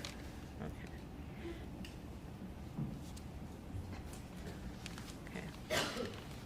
You got the Eric Ness, his records. We did. Okay. And what type of analysis did you do on his? I can't remember exactly. I just remember that my analysis of the phone data contributed to all the other activities going on, which would have been interviews. People were looking at social media. Anything else that was collected around Eric Ness, my phone analysis would have contributed to that decision that he was not involved. Okay. But you can't really recall if his phone records were eventful or stood out I to you. can't remember. A lot of times what I'm looking for is, location, for one. That's the easiest way to rule somebody out. If they're hitting off a Batesville tower at 8 o'clock, they're most likely ruled out. At 8 on the money, if you're in Batesville, you probably couldn't have done it. And the other thing I'm looking for is a lot of activity right through that time. So if you're on the phone, you're on a 20-minute phone call during that time frame, or you're constantly texting and calling, kind of the reverse of what we saw with Quentin Tellis's phone. If you're constantly on your phone, that's not going to rule you out, but it's going to be a contributing factor to all the other elements that the investigators are doing in ruling that person out.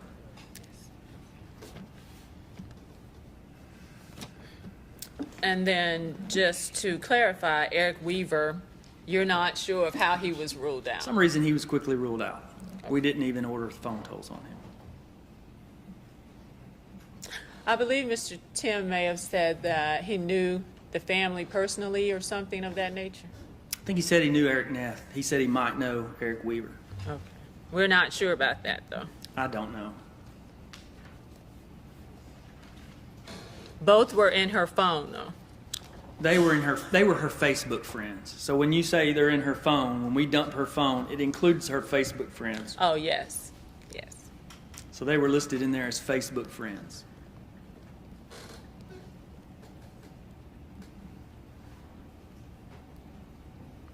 So we may have left that out when we spoke about all these analysis features. Facebook can also be dumped from your phone. That's correct. It's a lot of stuff in your phone, isn't it? 796 pages from hers. Okay.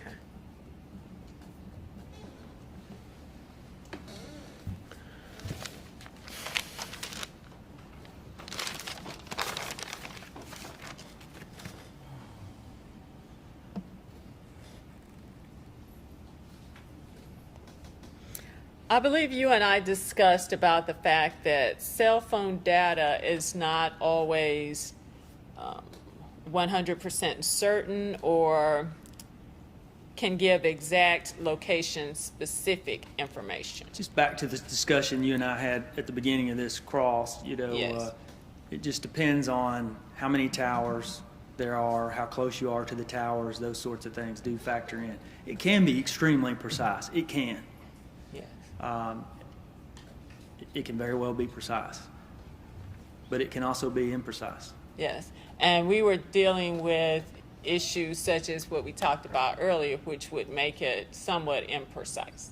Yes, it was good for analysis, but it wasn't good to look at one of those dots on the map, if you will, to say this is where someone is.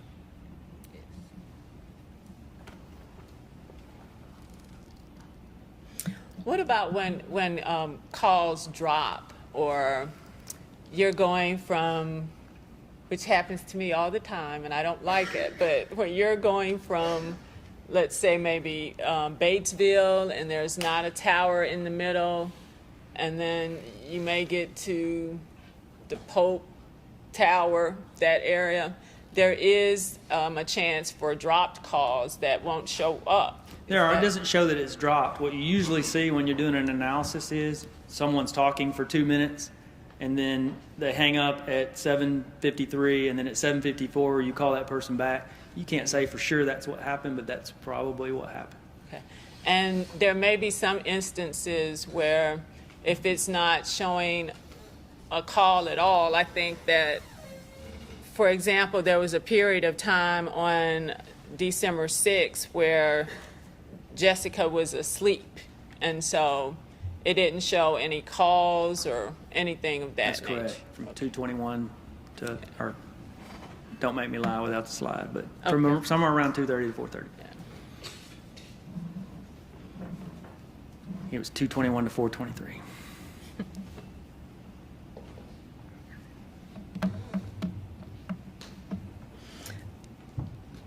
And then there may be a factor as well, depending on the type of cell phone that you have. That's correct.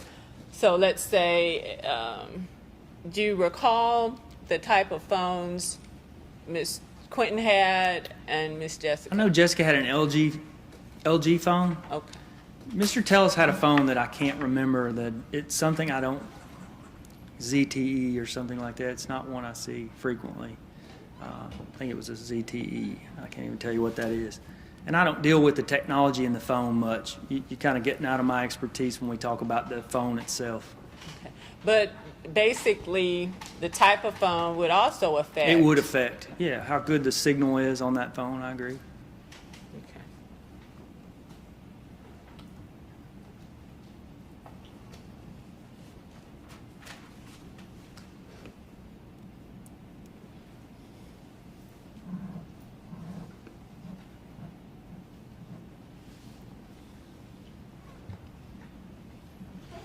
You become aware that sometime in the investigation, Miss Jessica's phone was misplaced, or? Okay, that's a yes? Yes, ma'am. Okay. And I'm what aware do of you- that. What do you know about that? About that phone physically not being here? And again, you're out of my area. Okay, I don't touch the phone. I just take Correct. the data from the phone. But Yes. to answer your question, yes, I heard that it was. Okay, that it was lost. Yes. And that would have been later in the investigation. I was at the table actually when that phone was dumped, and I did see that phone.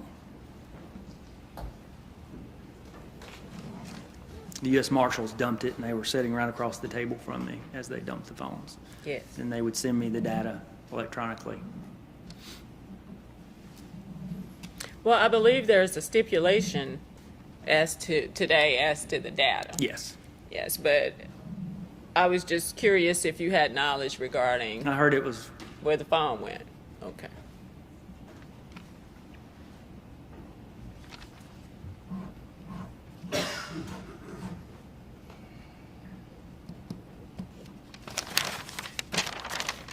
Okay.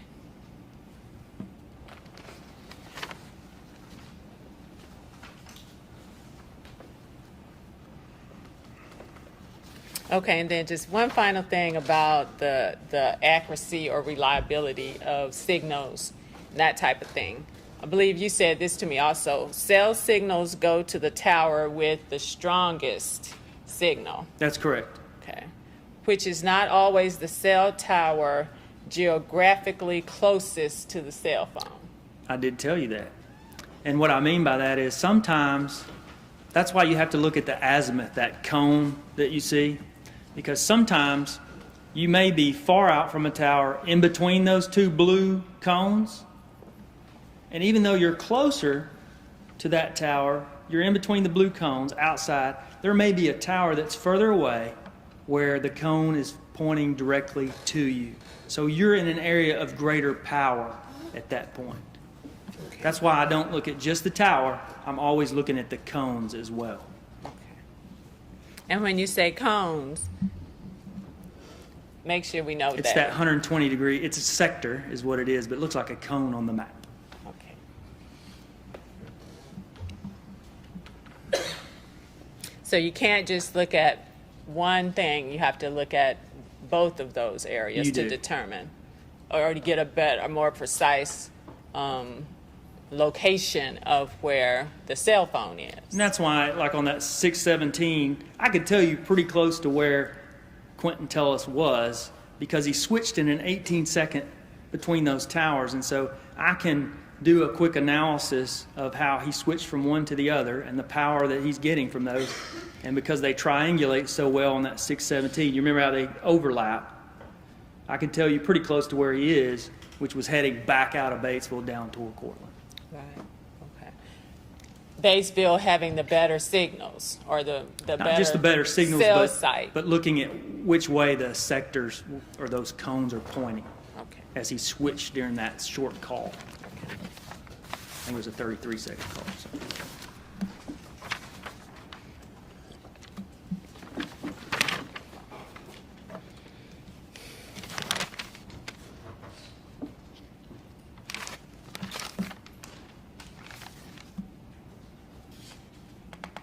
Court's indulgence.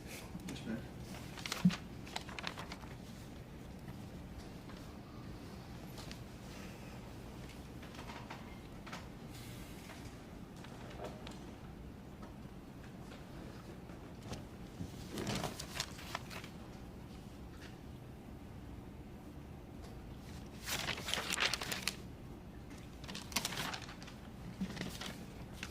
Okay, let's go to your work products. Yes, ma'am.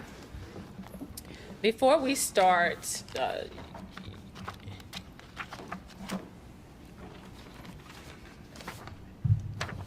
you actually did several versions of your work product. I did. Okay. And there was an occasion where, well, actually, I think this may be, this one has to do with sort of page 31. May I approach the witness, Your Honor? You may. This is the only copy I have, but do you recall us talking a little bit about that? I do, but that's from one of the old. The jurors have not seen that particular slide. But yes, it's from one I provided you a while back. Yeah. The date I printed was February 16, 2016. Yes. I don't know if that's when I provided it to you, but that's when I printed it out. Right. That's when you printed it out. I put the date as I'm doing an analysis till I get to a final product. I put the date that I print slides out so that I know exactly what the age of that product is. So I would have printed that out in February 2016. To your knowledge, this information, for the most part, would be accurate with regard to the vehicles that were in the parking Oh, lot. absolutely, yes. Nothing changed there. I'm not objecting, if she's going to be referring to this document, it's not into evidence before the jury has not going to be able to see it. So if she wants to have it marked and received, I think she can ask about it. Your Honor, I was just in the process, that's why I was asking about, is it still accurate? It is still accurate, yes. Okay.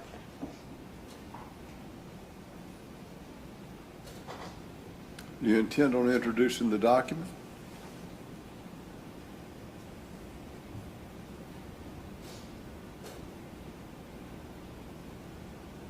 Your Honor, I wanted to, I don't want to have it admitted into evidence. I just wanted to show it to him for identification purposes only. I don't want to have it admitted, though. You want it marked for identification? Yes. All right.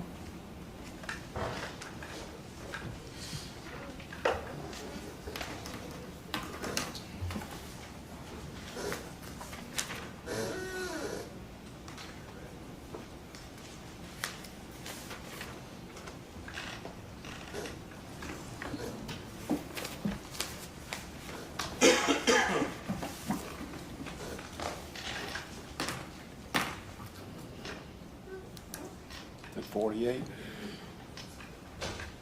Yes, ma'am. If I could refer to it, that would help me. But to answer your question you asked before you admitted it, nothing's changed in that work, particular just part of the didn't- work product. You just didn't include it in the final version. We didn't. We decided that it was a lot of slides to prove not a lot. Yes. So for the jury's sake, we removed it. Okay.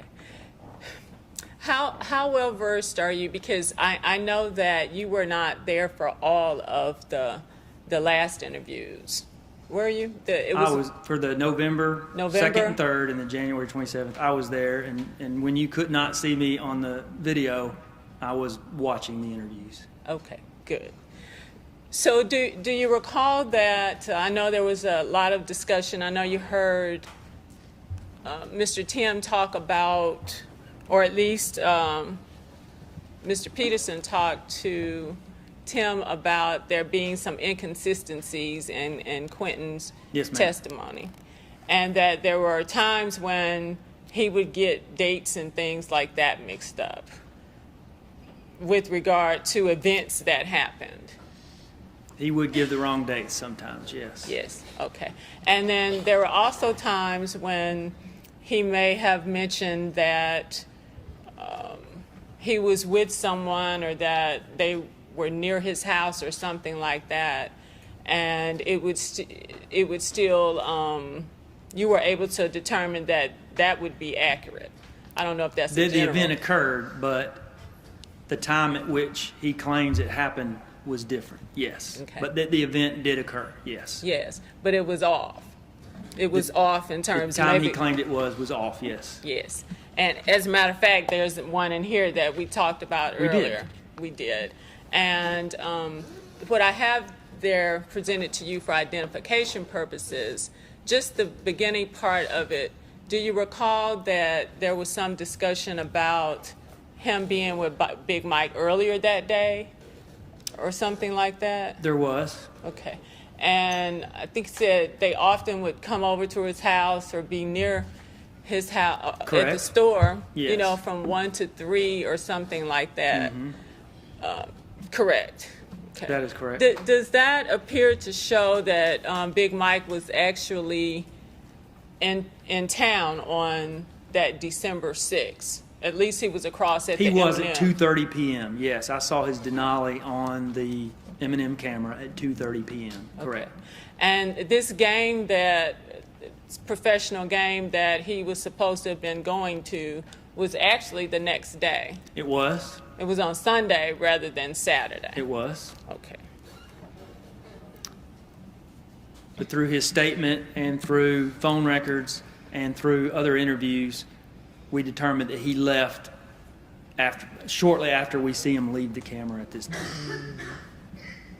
But you recall that there was some statement too that he said he wasn't there in Cortland in Cortland or in Batesville at all that day on Saturday. Refresh my memory on, Okay, I'll just say it again.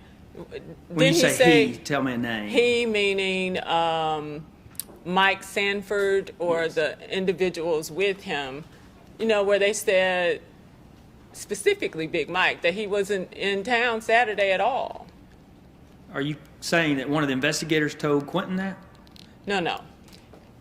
Are you aware of Big Mike there being, through the Mike said that he wasn't in town Saturday at all? I don't remember that. Okay. I've always known, throughout my analysis, I've always known Big Mike to be there till early afternoon. Okay. And in fact, it was kind of another aha moment, if I may, since you Yeah, asked the sure. question, how did we get back to actually chopping away that alibi? Sure.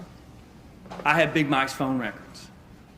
And so once we went back to Quintelis, I looked at Big Mike's phone records to try to start to see who he was talking to. Because at that point, we didn't know he wasn't with Quentin that whole evening. Yes. So this is, October, November. And so we ordered his records. And I could see he was talking to several people, and that helped us later. He talked to the folks he talked about getting him the tickets and going up with. But one thing stood out on December 6th. I can't give you the exact time. It was sometime after 9 p.m. I saw on Big Mike's tolls that Albert Perkins, who's a deputy at the sheriff's office, had called Big Mike, which I found very strange. About an hour and a half after Jessica's been killed, or an hour or so, Albert Perkins had called Big Mike. And so I personally picked up my phone and called Albert Perkins and asked Albert, Why are you calling Big Mike an hour and a half? And he said they were reaching out to everyone they knew to ask if they knew anything. And he said, when I talked to Big Mike, he said he didn't know anything because he was in Nashville. And he said he was in Nashville when I talked to him. So they were trying to feel the streets out, see what the streets were saying. And Big Mike didn't know what the streets were saying at that point because he was in Nashville. So that's what led us to go interview Big Mike and start digging into some of this other data to see when Big Mike left. And it was early afternoon. Okay. And to verify that nothing additional was done, it just was Big Mike's word. The fact that he said, I didn't leave until A, B, and C. Well, it was corroborated by what we saw in the video. Mm-hmm. They're all hanging out there, and then they all leave. It was corroborated through other testimony. We interviewed people that said that's when they left. Matter of fact, one of the other alibis, Grip Carr, his brother actually went on that trip with Big Mike to Nashville. So it was corroborated by other data as well, as well as phone data. Okay.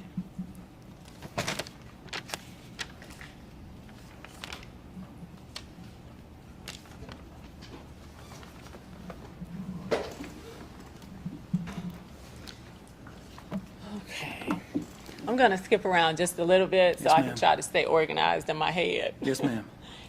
To go along with what I was speaking about Quentin getting dates and things like that mixed up. I believe it may be page...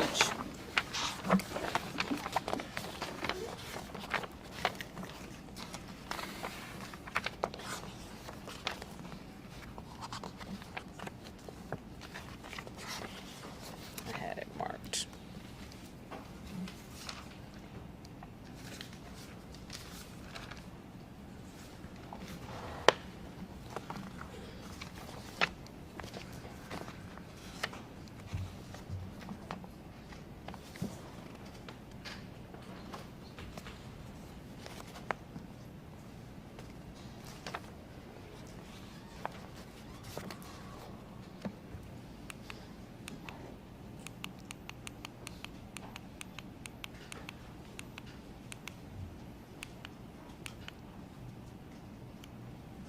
You may have to push a couple times to get through that video, Miss Darla. Okay. Did I push red to stop it? No, I think if you just keep pushing forward, it Okay. should go. There you go. Okay. Okay, I see. Now, this one is dated 12/5 of Yes, ma'am. 2014. That would be Okay. Friday. Yes, the day before. Yes, ma'am. Okay. And when Quentin talked to you about coming across the street to give Jessica some money, and he was pretty insistent that it happened that day. It actually happened on 12/5. Is That's that correct? Okay.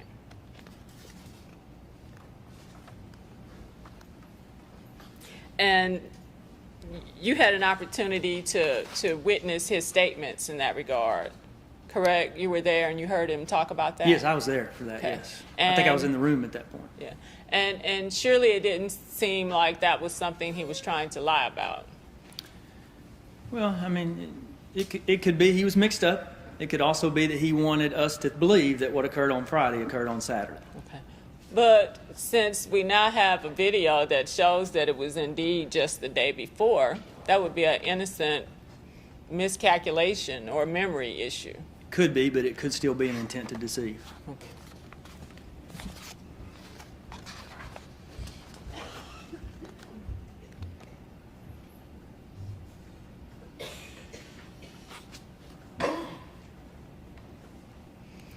Okay, I'm going to take us back to the first page. Okay?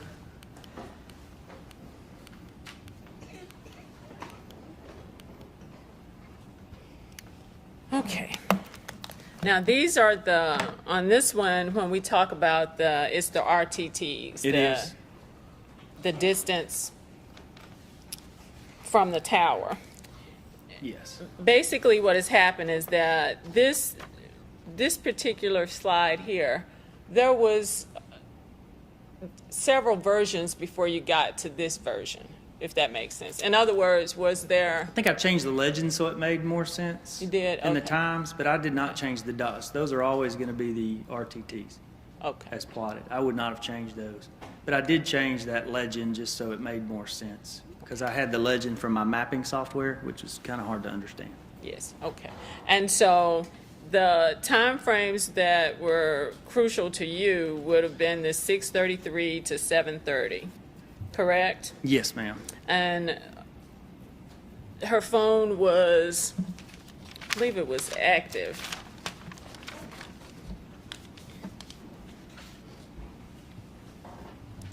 In that time frame, the only calls would have been the 641 and the 648. Okay.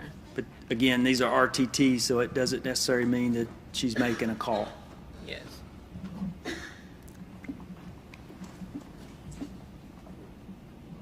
So as far as, again, that time frame, the only calls are 641 and 648, but otherwise, those RTTs are showing distance from the tower. They are. Those are RTTs, yes. Okay. That's the tower estimating where she is. Okay.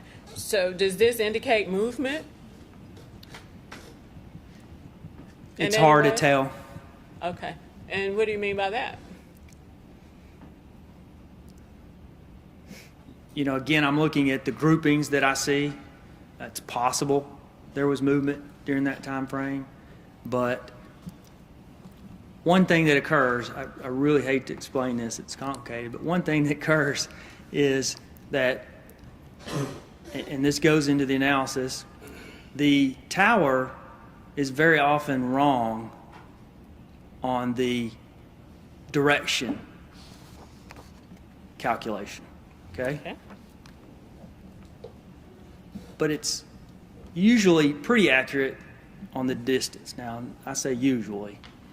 Again, it depends on what we're talking about on the towers. But what you get sometimes is arcing. And again, that's kind of complicated to explain, but you could be in the same, what I'm trying to say is you could be in one spot and still get that range of RTTs. And so just because we see several different green dots there, doesn't, because it gives the impression that it's movement, but that's not what it is, correct? It could be either. I cannot tell you whether she's moving or sitting still at that point. She's in the same general area, but I Okay. can't tell you if she's moving or not. Okay. And then you also can't tell me where she is exactly. I cannot. Okay. I use the RTTs strictly to perform an analysis, looking at patterns.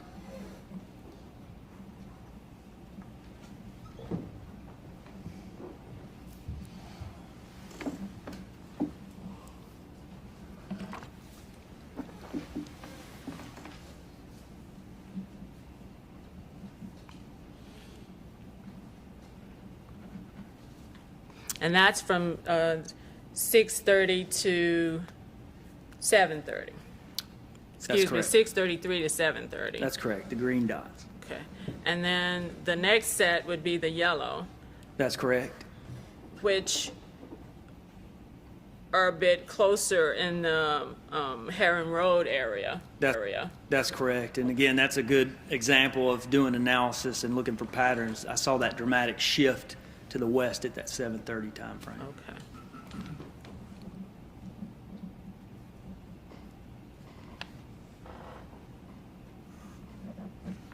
Okay.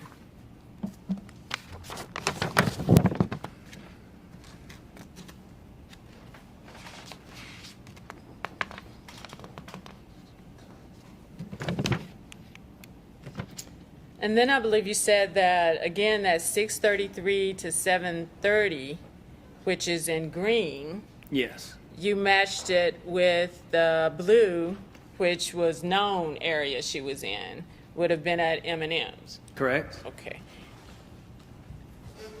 However, as far as the other green, I think you said you shifted it over from the, To get the known locations over where we knew they were, it actually had to go up a little bit and over to the east about half a mile. It was a more dramatic shift east than it was up. okay. And in order to do that, it includes some degree of error. It's still looking at patterns. I mean, you're right. It's still not precise. It's still looking at the patterns. Okay.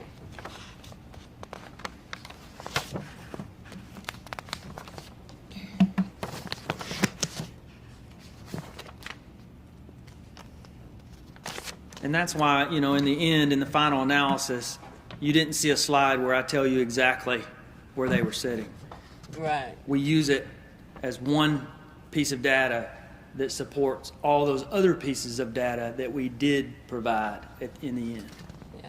Because basically, based on the factors that we're dealing with that we spoke about earlier, you just can't do that. You I can't. can't tell you exactly where she's sitting. I wish I Correct. could. Okay. Okay. Now on this one, And let me add to the end of that, Sure. based on the phone data alone. yes. Okay. Right. Now on this one, which you stated was that right in the middle there, you have the cell sites at the Now top. we've switched to cell sites, yes. Yes. And then a cell site at the bottom. That's kind of the Pope area. It Or is. I call it the Pope Tower. Yeah. It's about 3 miles south of Cortland. Okay. But the Pope Tower would also include, the one at the bottom Yes. is going to also include Cortland to some degree? It is. That northern sector is going to cover the Cortland area, yes. Okay. Is there a chance that the upper cell sites, if a person is in Cortland, that the upper cell sites would pull?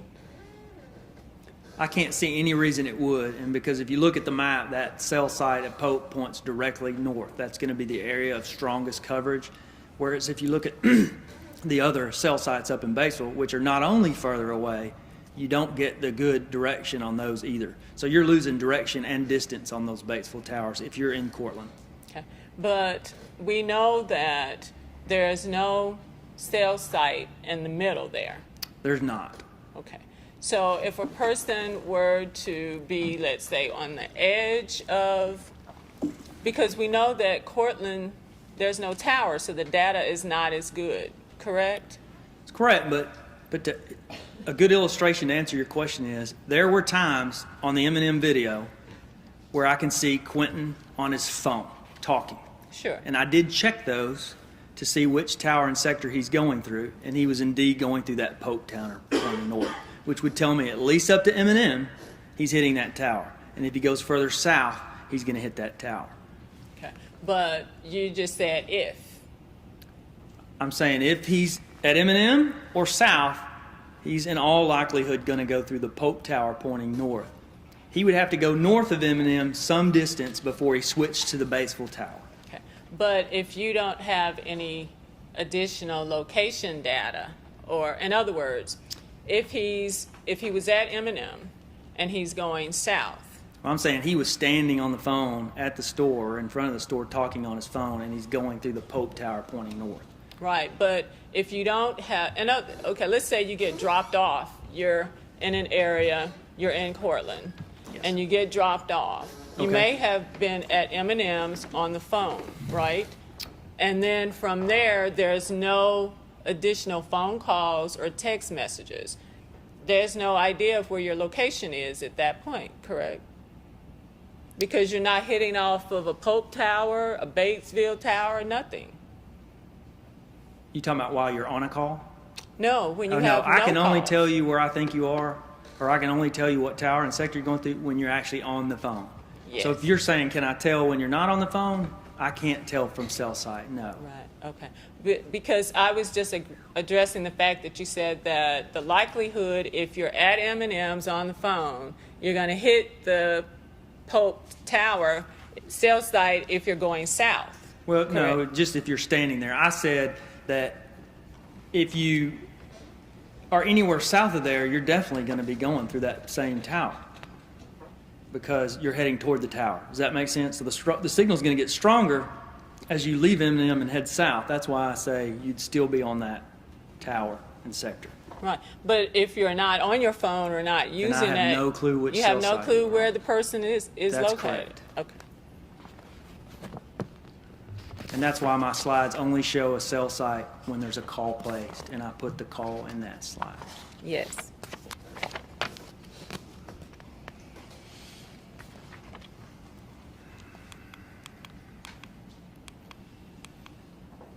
And just quickly, I know you said that you were trying to show sort of a triangular view from the video at M&M. That's the best I could do, yes, ma'am. Yes, and so that's really still just an approximation. That is definitely an approximation. Yes, and that goes back to what I said before about how you can't see inside the vehicle.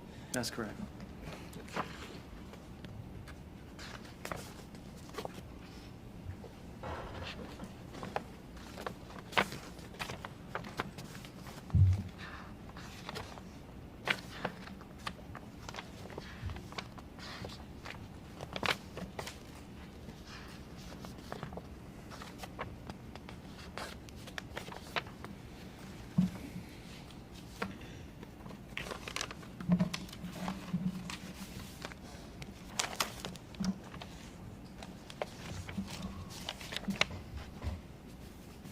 Okay, there was some discussion, I'm not sure which, it's much further down in your work product, but that there were no calls or texts on Quentin's phone from, I believe, 534 to 617. And then Yes. 617 to 742. yes. I have 534 to 617. Yes, ma'am. Okay. So now that could be, you didn't seem to have any other, that would not indicate his location at Would that not. I had no cell site data during that time period. Okay. So you couldn't tell where he was? No, ma'am. Right. And then there was another period of time that I believe was important to you guys about the fact that there were no calls or texts. That wasn't the 648 to 726, was it? It would actually have been, we were showing that there was no activity during that time frame on either phone, but the next time that he makes no calls or texts would be from 617 to 742. Okay. So with regard to there being nothing between 648 or 726, you don't know where either party was. That's correct. Okay. Not based on the phone data alone. Not based on phone data alone. Okay.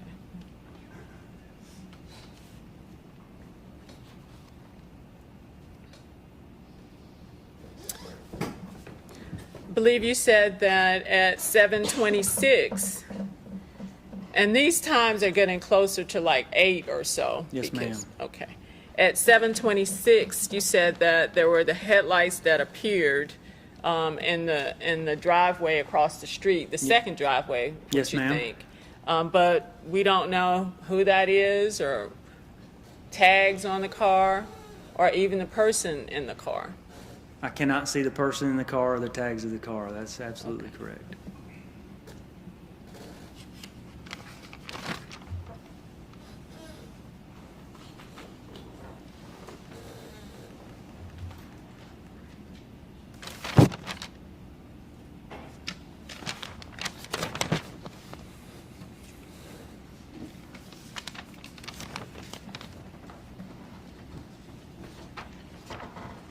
Court's indulgence, just a moment.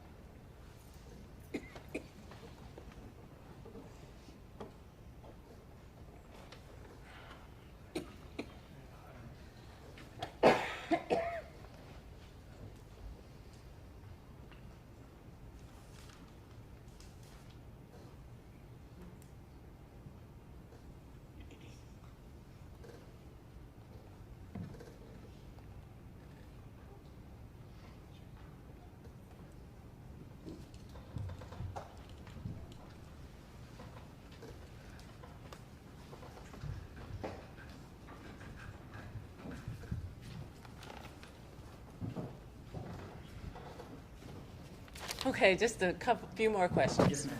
Okay. Know that initially Quentin gave statements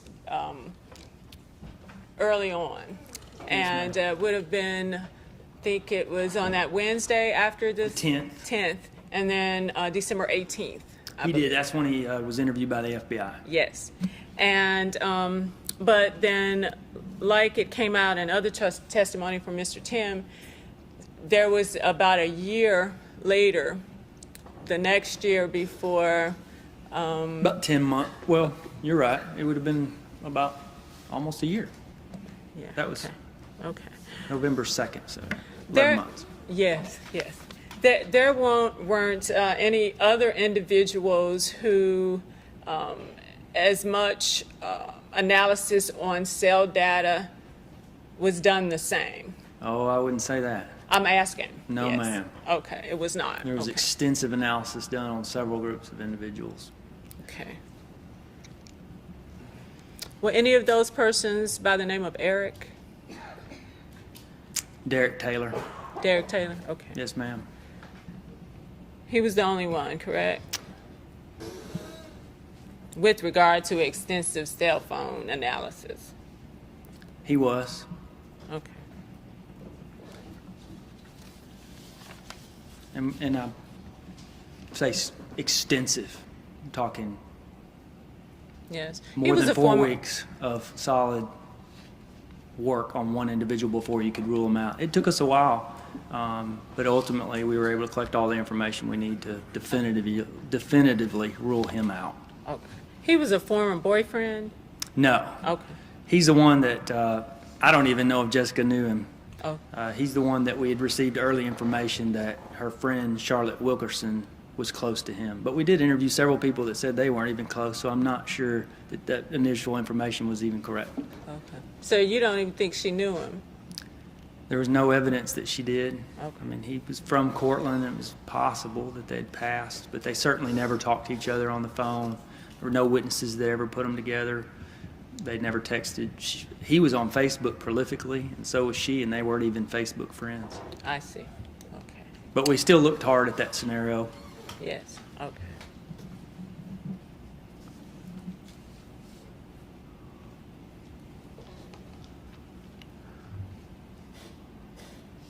I'm going to read my question. That's fine. When you hit send on your cell phone, the green button, Yes. Are you making a call or a text? A call. Ms. Palmer. Okay. Yes. And this is just my final question that has to do with accuracy Okay. and whether a call is going to go through Okay. and that kind of thing. Would you say that the events that take place are governed by some type of algorithm that the cell phone companies regulate? When you're placing a call, they're going to try to put you on the closest tower and sector because they want you to have the best call possible. Phone companies spend millions and billions and billions of dollars to get you the best service they can, so you'll stay with them. Okay. And so this little algorithm method is created by the cell phone companies? It is. Okay. But it's not always the closest tower, though, is it? Back to what we talked about before, it depends on the way that the direction of that cell site, where it's pointing, and the distance to the tower. And there's other things that come into play as well. The skyscrapers we talked about earlier, which we don't have in the Cortland area. Large mountains, things such as that will interfere as well. Okay. And in conclusion, I know that the theory is that because Quentin had sex one occasion before this, that because of that, he must have had sex on the day of December 6th with her. You agree with that?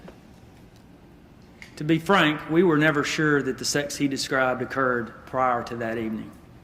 We thought it was quite possible that the scenario he described occurred that evening. Okay. But what he has stated to you is that he stated that early on about the sex He said that it. occurred. He claimed it was a previous evening, yes. Yes.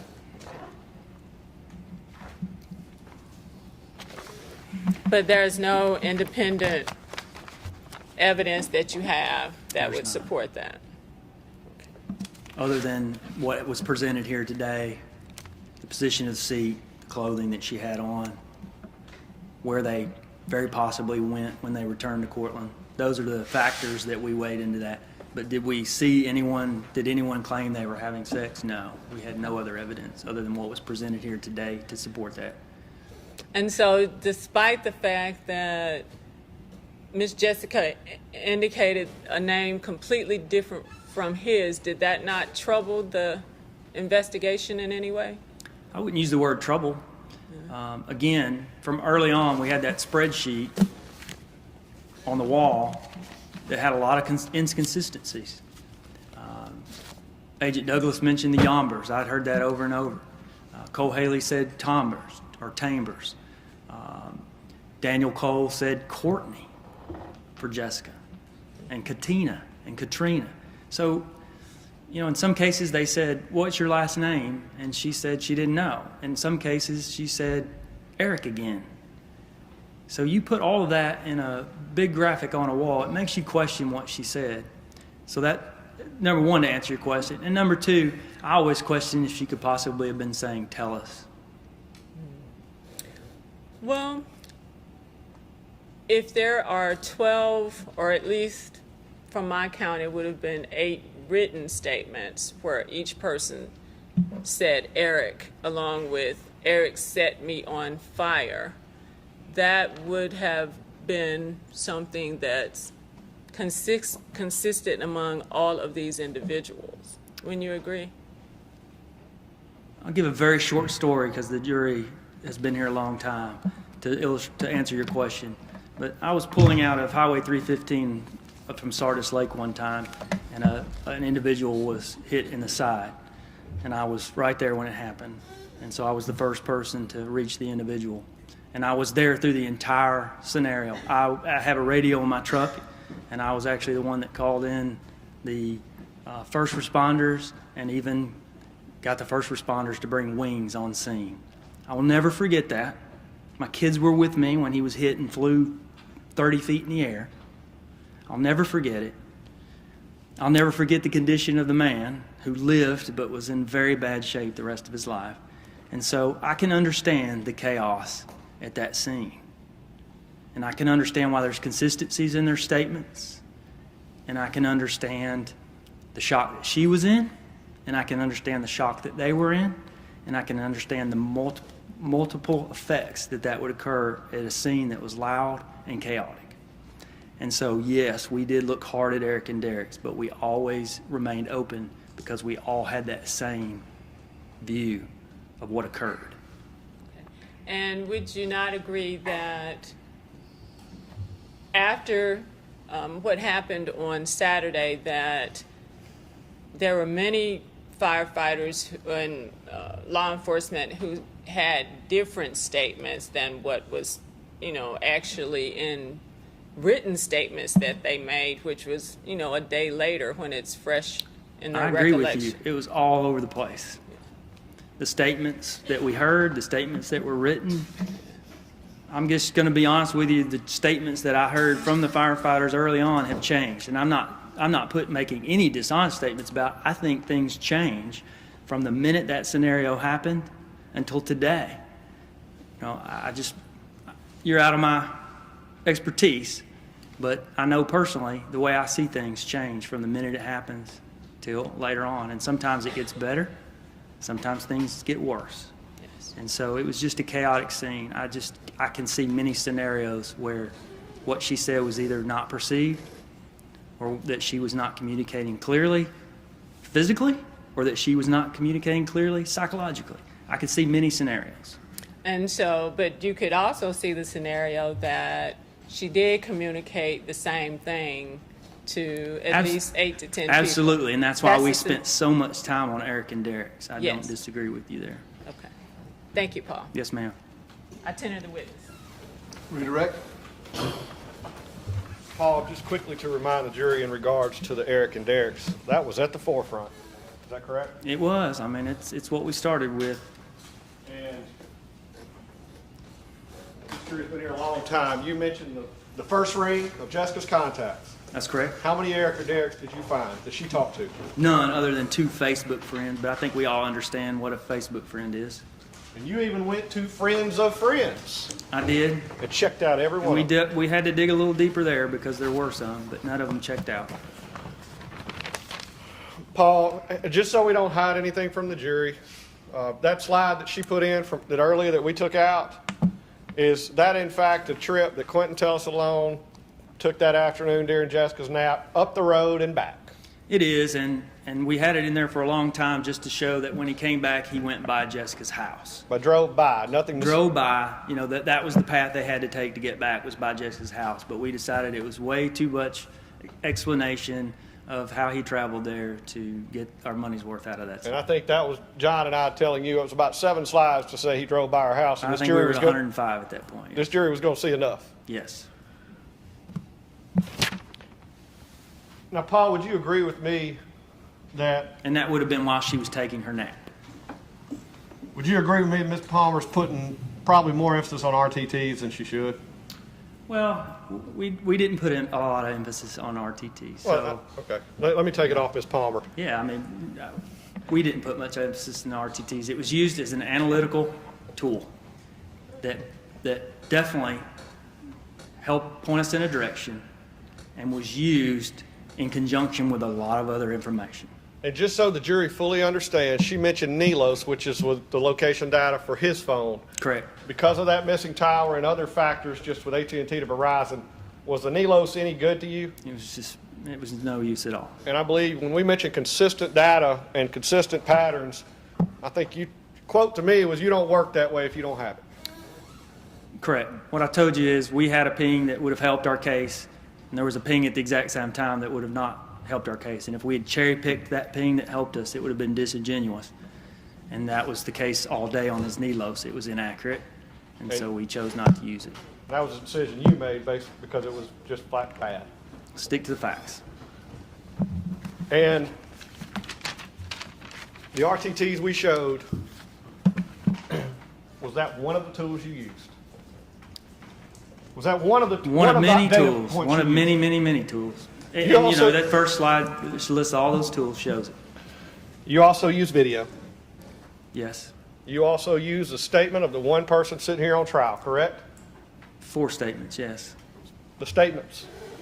Now, she mentioned that 726, and a couple of times I'm going to talk to you that you can't tell where she is. Up till that time, where did Quentin tell you Jessica Chambers was? He said that She was with him at his house. And we know mother was home. We do. At 7:26, when that car moves, what does her phone do at the same time? It moves and shifts dramatically to the west toward the murder scene. And at 7:42 to 7:46, when she asks you, you can't tell where he is. Where does he tell you he is? He says he's walking to Rag Ann's to get the Tahoe. And we know he borrowed Rag Ann's car because he told us. We do. 4 minutes later, at 7:50 to 7:52, I believe it was a minute 42 seconds, Yes. we see a vehicle pull in where? At the Tellis home near the shed. And what do we know was kept at that shed? Gasoline. Who told us it was kept at that shed, and who did it belong to? Quentin Tellis. And when that car left at 7:52, in which direction did it travel? South toward the murder scene. And at 8:04, 12 minutes later, we see Rag Ann's vehicle in front of M&M's store. We do. Headed which way? North toward Batesville. And at this time, Jessica Chambers is on fire. That is correct. Now, you mentioned the puzzles that you look at, and you mentioned the hundreds of puzzles as an analyst, and in this case, we had numerous people you looked at. Did you attempt to put the puzzles together on a lot of people that frankly did not fit? I did. The pieces just wouldn't fit. And you said at the beginning you don't have the picture on the front of the box like I would use. Correct. Were you able to put together a puzzle during the course of your intelligence analysis in this case? I was. And when you finished putting that puzzle together, was there a picture on the front of that box? That you There could look was. at? And who was that picture of? Quentin Tellis.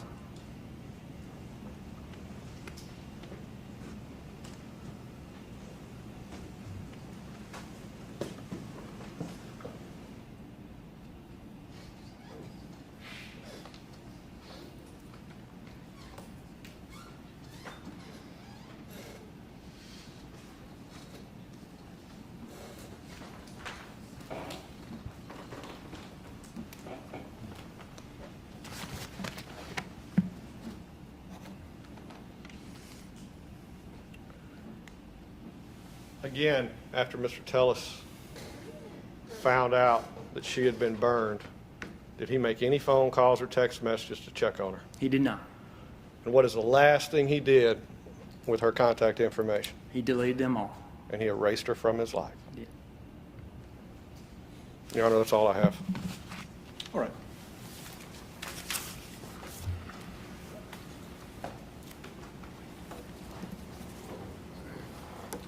All right, ladies and gentlemen, I'm going to put you at recess for the evening. I've been told that your devotional service will be at 9 a.m. in the morning at your hotel in the breakfast area.